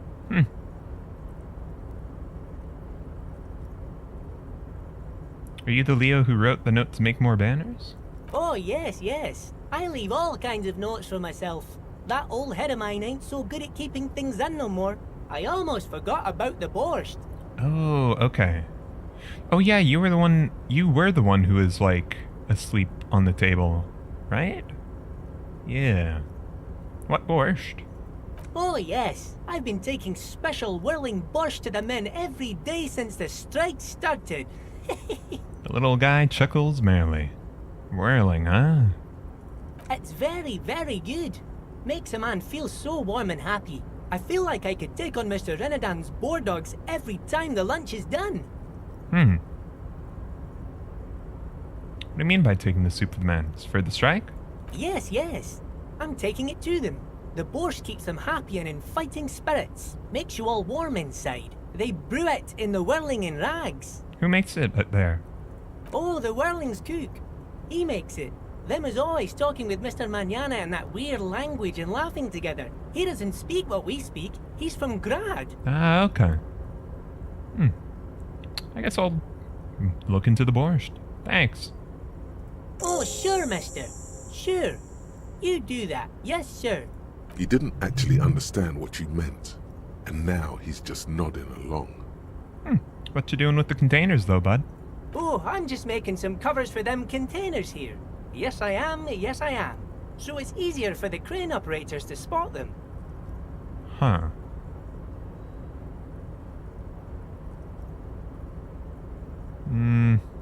Let's come back to that later, maybe. Sure, mister. About what? You know where the leader of the dock workers union is? Oh, you want Mr. Evrart then? He's an awfully nice fellow, he is. Him and his brother are both nice fellows. They've lived their entire lives in this here neighborhood. He coughs, then continues immediately. Guys like Mr. Evrart and Mr. Edgar, his brother, are real good guys. Made Martinez what it is today. Mr. Evrart and Mr. Edgar and I went to the same school we did when we were boys. That's alright. Just want to know where I can find him. Oh, Mr. Evrart is where he always is. In his office, of course. He points to the two joint containers on your right. Alright, thanks. See you around, Leo. Bye-bye now. He returns to his work. Well, we've got our next interviewee, eh?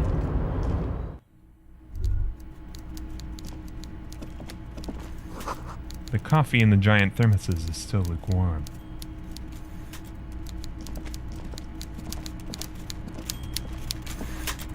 Hello, Mr. Evrart, is it? Before you is a walrus of a man seated behind a large desk. He looks up from his work, not the least bit surprised to see you. Hi, bud. Wasn't it your brother who had the lazy eye? With great effort, he straightens himself up in his chair, yet says nothing. He simply stares at you.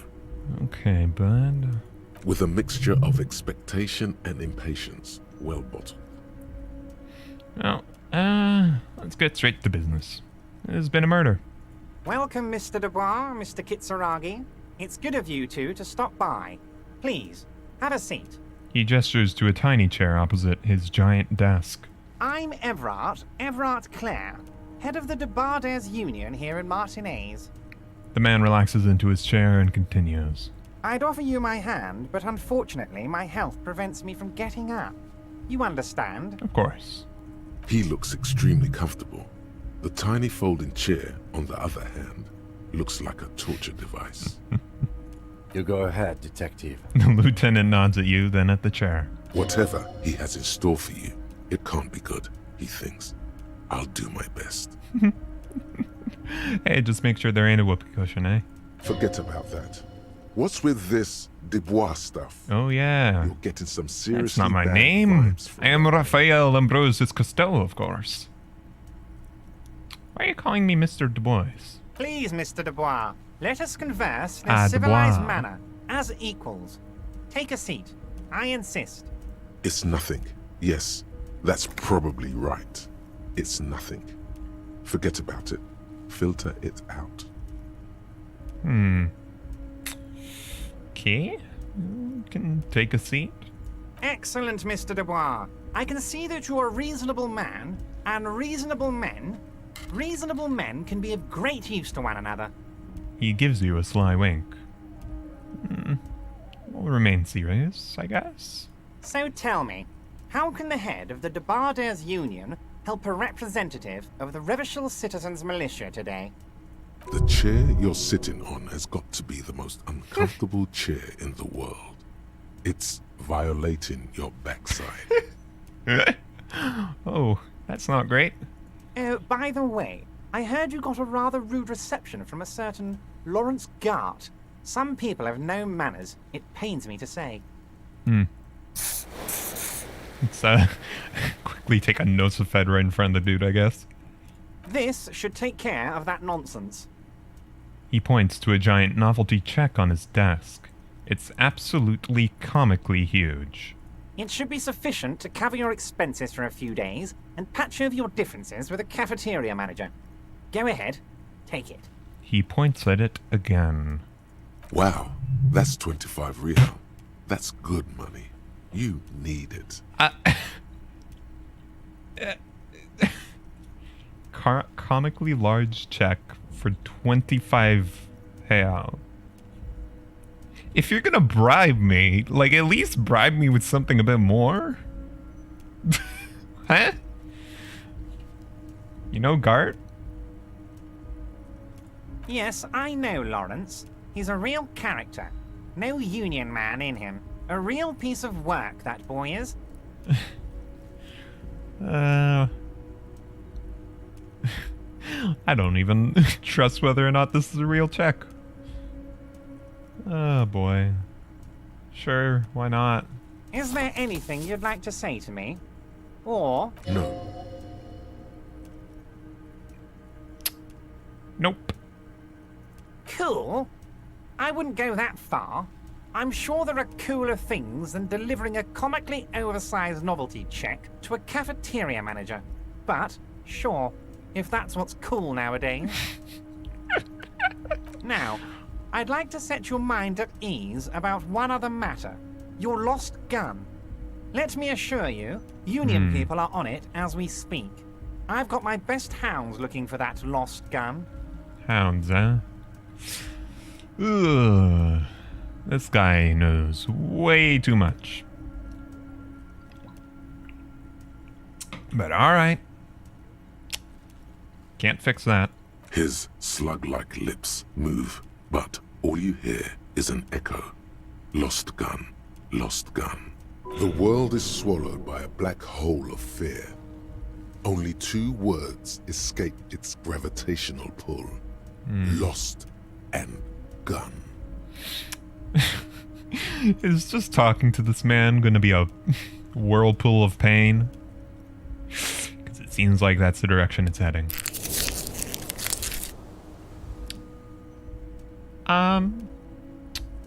Yeah, how do you know about that, bud? I know everything, Harry. Right now, I know that you're worried. Don't be worried. Everything's going to be all right. Well, it doesn't take a genius to tell that Raphael over here is worried. It's not like you left it loaded. You didn't lose a loaded gun. Local children aren't out there playing with it right now, pointing it into their own mouths. It's in a safe place. I just know it. I have a feeling everything's going to be all right. It was loaded. There were 2 bullets in it.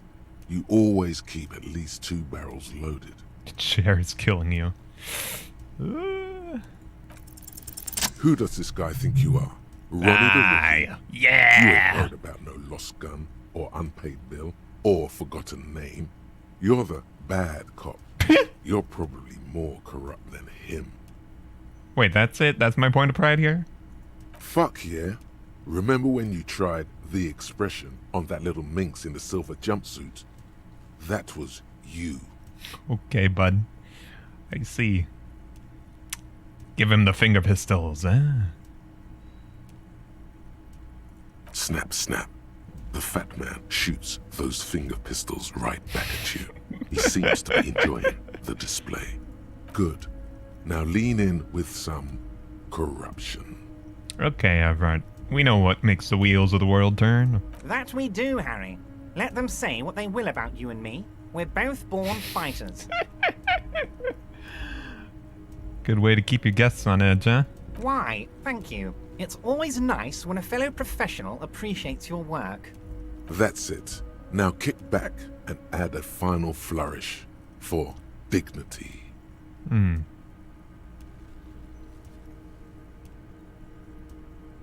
Thank you for your hospitality. You strike me as a reasonable man, Harry. I like that in a lawman. Let's cut to the chase, shall we? What can Evrart Clare do for you? That sounds like a quite different thing. Sounds like you're maybe asking for something from me, but alright. I think we'd like to ask you a few questions. Don't you think so, Detective? The lieutenant looks quite fed up with the situation. Somehow you managed to get yourself out of this one.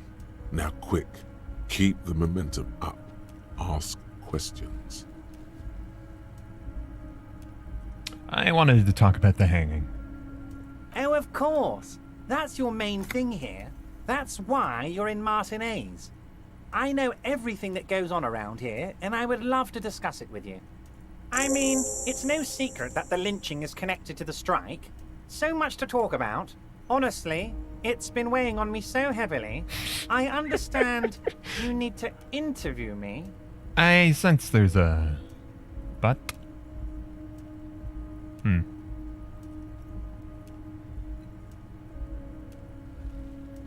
But there's a thing that's been keeping me up at night.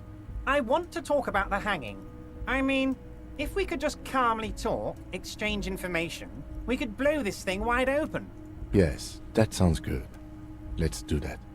But I can't think straight with this thing weighing on me. You're police officers, aren't you? I have a crazy idea. You guys are basically door-opening machines, incredibly talented at opening doors. Kim, is that true? I'm not sure I understand. If you're asking us to break down someone's door, it's not going to happen. Come now. I just need you to go open a little door for me and leave it unlocked. A simple thing. Absolutely nothing shady about it. Keep it cool, baby boy. You can use this. Groove with this. Play along. Let him throw his weight around. And when he throws it too much, and you've got him off guard, that's when you trip him up. Whose door is it? Oh, no one's. It's just a weasel. A weasel lives there. Nothing for you to worry about. What do you mean, a weasel? Never heard of weasels having doors. A loud blabbering weasel. When weasels feel no one is watching, they start acting foolishly. He removes his glasses and rubs his nose. Just go there, unlock the door, and leave it open. It's been such a burden on me, Harry. I just want this to be over so I can discuss business with you.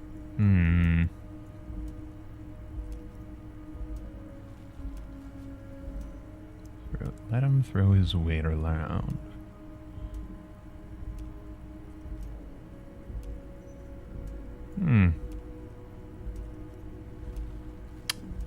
For now, huh? Maybe we deny it and see what he is willing to put on the table. Of course, Harry, I understand. But if that's the case, I don't think we'll ever find your gun. Even worse, we won't be able to speak like equals about the murder. Perhaps this was just bad timing for you. Know that you can always come back to me. I really hope you do. For your sake, my sake, and for your gun's sake too. Yes, we both understand what you meant. This may be the only way, he thinks. I won't hold it against you. In fact, we probably should reconsider later. Hmm.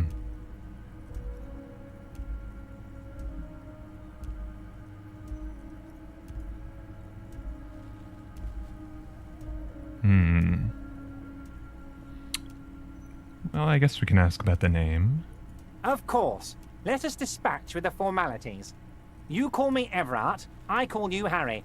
That's what the hanged corpse called you. Harry. Hmm. So that's really my name. My God, so it's true. I didn't want to believe it, but you are a fantastic science fiction amnesiac cop, aren't you? What are the odds of that? I think the odds of that are very low. Just testing you, bud. So good to hear that, Harry. Apparently my sources were wrong. However, if you did have a spot of memory trouble, I could help you out. With my big fat folder. Okay. It's just a brown folder. You can't make out what's written on it. Hmm. That's a success, huh? Are you trying to tell me you've gotten hold of some of our documents? The lieutenant inspects Evrart over his spectacles. Mr. Kitsuragi, would you mind? Me and Harry are talking about his lost identity right now. Hmm.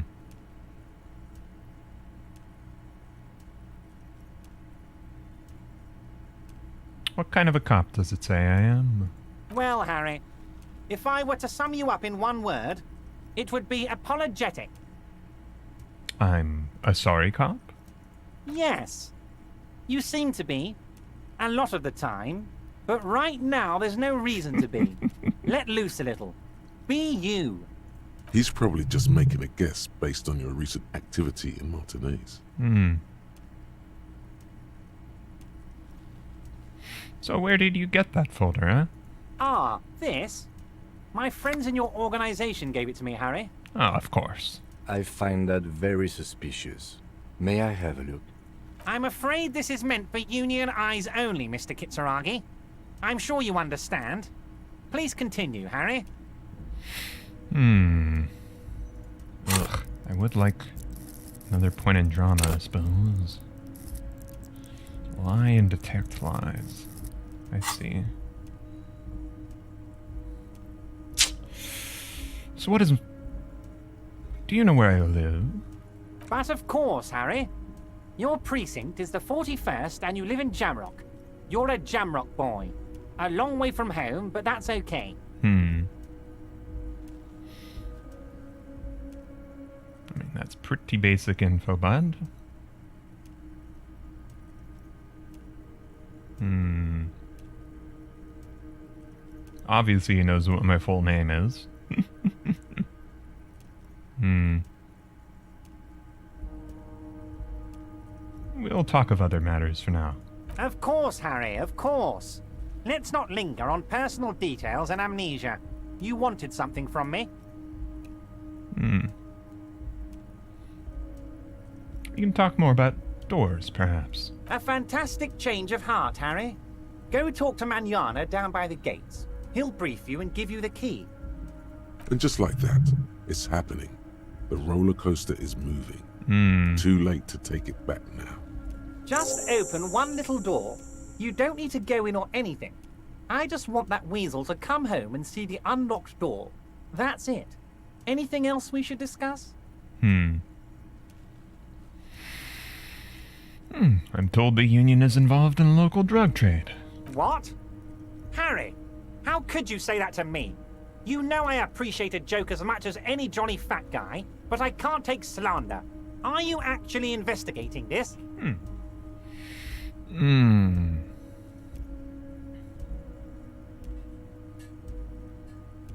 No, of course not. You've hurt me, Harry. Me, a friend. But you know what? I trust you, like I trust all my friends. And I know you'll never talk to me about this again, because you don't want to wound me. So do what you want, and let's change the subject. Thank you for your understanding. We will continue to do what we must. You too, Lieutenant. You know, I like you, but you never were my favorite. I'm a Harry guy. I'm Team Harry. Okay, bud. None taken. Did we have anything else to do here, Harry?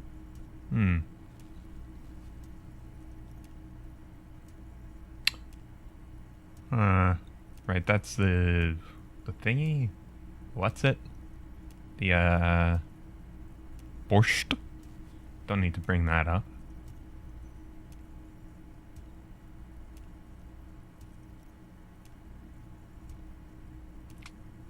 Anything more about the lost gun, then? Yes, your lost gun. My best men are on it. They're turning every stone, searching every playground, asking kids, grandmas, everyone. Your gun will be found, Harry. Let me assure you of that. It's just a matter of time and effort. The only way to find it seems to be working with him. He might even be holding your gun hostage.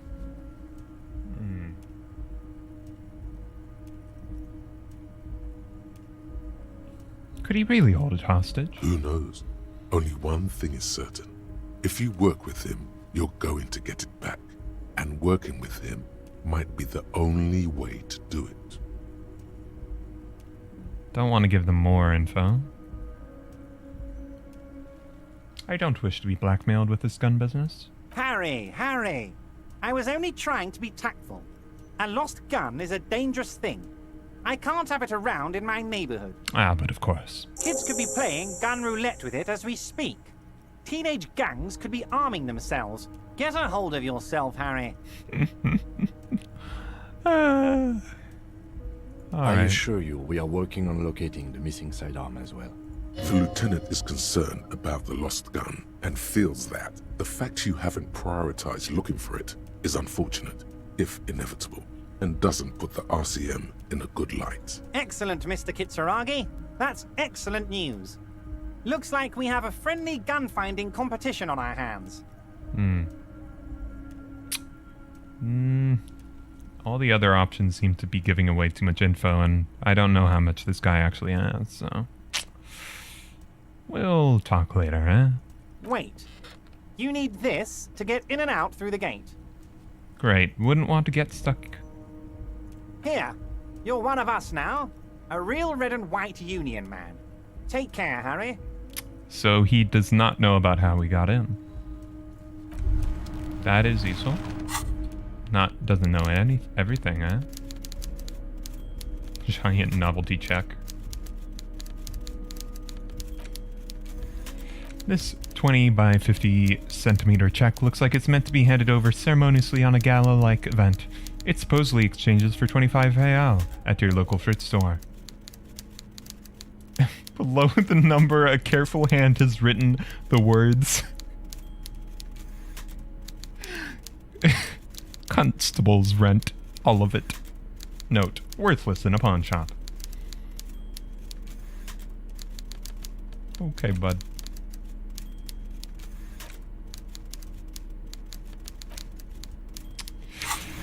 Right. Well then. Nice to meet ya, bud.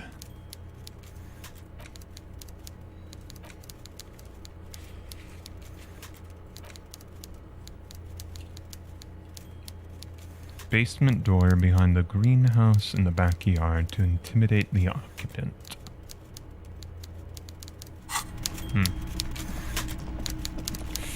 Alright. Am I allowed to walk down the stairs yet? Ah, okay, that's where the entrance is. It's a little hard to navigate at times. But yeah, does not know about how I entered. That's for certain. It's a lot more bloody than he used to before. I guess it's just the lighting, huh?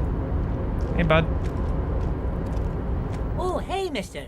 I knew you'd be back to talk with old Leo here. Yes, I did. It's like Lady Larice said when she opened a bathhouse in the basement of my apartment building. They can only get so far before they're aching to get back.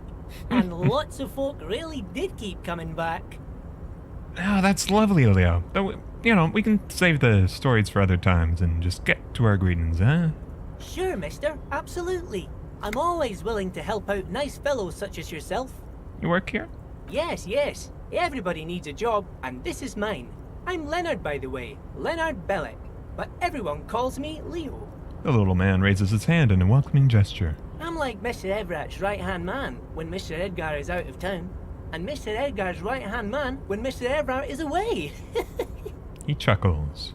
Actually, Miss Beaufort is the right-hand man, but she's a lady. A good-hearted chuckle once again.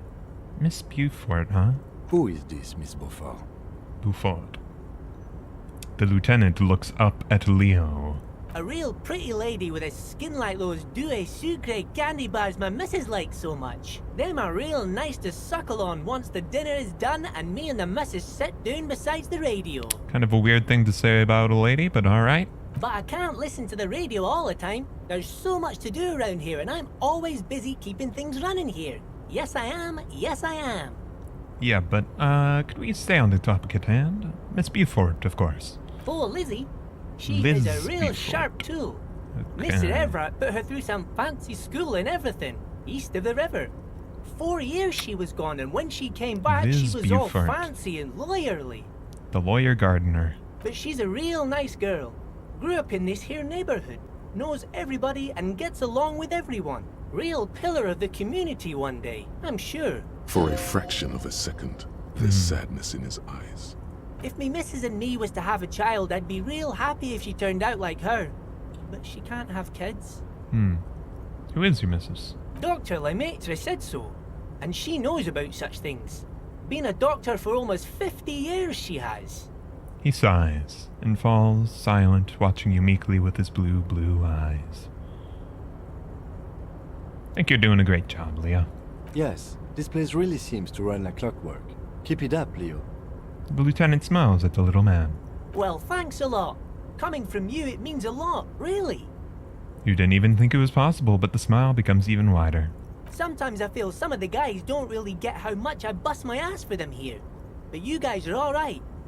The white rectangle on your clothes might not mean an awful lot in Martinez, but the recognition from an authority figure made Leo's day. You will be, right? Oh yes, born and raised in Irish, mister. Mum had to leave my dad after he got a bit violent. Took us here to the new world. I was about 10 then, too old to lose my accent then. People say us Ubis are up to all sorts of trouble with sheep and other animals and whatnot. I just want you to know there was never any of that where I come from. No sir, those are just nasty rumors. Yeah, that's rough. Thank you for clarifying that, sir. Alright. Well, take care, Leo.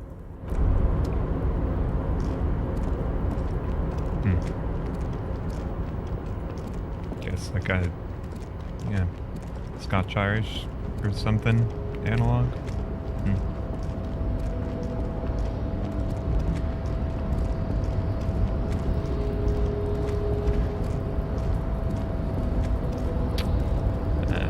Come on, buddy. Let's give this a little big old button a try, eh? A rusting control panel. Marsh. On. Arrête. Off. With a loud grind, the crane shifts overhead, moving a massive metal container through the air.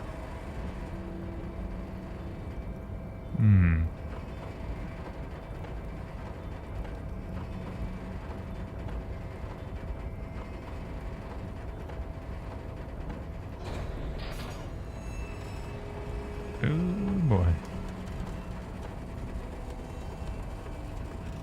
Thing looks like it's ready to topple over any moment. And with a surprisingly quiet thunk, the crane places the container down. The harbor sleeps as the strike rages in the distance. The crane can rest again, now that its purpose has been fulfilled. What do you mean? Moving this container, of course. For this purpose it was built. For this purpose it has acted. And now it will rest. Of course. I can't see how that was worth the wreckers. Except for seeing the crane in action, which I admit was satisfying. Alright. Turn it off. The crane does not return to its original position. It does not move at all. Well now. Before you stands a cargo container. Just one of many in the yard. Ah, but Lieutenant, I think there may be something special about this container. Is this like your thing with that wall again? Maybe. I can't tell. We should investigate further. You do? Because I don't. Wait, why not? There are 1 million containers here. Why are you fixating on this one? Well, it was hanging from the crane. You just picked one out because you wanted to interact with a cargo container. We are not here to interact with containers. We are here to talk to the Union, right? Open it. You attempt to turn the handle, to no avail. The doors seem to be mechanically locked. To your left, the lieutenant considers your actions with some puzzlement. Well, let's give it a little knock on the door. Be polite. No reply. The knock produces a hollow ring of metal. Doesn't sound like there's anything inside the container. Been in the world for 2 days. Why are you even trying to open a door with rhetoric? Because getting physical wasn't an option. Thank you very much. Because what wasn't an option? Using my body over my wits. Now is not the time to get philosophical, detective. You can do that after hours. Okay then. That's fun. That is fun. Oh, come on. There we go.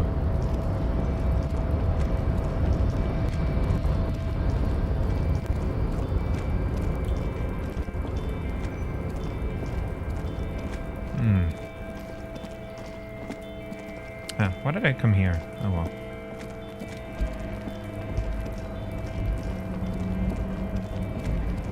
So that's a door that our friend wants opened, huh? Yeah, so this is Leo's room then, huh? The already familiar cold touch of plastic welcomes you as you pick up the handset. The machine swallows your coin and seems to be waiting for your next move. Let your muscle memory dial a random number. +2, heard your name. Your fingers run over the dial pad. 005. That's the dialing code for Revachol. 4952, and a moment of hesitation before entering the final numbers. 993. Calling. Calling. Still calling. Then. Video Revachol, 24-hour video rental. You rent 8 and 10mm film for home use. This is Lummy. How may I help you? The voice of a youngster on the other end sounds as enthusiastic as that of a man walking towards the gallows. What is this place? Video Revachol is a 24-hour video rental. We rent 8 and 10mm film for home use. This is Lummy. Do you know me? No.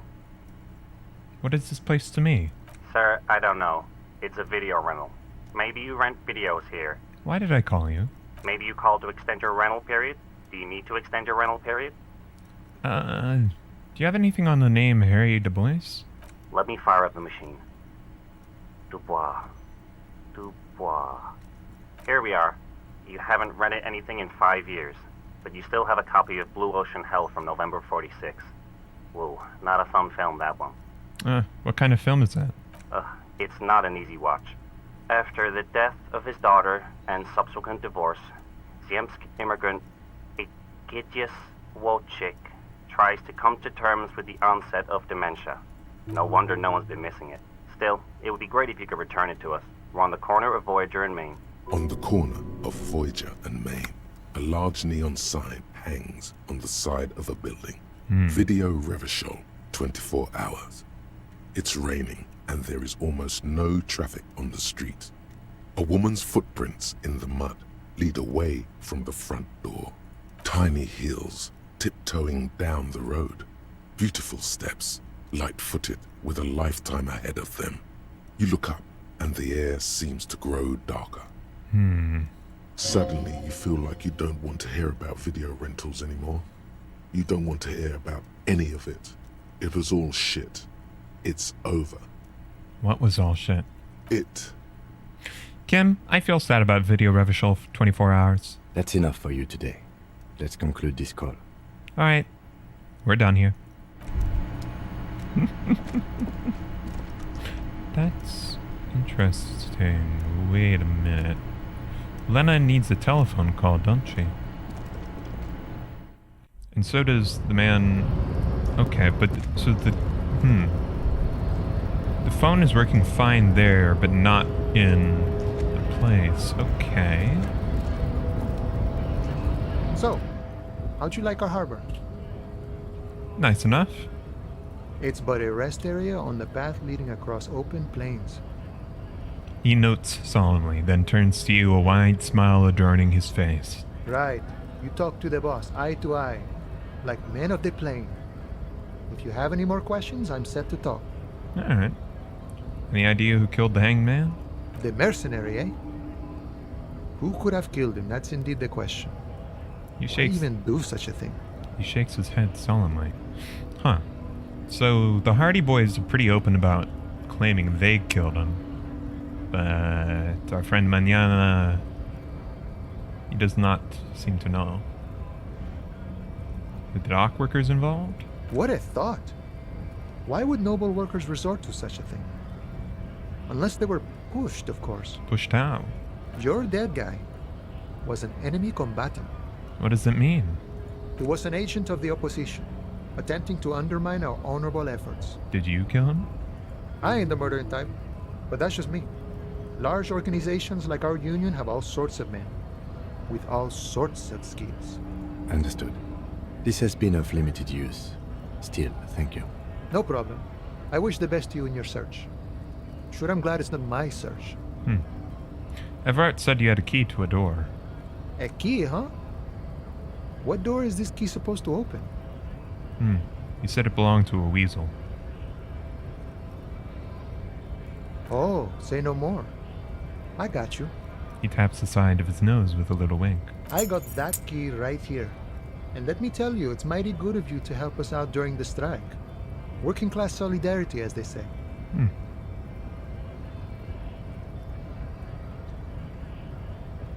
Didn't sound like a local polar weasel.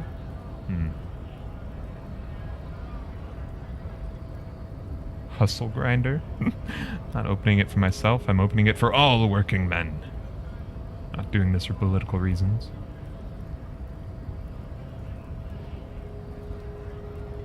Sounds a little racist.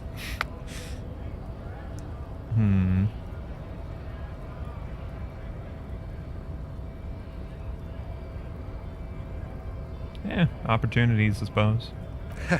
I'm not so sure about the hustle grind, but... You know, it doesn't matter. It's a good thing you're doing. Thanks. What you're looking for is a basement door behind the greenhouse. That's behind the wailing in rags. That's all I know. Our organization is what you call compartmentalized. Means we keep out of each other's business. Okay, but where did you get the key from? The janitor gave it to me. Nice fella. We talked about life and things that really, truly matter. His gaze wanders off into the distance. None of this mess we're in. This jiving and juggling. What's it for? To feed our children, I guess. Anything else I should know? The weasel person? When I'll be on?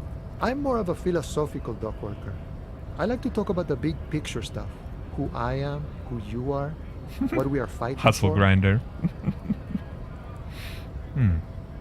The man takes a big sip from his flask. Yeah, this guy is nice. I like Mañana. Who he is and what they're fighting for? This is interesting. Do you know anything about the Hardie Boys? Los Hardis? They're an independent militant group. A bit too high-strung, but it comes with the responsibility.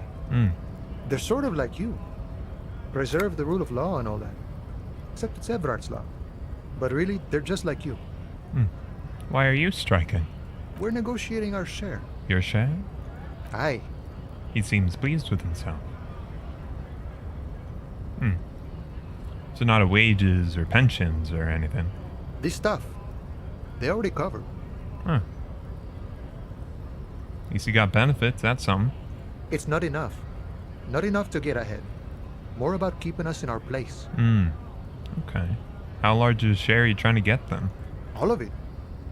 However, right now we want all the harbor workers to be on the company's board, so they could take part in the decision-making process.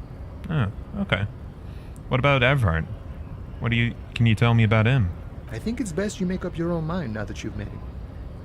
In my eyes, he is a capable organizer and a decent businessman. What does bossing the union entail, anyways?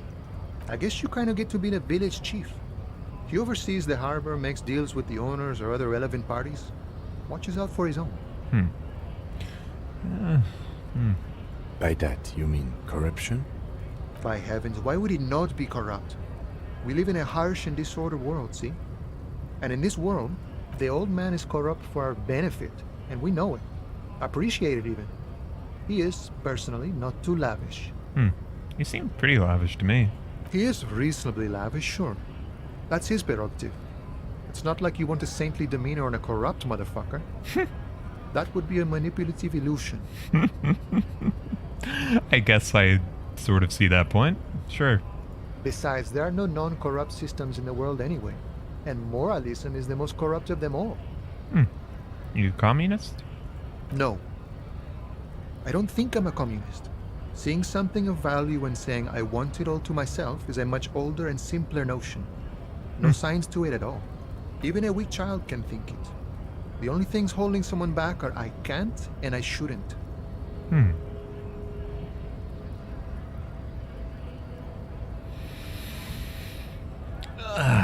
It's more of a hedonistic type, I guess.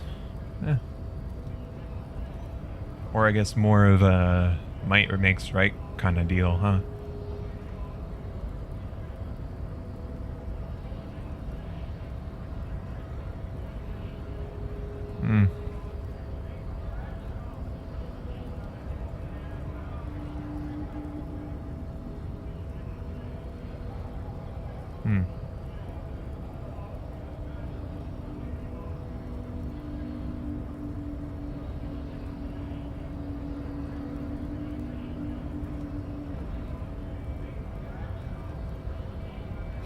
Yeah, it's very much a self-centered one. Not really considered with making sure other folks are going good, but yeah, because most folks don't. World Republic? What was that supposed to be? You gotta leave stuff for other folks, I suppose. Then how can anything ever be mine? But that's okay. We don't have to agree. The prairie is wide enough for all of us. You seem to have spent a lot of time thinking about the political situation. Sure. I've had the necessary free time. Fortunately, there's always time. He spreads his arms wide, using the reach to show how much time he has. The look in his brown eyes conjures up an understanding. For him, having command of his time is the most important thing. I see. It all comes together now. The way he speaks about scabs, his general attitude. He's a follower of a 500-year-old Franco-Nigerian Boyadero code, itself an appropriation of Vespertine cool. That of a noble peasant or a traveling herdsman. True to yourself, independent in your actions, loyal to your friends. Am I a Boyadero? No. Okay.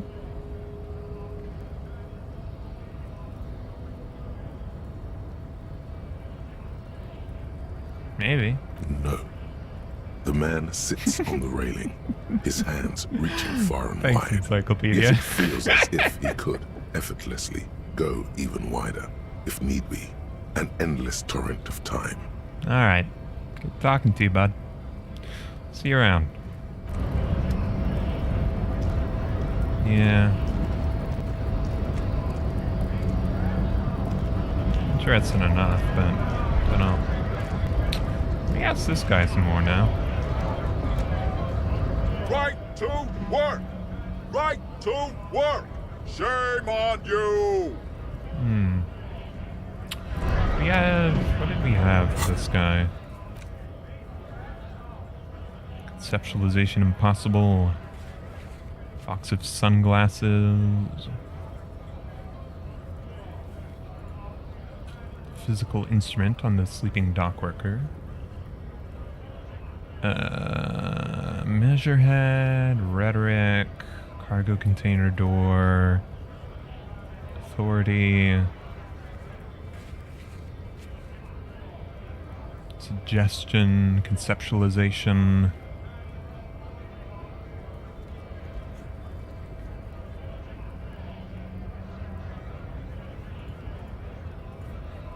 I mean, we already did the visual calculus for the set of tracks, right? Alright. Now this bastard again. Huh. I guess I haven't picked up any stuff lately. What's this? You see several packaged raincoats fill a low shelf beneath a display of croissants and juice bottles. The raincoats are transparent, except for the big Fritta slogan on the back. Wrong thing. Oh yeah, I guess I can't open inventory right now. So that's endurance, I guess. I guess we have a couple different jacket options. Esprit de corps, which is less good than our current stuff. Burpee. Conceptualization. Yeah, alright. Any more we can ask you? Is this about the questions again? Because I don't really know anything. Oh yeah. I need to exchange this, right? Special borscht. Jam mystery. Find speed, sniff it. Okay, I think I give it to you. Wow. I didn't know you worked for the union, sir. She rolls up the giant novelty check. Looks like she's seen it before, and slips it under the counter. Anything else I can do for you? That was easy. Worryingly so.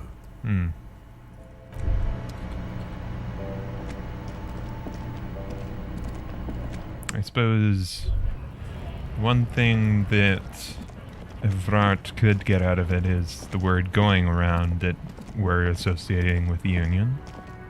I could see that. But we do know another new thing now, and that is the name of our gardener lawyer.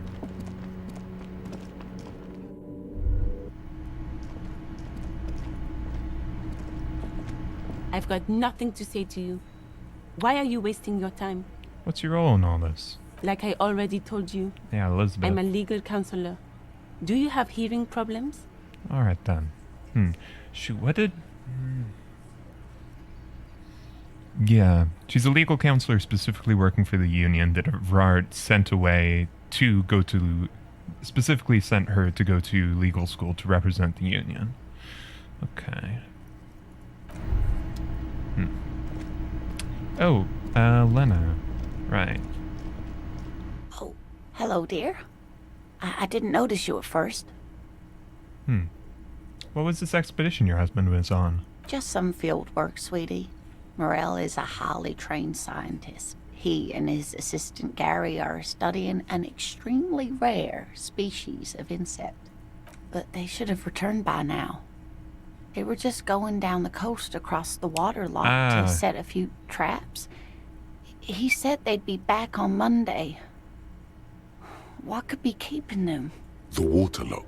That was broken. Could this be it? Who's this scary person? Do you trust him? Oh, sweetie, it's nothing like that. She smiles. Gary's as loyal as they come. I'd trust him with my husband's life any day. Yeah, well, the waterlock to the other side of the coast is broken right now. They're probably just stuck right now. Oh my. What happened to the waterlock? Don't really know. Well, whatever the cause, I'm thankful. To both of you. You've spared me another sleepless I knight you night. as... Thursday, I knight you as a boadeira. Harry might not be one, but you are. Yeah, the Portuguese word for cowboy. Yeah. Yeah, I was pretty sure that's what it was. Also, sorry, I got to your messages a little late. Lots of text to be looking at up here. But yeah. Yeah, I can be a boadeira. I hope I'm pronouncing it right. I really need to get my Portuguese better, You're welcome, ma'am. I hate to ask, but if your investigation takes you to the other side of the coast, please do keep an eye out for my husband. This will surely lead to a cryptozoological mystery with that extremely rare insect. Hell yeah. Alright, Inland. And if you see him, let him know Lena is waiting for him here at the Whirling. He gets so tangled up in his work that he may not know the water lock's been repaired. And it's cold out there. Yep. It is cold, isn't it? Well, I'll let him know you're here once I get over. Oh, you're such a dear. Thank you, sweetie. Oh, less worried about her husband. That's good. What's this rare insect your husband's looking for? Oh, sweetie, it's fascinating. But I shouldn't bore you with entomological minutiae. The lieutenant gives you a sideways glance. No, I do want to hear about the insect. Well, it's a phasmid, technically, but... Oh, yeah. Here comes the interesting. Where other phasmids imitate sticks or leaves, this one's a living reed. It disguises itself among the reeds here on the Insular Indian coast.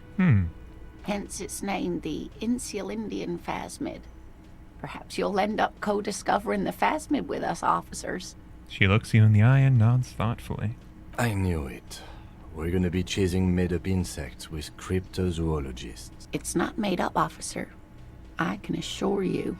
It's simply elusive, so much so that most establishment zoologists doubt it exists at all. What makes you think it's around here? Well, some teenagers making out in the reeds saw one. They didn't know what it was, of course, but there was a brief article in a local newspaper about their encounter with a ghost insect that looks like the reeds. Gary sent us the clipping. So paper clipping saw the evidence you got? Of course, most phasmid sightings turn out to be false alarms, but their description matched the Insular Indian phasmid perfectly, and they didn't even know what they were looking at. Enthusiasm has wiped the worry from her face. Her eyes sparkle behind her glasses. You seem really excited about this cryptid. I suppose I have something of a personal connection to the Insular Indian phasmid. All scientists have their little hobby horses. Has it got cool powers? Yes, it can blend in almost perfectly among the reeds. It's how it stayed hidden all these years, centuries even. That's not special at all. Of course it blends in. Most insects do. You don't even have to be a stick insect for that. Is it dangerous? Not at all. Why else would it hide itself so carefully? Is it valuable? I suppose to you. Oh, I doubt it. No one gets into cryptozoology for the money, sweetie. What's special about the sick bug for you?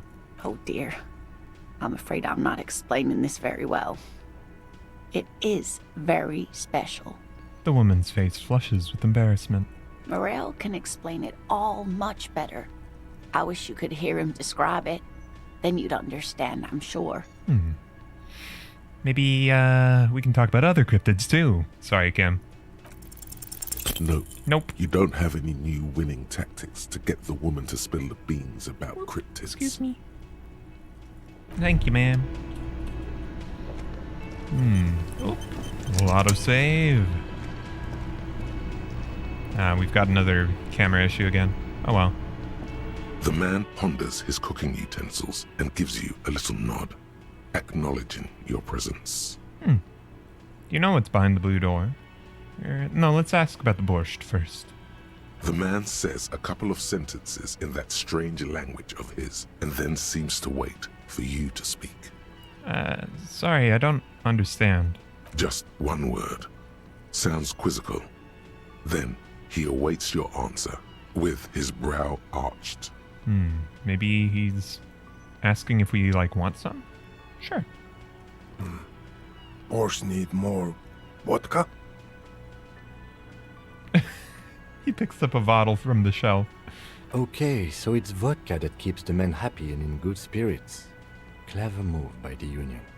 Vodka borscht! I love it, Bratan! Turn it the fuck up and then ask for some yourself. All right. I'll go with that, Necktie. Turning it up seems like a dangerous idea, honestly. The place is a powder keg. I'll leave the cooking to you. The cook gives you a long, inspecting look, then shrugs too, and seems to wait for you to speak. You friends with Mañana? The mention of Mañana gets his attention. He smiles and delivers a whole slew of unfamiliar words and lively gestures. Then he falls silent again. They're friends? Nice. What's behind the door? He looks up at you, then looks away quickly, shrugging and muttering something to himself. Shrugging is an international sign for, no, I don't know what's behind that door. Alright. See you around. Stay masculine, I guess. Why is that? You see a heavy steel door with a prominent dimple lock. It's painted blue. The cobalt blue surface feels rough to touch. The stainless steel door is flush with its frame on every side. Old cobalt paint, rough on the fingers. 40, 50 years since this was painted, maybe. So probably right after the revolution, huh? The door does not budge. Alright. Oh, scrolling fixes the camera. Oh, that's good. Alright, what next? Find Morel. Okay. Jam mystery. Authority to Titus Hardie. I thought we kind of figured that out, right? It's vodka. Yeah. Oh, okay.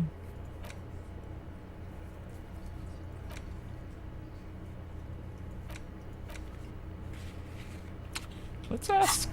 I want to ask Kuno if Art isn't paying me enough for this. Huh. We hear interesting things walking about, huh? I wonder if Kuno knows who lives down there.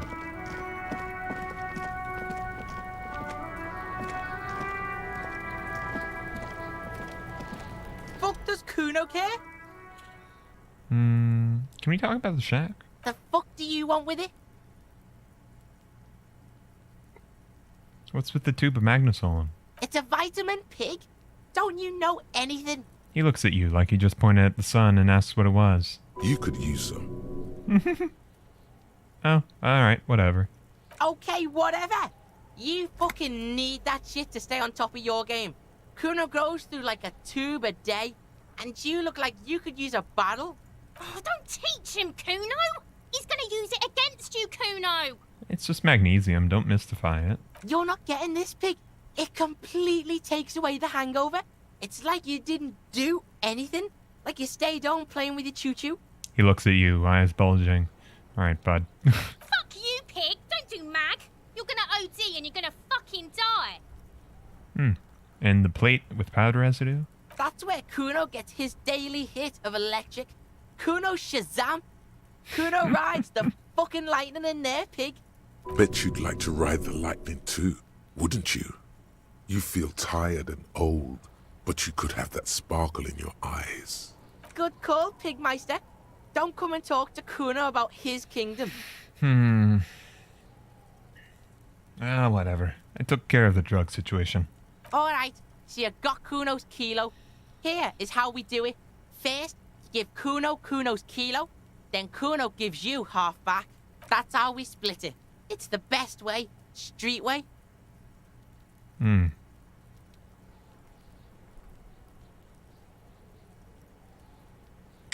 Alright, kid. Wow, that's heavy. He waves the minuscule bottle around and slips it in his coat pocket. There you go. More than half in there. Kuno's fucking honorable like that.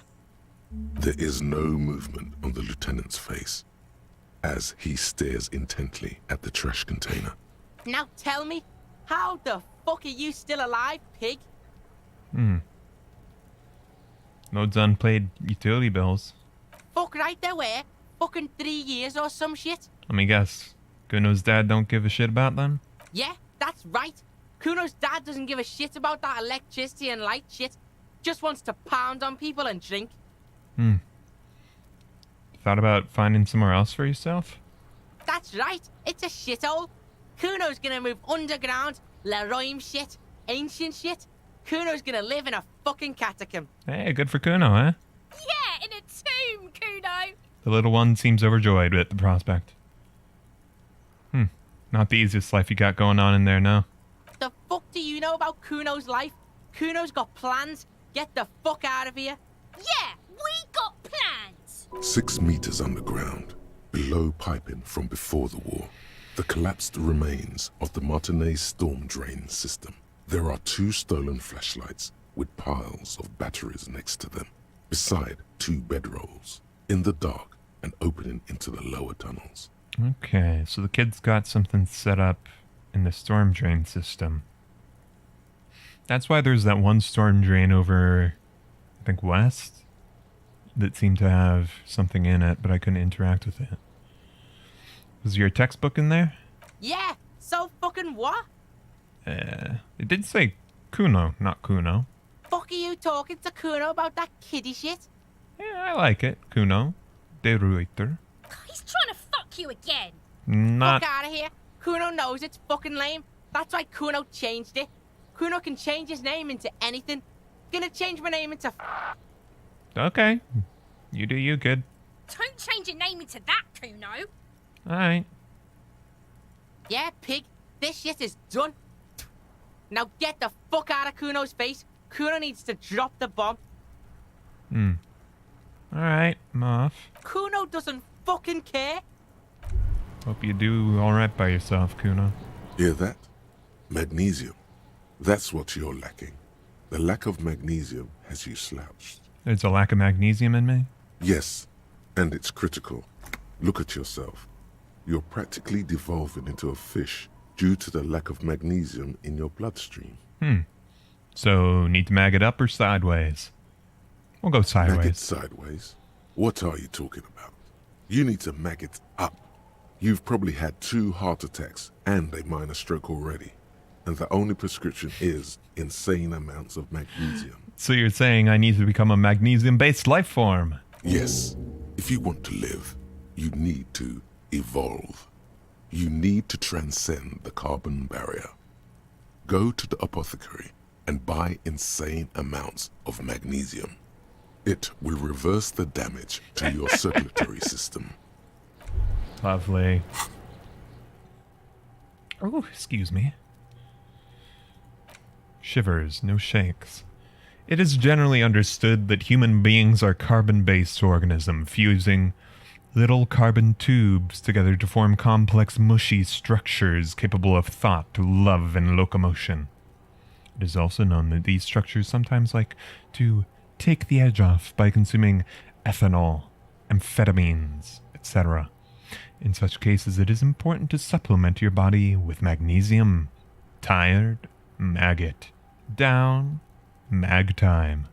Liver damage? Maximum mag. Some people say magnesium doesn't really do anything, and you just need to quit. What do we tell them? Lovely. Alright, bud. Oh, we do have a point available.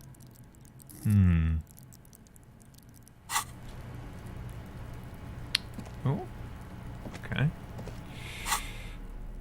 Tools, huh? Yeah. Speed bottle. Alright.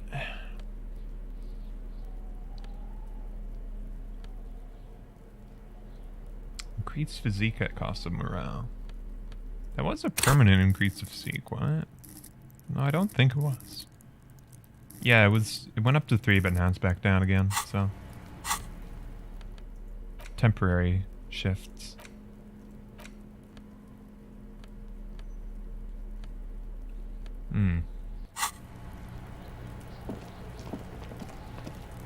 The ladder's for kids. Wouldn't hold the weight of a grown man. Well, I was kind of hoping I could ask the kids about that. Maybe other folks in the apartment complex know about it, but so it really explain. Old call box with a matrix of push buttons lists all the companies in the East Delta Commerce Center. 24-hour window. You ring the doorbell, but nothing happens. Main hall building A. An off-key melody starts playing after you ring the doorbell. Then a woman picks up the receiver. Kuno, please stop calling here. Grown-ups don't have time for your stupid games. Hi, Plaisance, it's me. Can you open the door? I'm trying to get in. No, I'm sorry, officer. I thought you were... There's a spot of static that overrides her words. But the doorbell is broken, and the bookstore shouldn't even be on the list anymore. So I can't help you. Please don't call here again. Thanks. A single beep indicates that the line has gone dead. Fortress Accident SCA? Silence. No one's home at Fortress Accident. East Delta Pinball. Silence. No one answers your call. Emma's Fashion Atelier. You wait for a minute or two, but all you get from the call box is silence. No one answers the call. Revachol Ice City. Silence. No one answers the doorbell. Oh, come on, doorbell. Work with me here. How about Slipstream SCA? You hear static from the intercom speaker. It sounds as if someone has picked up the receiver, but isn't saying anything. You can almost hear them breathe. Hello, anyone there? Yes, hello. This is Tricentennial Electric. This is a woman's voice, crackling and fragile through the static. Have you come to place an order? Spooky. Something paranatural might be happening.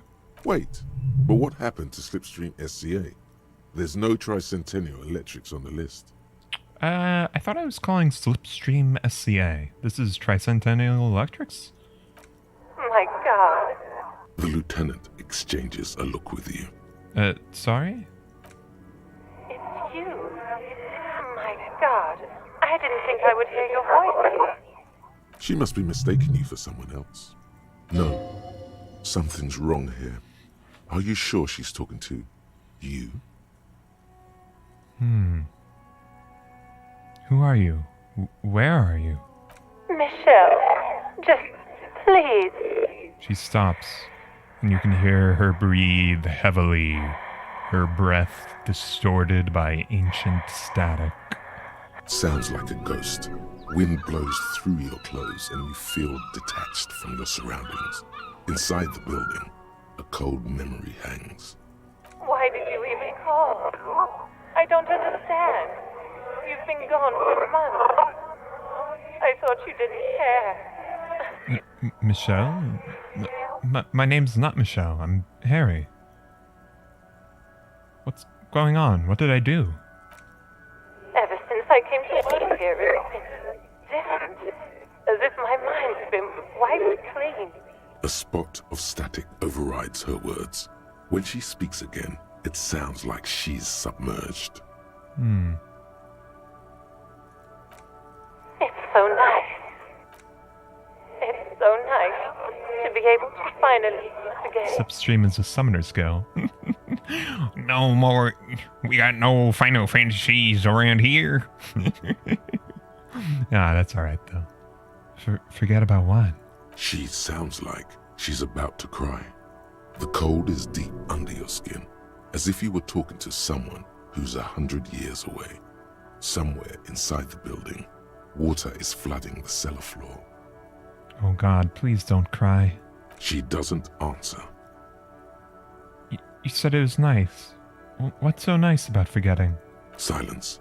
The only thing you can hear now is static and waves washing ashore on the bay.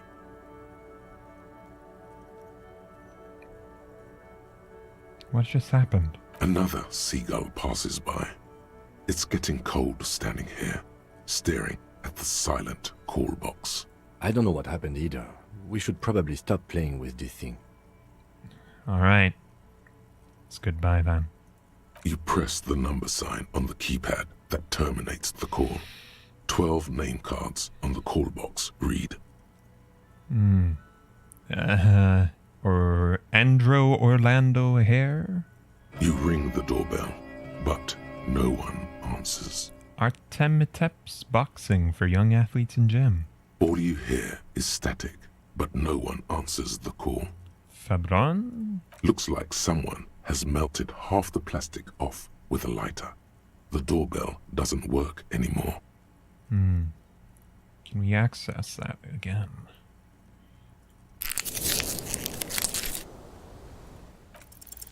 No. Hold on. The last thing you need in your life is more hysteric emotions. Forget it. Find something else to do. We're not allowed to be hysterical. Well, what's the point then? What is this door still, anyways? I guess that's the one place we need to call to get it open, huh?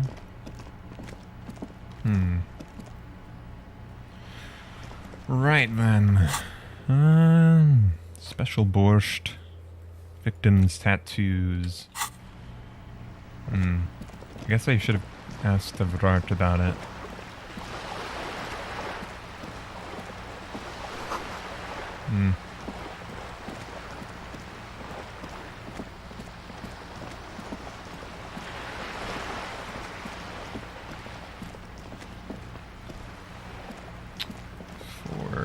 Almost 5 p.m.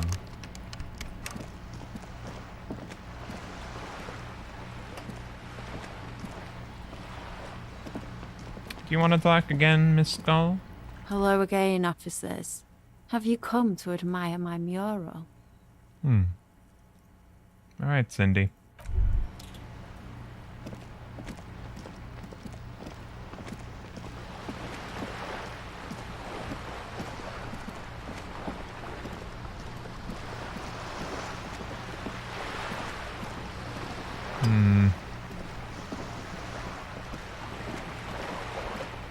You're back.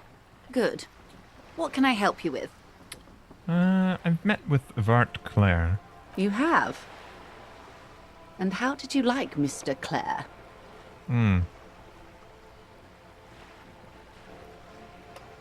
He is not the champion I have chosen. I wish to swear fealty to you in the cause of capital.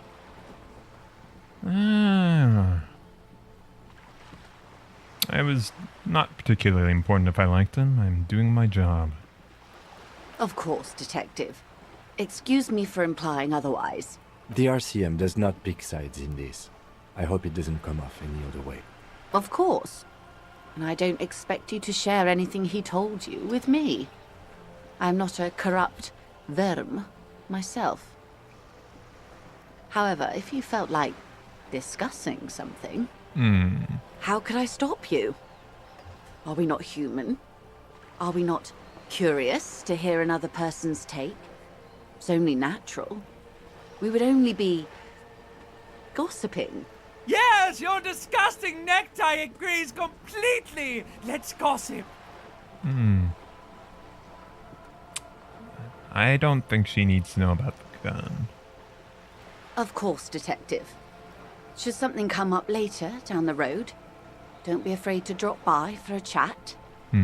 Until then, is there anything I can help you with?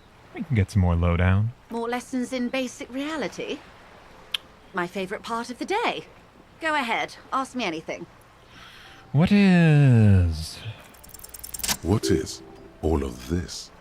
The scent, the sound, the air. What world is this? What world? The only one, I suppose. The world of matter. And its pale antipode. The camera of her mind glides over the surface of the water. What do you see? Great bodies of water. Forest-covered surfaces. Clusters of light where the cities lie. You've seen the montage. We all have. This world is enough. She concludes. There is a term of endearment they coined for it in the DeLorean century, when humanity was high on this world, discovering more and more of it, these archipelagos included.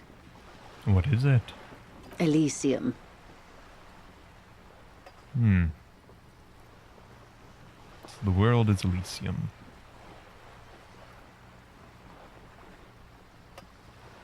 The world needs a term of endearment, or does not?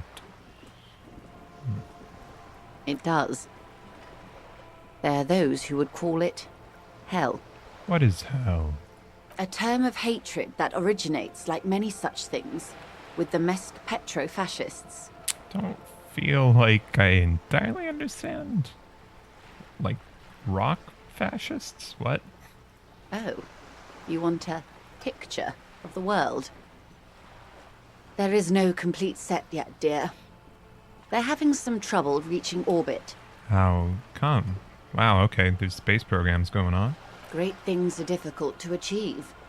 For now, we're viewing the world from the inside, sideways. What shape is this world, then? We used to think it was a sphere, but that is beginning to look less and less likely by the day. You wouldn't know it from the tabloids, but the ORG nations have been launching weather balloons into the lower ionosphere since the 30s. ORG, Occident Revischolgrad. There's a steadily increasing trickle of images. Between the big three scientific contributors, they're piecing together a dark grey corona. A corona? Yes. Pale covers 72% of the surface. There are grey flares and prominences, even arcs above entire isolas. The images are blurry, but if there was a sphere in there, it certainly looks like it fractured a long time ago. Huh. A cold fear seeps into you. The hell are you telling me? You seem to be spooked. Please don't be.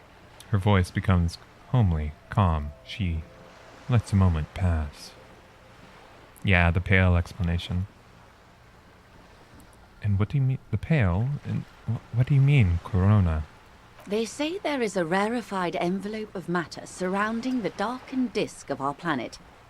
That is, if we are still living on a planet. Or, to speak more plainly, imagine vast swathes of land disrupted by nothingness. I am sorry, dear. It must sound quite terrifying through the acute encephalopathy. Even scientific positivism isn't entirely convinced about what we're dealing with here.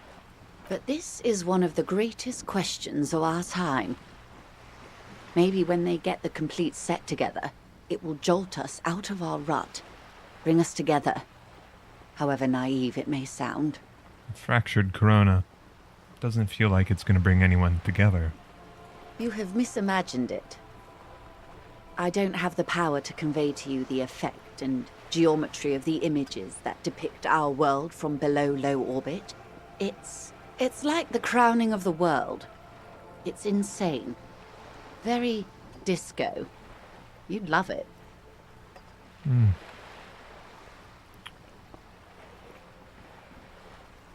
Strange disco.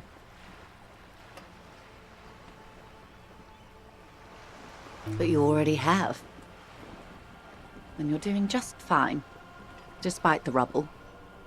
The cold seeps into you. The air is heavy with 80% humidity.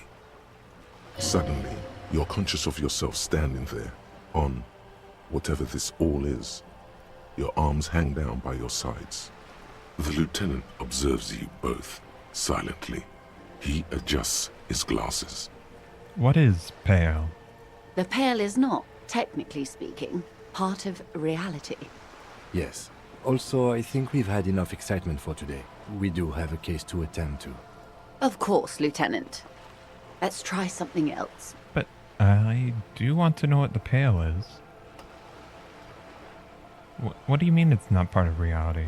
Ma'am, remember you are dealing with a very sensitive and impressionable police officer who is still recovering from a recent medical episode.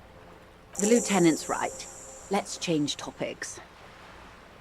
What do you want to know? Anything. You could sneak back later when the lieutenant is not here, unless you can convince him to step aside.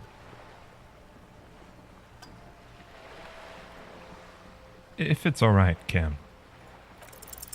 Good idea. Just ask him. He won't make a scene. Could I talk to her alone for a second, Kim? Fine. He steps away with his notes. See? What can he do? You're a grown man. Now, what is the pale? Are you sure you're sure? Your colleague seemed adamant. Yes, what is the pale? Okay. The Pale is the most dominant geological feature of the world, Detective. The separative tissue between the islas. It is the inter-islary mass. And the islas are islands? Isla is a Messinian word for a continent of matter, enveloped on all sides by the Pale. Also, isolation, or landmass. We used to believe there was only one. In the last 4 centuries, we have discovered 7. Windy, Seol, Samara, Ilmara, Grad, Katla, and this, Insulinde. An Insulinde is... An oceanic isla. It comprises mostly of water. Muindi is the largest, Katla the coldest, Insulinde the bluest. What can I say? Each is perishing and dear. What is the Pale like? Achromatic, odorless, featureless. The Pale is the enemy of matter and life. It is not like any other, or anything in the world. It is the transition state of being into nothingness. If we're surrounded by the Pale, how do you get from Isla to Isla? Oh, it is so difficult for us. Her lungs deflate. Her words sound like a sigh. A squall of birds. Hardware operating in the harbor. Firm. Self-evident. It is possible to force dimensions on the Pale. In modern times, we can even compress its latitude, bouncing radio waves from one end to the other, shortening the path. But it is still hard for humans to navigate the Pale without getting lost, or having our minds damaged. The Pale can damage the mind? Extensively. How? Some say the damage stems from extreme sensory deprivation. Others argue that Pale somehow consists of past information that's degrading, that it's rarefied past, not rarefied matter. They call it the blend over of the self. The Pale does not only suspend the laws of physics, but also the laws of psychology, maybe history even. The human mind becomes over-radiated by past. How does this over-radiation feel like? It feels terrible. Absolutely terrible. International standards strictly limit civilian travelers to 6 days of Pale exposure per year. It's more for her. Way more. You're not a civilian passenger. No, nameless detective of the Citizens Militia. I am a member of the Entropanetic Business Class. I'm cleared and trained for 22 days of Pale transit annually. Someone else you've met may have been exposed as well. The strange grey-haired woman in her lorry. Oh. That connects, because Kim was also trying to keep me from her. Do lorry drivers pass the Pale? Yes. Carried in the hulls of airships. It's a horrific job. Automation will abolish it soon. You should ask the Pale driver about this. See what she says. That poor woman must have stories to tell, like you wouldn't imagine. Have you been over-radiated? Up to my gills, officer. Is it here? No, detective. We're safe. It begins there, 6,000 kilometers to the north, and even more to the south, east, and west. You are in the middle of the Isla. As your gaze instinctively turns north, a small black pit opens up in your stomach. 6,000 kilometers from the end of the world. Yes. That is enough. Many cities are built much closer. And there? An uproar of matter, darling. Rising into the Pale. Rolling. Evaporating even. A great vision. The area of transition between the world and the Pale is called Porch Collapse. Imagine a grey coronal mist, cold vapor, marked by spores of an opportunistic microorganism. A mold that's adapted to grow at the edge of the unrest. It's the most disco thing you will ever see. What is entropinetic? Entroponetics is the scientific study of the Pale, or a recent iteration of it by way of Grad. The study of the Pale reaches back 6,000 years. The Pericarnassians called it the Western Plain. Did they cross it, the Western Plain? There are signs of pre-modern crossings. Successful navigation of the Pale relies not just on technical know-how, but intensive psychological preparation.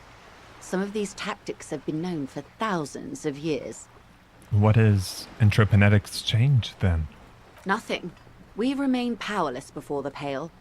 The only real advance in Pale transit is the speed with which an aerostatic craft can pierce it. Less exposure leads to less effects later. Aerostatic craft? Hybrid airships, Detective. Conventional rotors or jet engines no longer add velocity after the point of reference for motion is suspended, once you've crossed from near Pale to far Pale. In essence, we throw them in and they come out the other end. If we throw them precisely. If we do not? Then they don't.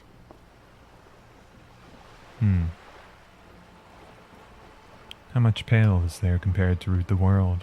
The Pale outweighs reality 2 to 1. There is more Pale than there is matter, and the ratio is slipping. Slipping how? To our detriment, or? What do you think, Detective? It's growing. There's more and more Pale. Precisely. One of the few measurable effects of the Pale is that it is expanding at an unknown rate.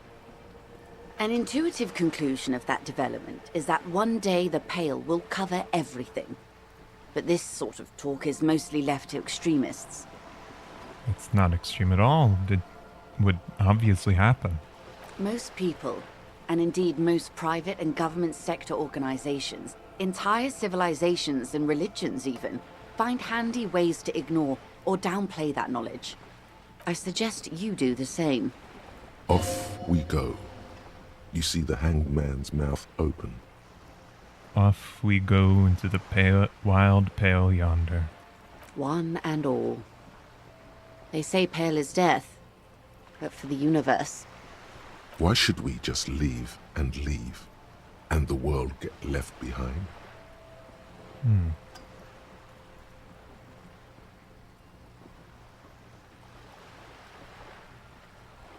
Does it have any physical qualities at all?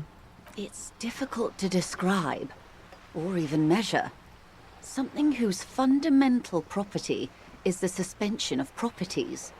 Physical, epistemological, linguistic. The further into Pale you travel, the steeper the degree of suspension, right down to the mathematical. Numbers stop working. No one has yet passed the number barrier. It may be impossible. Let's return to reality, please. Yes, sweet reality. But before we do, tell me, Detective, is this the first time you're hearing this? Do you really not remember anything?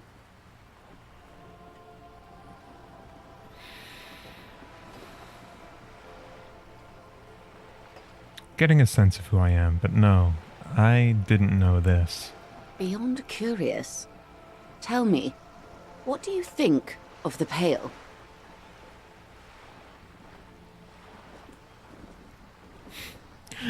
It can only be stopped with total ruthless communism. Powerful anti-communist force, perhaps too powerful. It doesn't sound very liberal to me. Don't know how you've all survived with it. It's a huge accomplishment.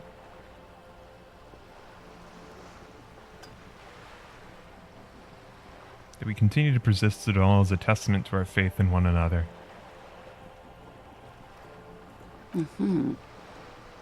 Her eyes tense. Crow's feet radiate from them. She observes you, your bloodshot eyes and swollen face. You really didn't know? This does not spell good for the investigation, Detective.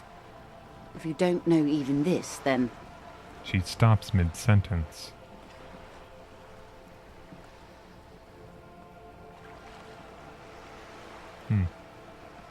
I'll handle it. I hope so. I truly do. If I may suggest, hold on to your colleague, Kitsuragi. I ran a check on him and he is very competent. In the meanwhile... Some of that assurance is meant for herself, as much as it's meant for you. She must have a lot on the line here. You have me. I will assist you in any way I can, even if we have to do it one basic term at a time. She gives you a slight bow. Good. You have not passed out from it. Perhaps I worried for nothing. Are we still on the reality lowdown, or should we do actual police work now? Right. Let's get to work. Good luck, detectives. She nods you goodbye. Little autosave. Convenient. Alright.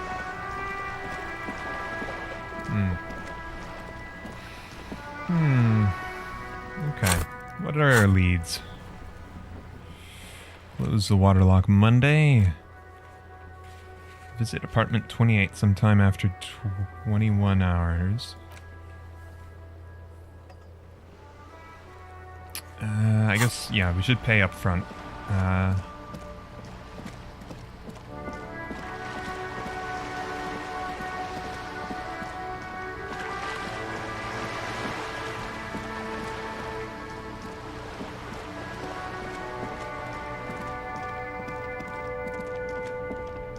Wow, that's disconcerting, is it not? Slow end of the world, huh?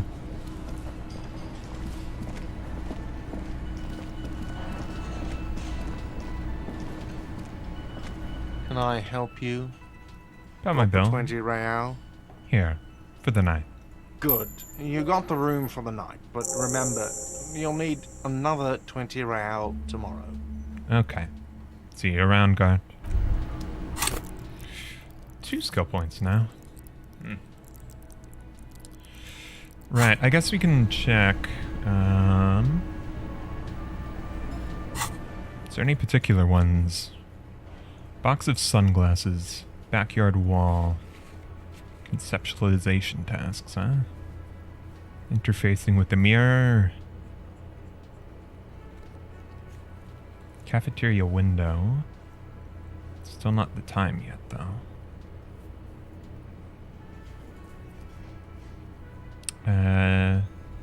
Don't need that. Oh, I guess... Wait. I'm not sure. Rhetoric impossible. Volition challenging. I guess we've got a couple conceptualization tasks. Backyard wall, the box of sunglasses.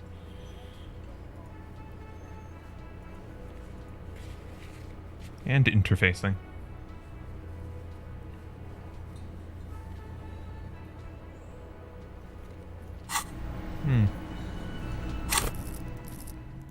Is there any things we want to get? I mean, I'm not entirely sure.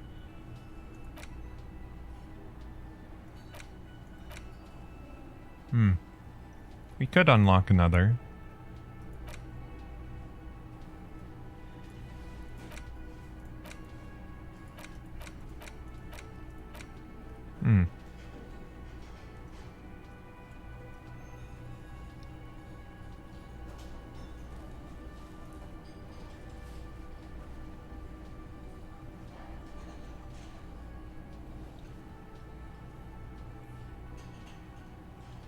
Yeah, I guess I haven't really asked Kim about the bomber jacket and stuff.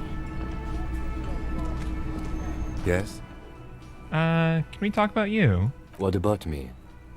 You're wearing a Revolutionary Air Brigade jacket, aren't you? What? This? It's just seasonal clothing. And airman pants, good for storing tools. Where is this going? Well, I've got this place in my head where I develop new ideas and connections. Interesting. I think it's called the brain. maybe a bit more than that. Anyway. Do you have like a thing with Revolutionary Air Brigades? I do not have a thing with Revolutionary Air Brigades in particular. Just Air Brigades then? Okay, I wanted to become an aerostatic pilot. Then I turned 10 and realized we no longer have an air force. Nothing revolutionary to do with it? Absolutely nothing. Okay, well, thank you. Good. That's all for now. Good. Let's change the subject. Okay.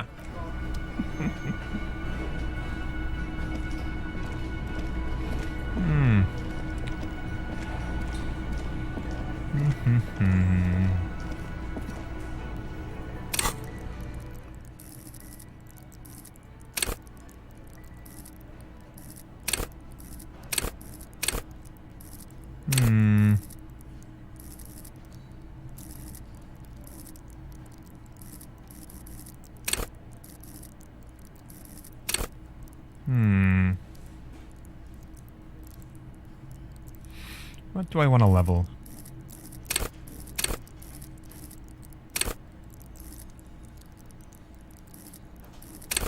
Maybe inland or Shivers more?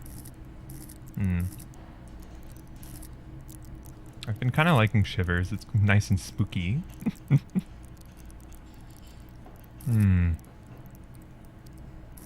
Oh, drama. Yeah. That was one I was thinking about, wasn't it? Because we've got our... it would be useful to have a bit of ability and, you know, some tact. Especially with expert dramatists such as our friends Evrart and Joyce. Huh, it doesn't seem to show up on the screen, does it?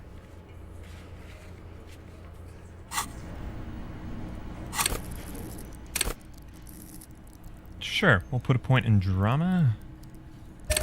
Perhaps 2.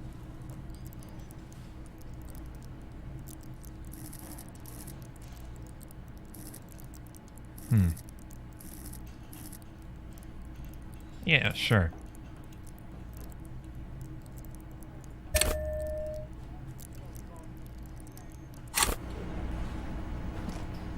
A flair for the dramatic. Shivers is great. Yeah, it is. I'm liking it. But yeah, I think maybe a bit of drama would do me good.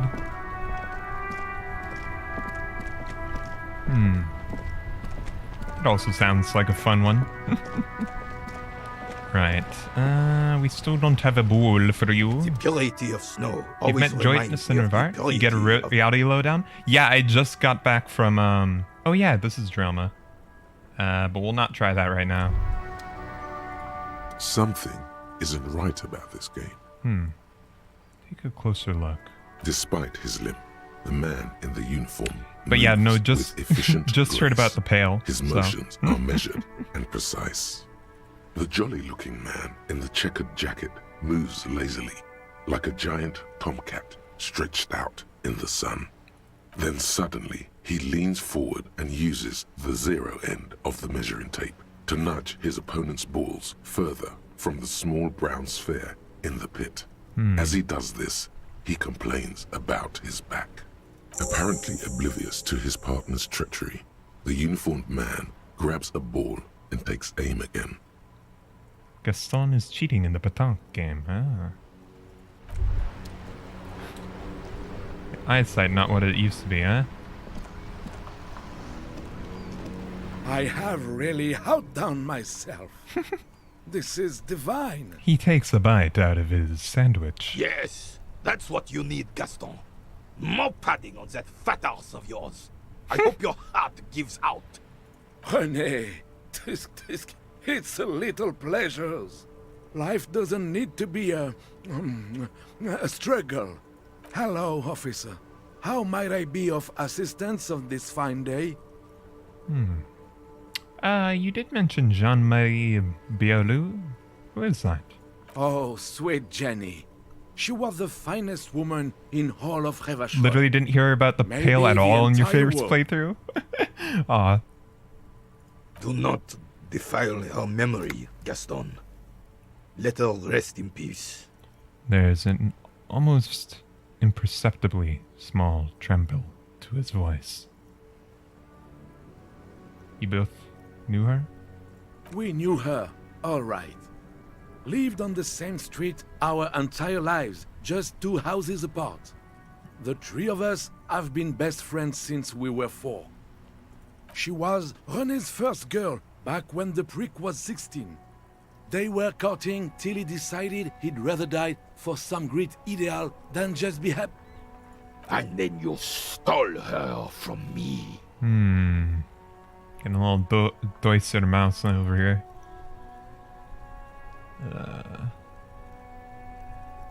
He jerks forward but grabs his chest and stops. Well, technically, you stole her from me, because we'd been pretty close ever since you two had that falling out over the ink you spilled over her pretty yellow dress. Well, I guess they aren't brothers. And, well, they aren't at each other's throats, so not quite Dova-Syndrome. We were just boys then. This was different. You. The tall veteran looks at you and nods. No point starting this all over again. For the 1000th and the first time. Especially when we have company. Officer. Well, I suppose I'm a bit interested. What happened to her? She died of pneumonia 2 winters ago. It was a quiet passage. Peaceful. He smiles, faintly. René and I were both by her bedside when He pauses, searching for the right word. Died. No use sugarcoating it. Won't bring her back, will it now? He sharply filled the silence. Departed. Until the very end she couldn't decide between us. The most indecisive woman I've ever met. It's a shame. Of course, officer. Memories are all we have left.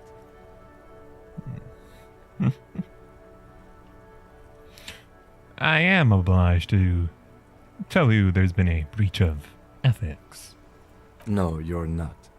Enforcing proper conduct in an amateur pétanque game is not something the RCM involves itself in. It doesn't matter. But cheating in sports is unacceptable. I got this. What do you mean, officer? Oh, nothing. Just a lowly lawman rambling to himself. Watch that back. Thanks. Is there something we can help you with, officer? He avoids your gaze. He got the message. Do you know much about the dead man? Let me think. I heard someone was hanged and left on a tree for a week. But that's all I know, really. Alright. A shame. Of course, officer. I mean, I hope I can. What's on your mind? Can I have some sandwich? I'm sorry, officer, but I really don't share food. Nothing personal, it's just a principle. The only one you have. The sandwich looks like a culinary wonder. Well made and abundant in components. The author sure knew their craft. In addition to the obvious slice of ham, a fat one, you notice a brim of a tomato peeking from below. And is that mayonnaise? Ooh, a very nice ham sandwich, huh? Alright, not too hungry anyways. Oh, that's good. That's very good. You must have other business then? Rhetoric legendary. Convince Gaston to relinquish his sandwich. Threw the bull into the sea. Ah well. Bye for now. I really should give you back your... Vigilance officer? What can this old carabinier do for you? I saw the statue of Philippe III near the roundabout. Ah, yes. King Philip III on his steed. A reminder of what Revachol once was. Oh, absolutely. At the mercy of a cocaine-snorting tyrant who emptied the treasury so he could sleep on a bed of gold. A superpower. feared and respected. A testament to what this country can be under the leadership of a true king. Someone who knows how to rule. How should a true king rule? Because it seems like most of your kings so far have been clowns, bud. Decisively, without fear of offending the sensibilities of the frail and weak-minded among his subjects. This is something the insurgents never understood. Seems like a leader should take care of his people before himself. A nation is only as strong as its leader. That's why it was such madness to try to... Don't get started on that again. What happened, happened. There is some weariness in his voice now. He's heard this rant many times before. The carabiner doesn't reply, but his entire being communicates unbreakable resolve. No one and nothing can change this man's mind. He is as rigid as they come, still in that antique uniform. It's a symbol for him. Well then. Right. Drama. Alright. Well, thank you for your time. At some point I'll find a bull for you, I suppose.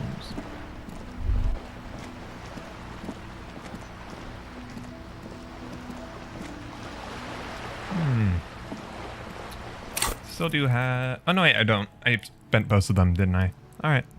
Right, I put both in drama. Okay. Don't get mayonnaise on the measuring tape. What now? What now? Right, I should ask Kuno about the armor. Never did get around to that, I suppose. After all, I'm in with Kuno now, right? We're buddies. I gave him drugs. Oh boy. Fuck does Kuno care? I did want to discuss the body with you. The fuck about it? What happened with his armor? Kuno doesn't give a shit about the armor. How come? That fucking had one thing majorly wrong with him. He's a fucking mutant. A mutant? Do you remember how he looked?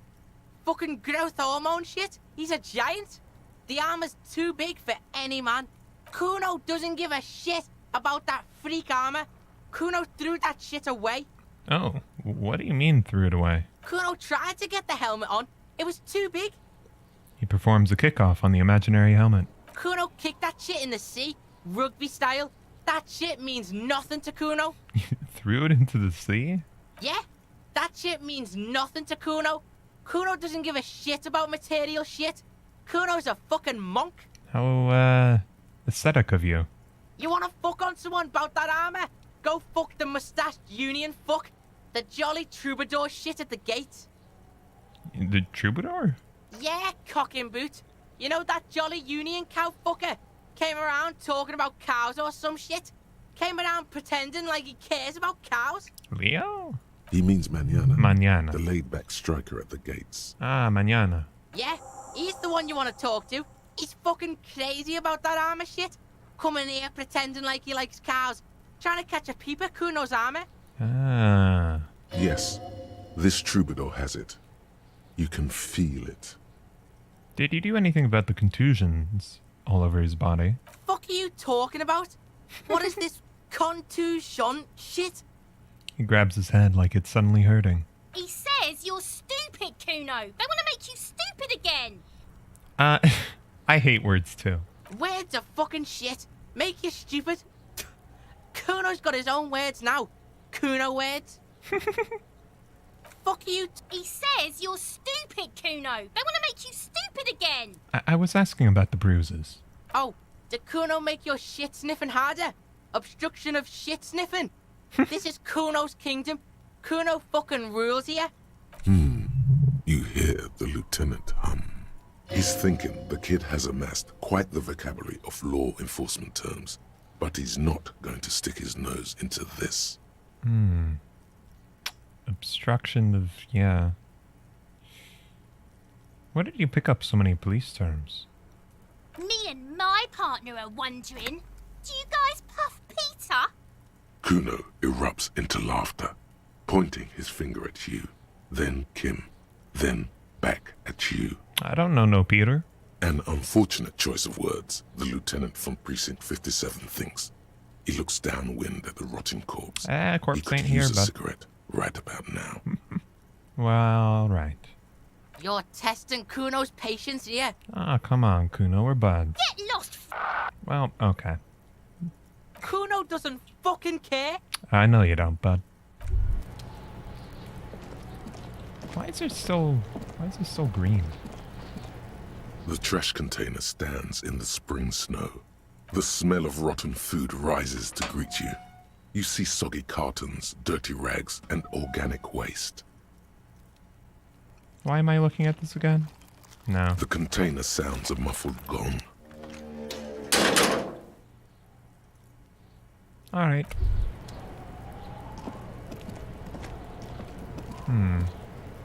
There's still something with the tracks. Ooh, come on, bud. What do you see? What do I think? Then, after Indeed. But we know the victim had a bullet in his head. Ah, A more yes. precise way to put it is, it was made to look like a lynching. Yeah, right. So now if we can look at this more, now that we know that Bullet was the killer. Body tracks?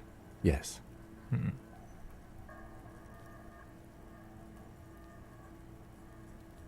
Yeah.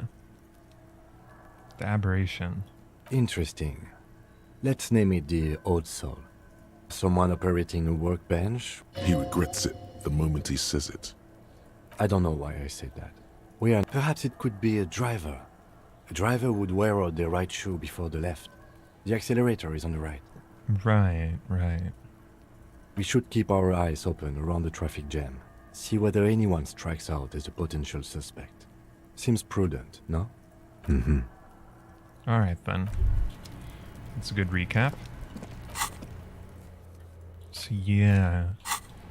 That's a good theory for who the missing one is. We can check out the place a bit more, huh? We got you. It's always a racist one. I guess it's you, the racist, and the old lady from the Pale. We can talk more to the Pale lady, I suppose.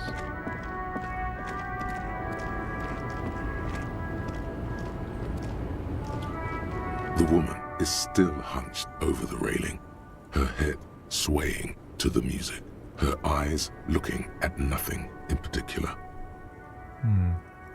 I guess her portrait is like sort of like the Pale surrounding her, huh? Blowing out some smoke. Huh? What is it? What do you want? I think I know what's going on with you. And what is that?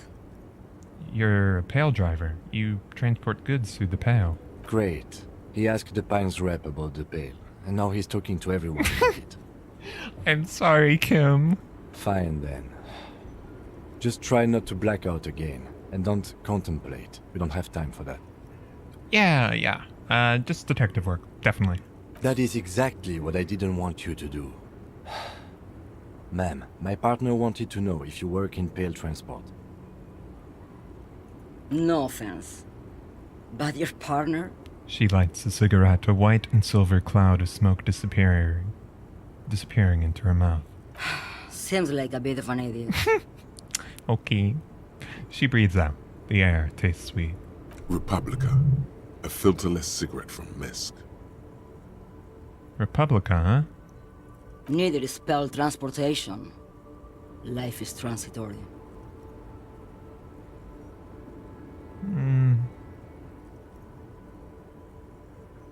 I blacked out after sheer heartbreak or heavy drinking. Sheer heartbreak. Sure. Like Gabriel Buenguerro in Segúreme, Paraíso. You're the opposite of me, then. I remember everything, even the things I never knew. The what? The things you never knew? The smell of liquor on Gabriel's lips after the shoot. In the motor park. The roses on the day of Franco Negro's coronation. On the grand stairs of Ryle. The smoke from the Fowling piece when Dolores Day was shot. The look on her face, like an orgasm. The wound in her chest.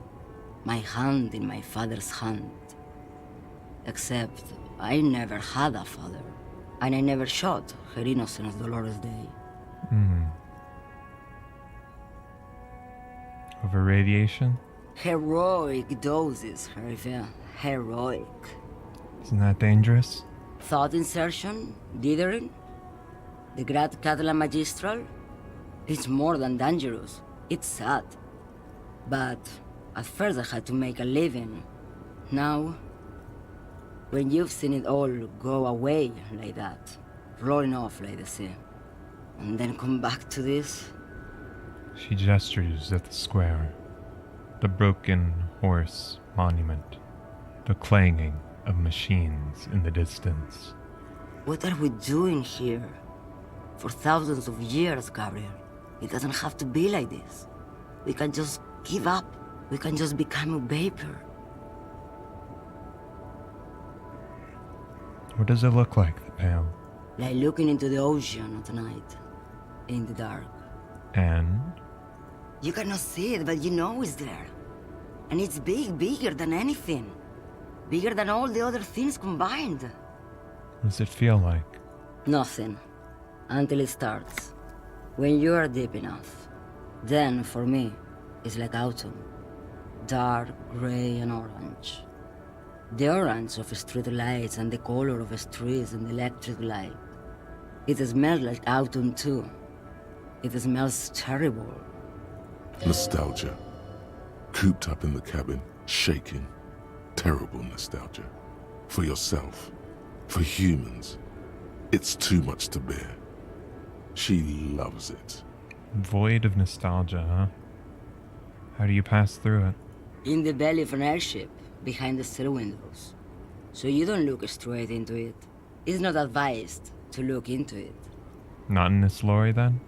No, the same one, a roller. They all are nowadays.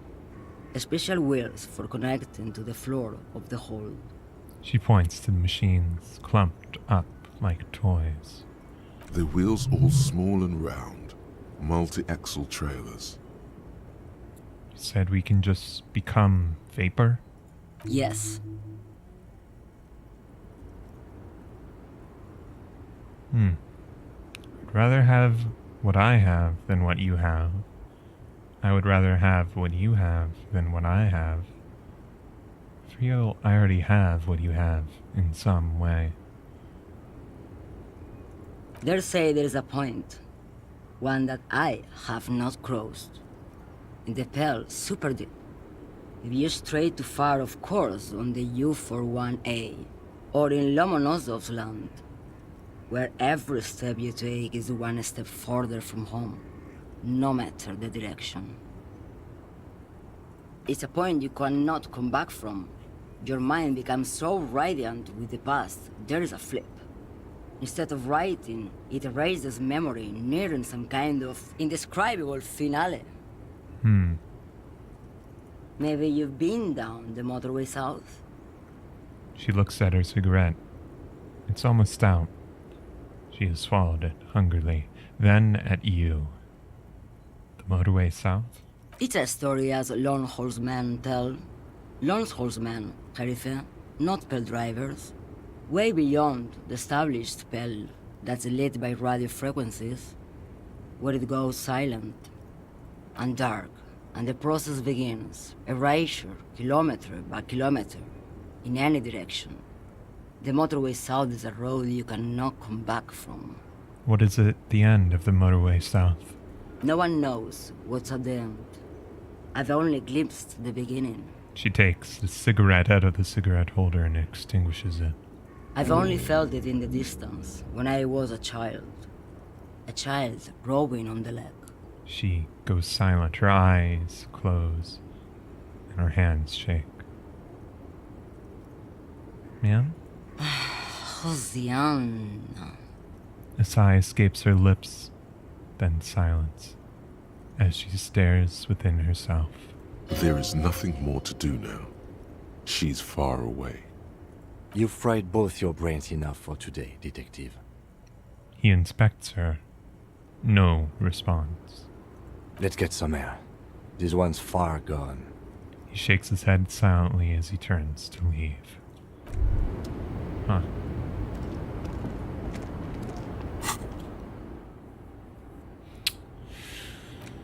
The edge of the map, the landmass begins to disintegrate into pure trigonometry. The ocean melts, becoming a tangle of sines and cosines. The mountain range turns into a sharp-angled azimuth. Its green range shadow dithers, like music turning into a waveform, then vanishes. This is the end. A half-remembered textbook from your childhood, the porch collapsing on the edge of the ISAo. A transition from reality to pale. A single vector shoots out like a rocket.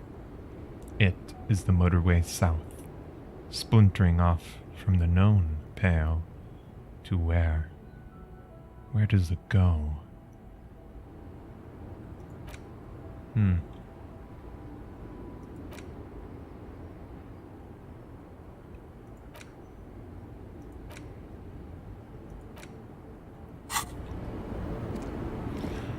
Well, it's a hell of a lot, huh? Not much left in the day, but I've been going a damn long time, haven't I? So really should end things off, I think. Zoom out quite a lot, can't we? The realization, all that.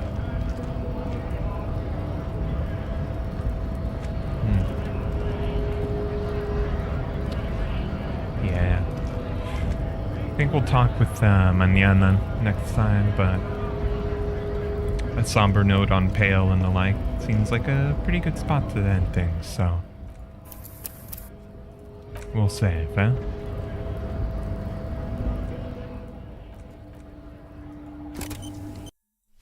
There we go. Well, yeah, that's all for tonight. It's gone quite long enough. So, yeah. Thanks for coming by and watching, and I hope you enjoyed. I am liking Disco Elysium. A lot of text, but it is voiced, and so that helps somewhat. But yeah. The world is definitely really interesting. It's just, I know about what happened with Zom or Za-Yum. I don't know how you'd say that out loud, but yeah, damn shame, ain't it? But yeah, well, I'll go off and get some rest myself. But until next time, I hope y'all are taking care of yourselves and not drifting too far out. But yeah. Alright. Bye-bye for now, okay? Bye-bye.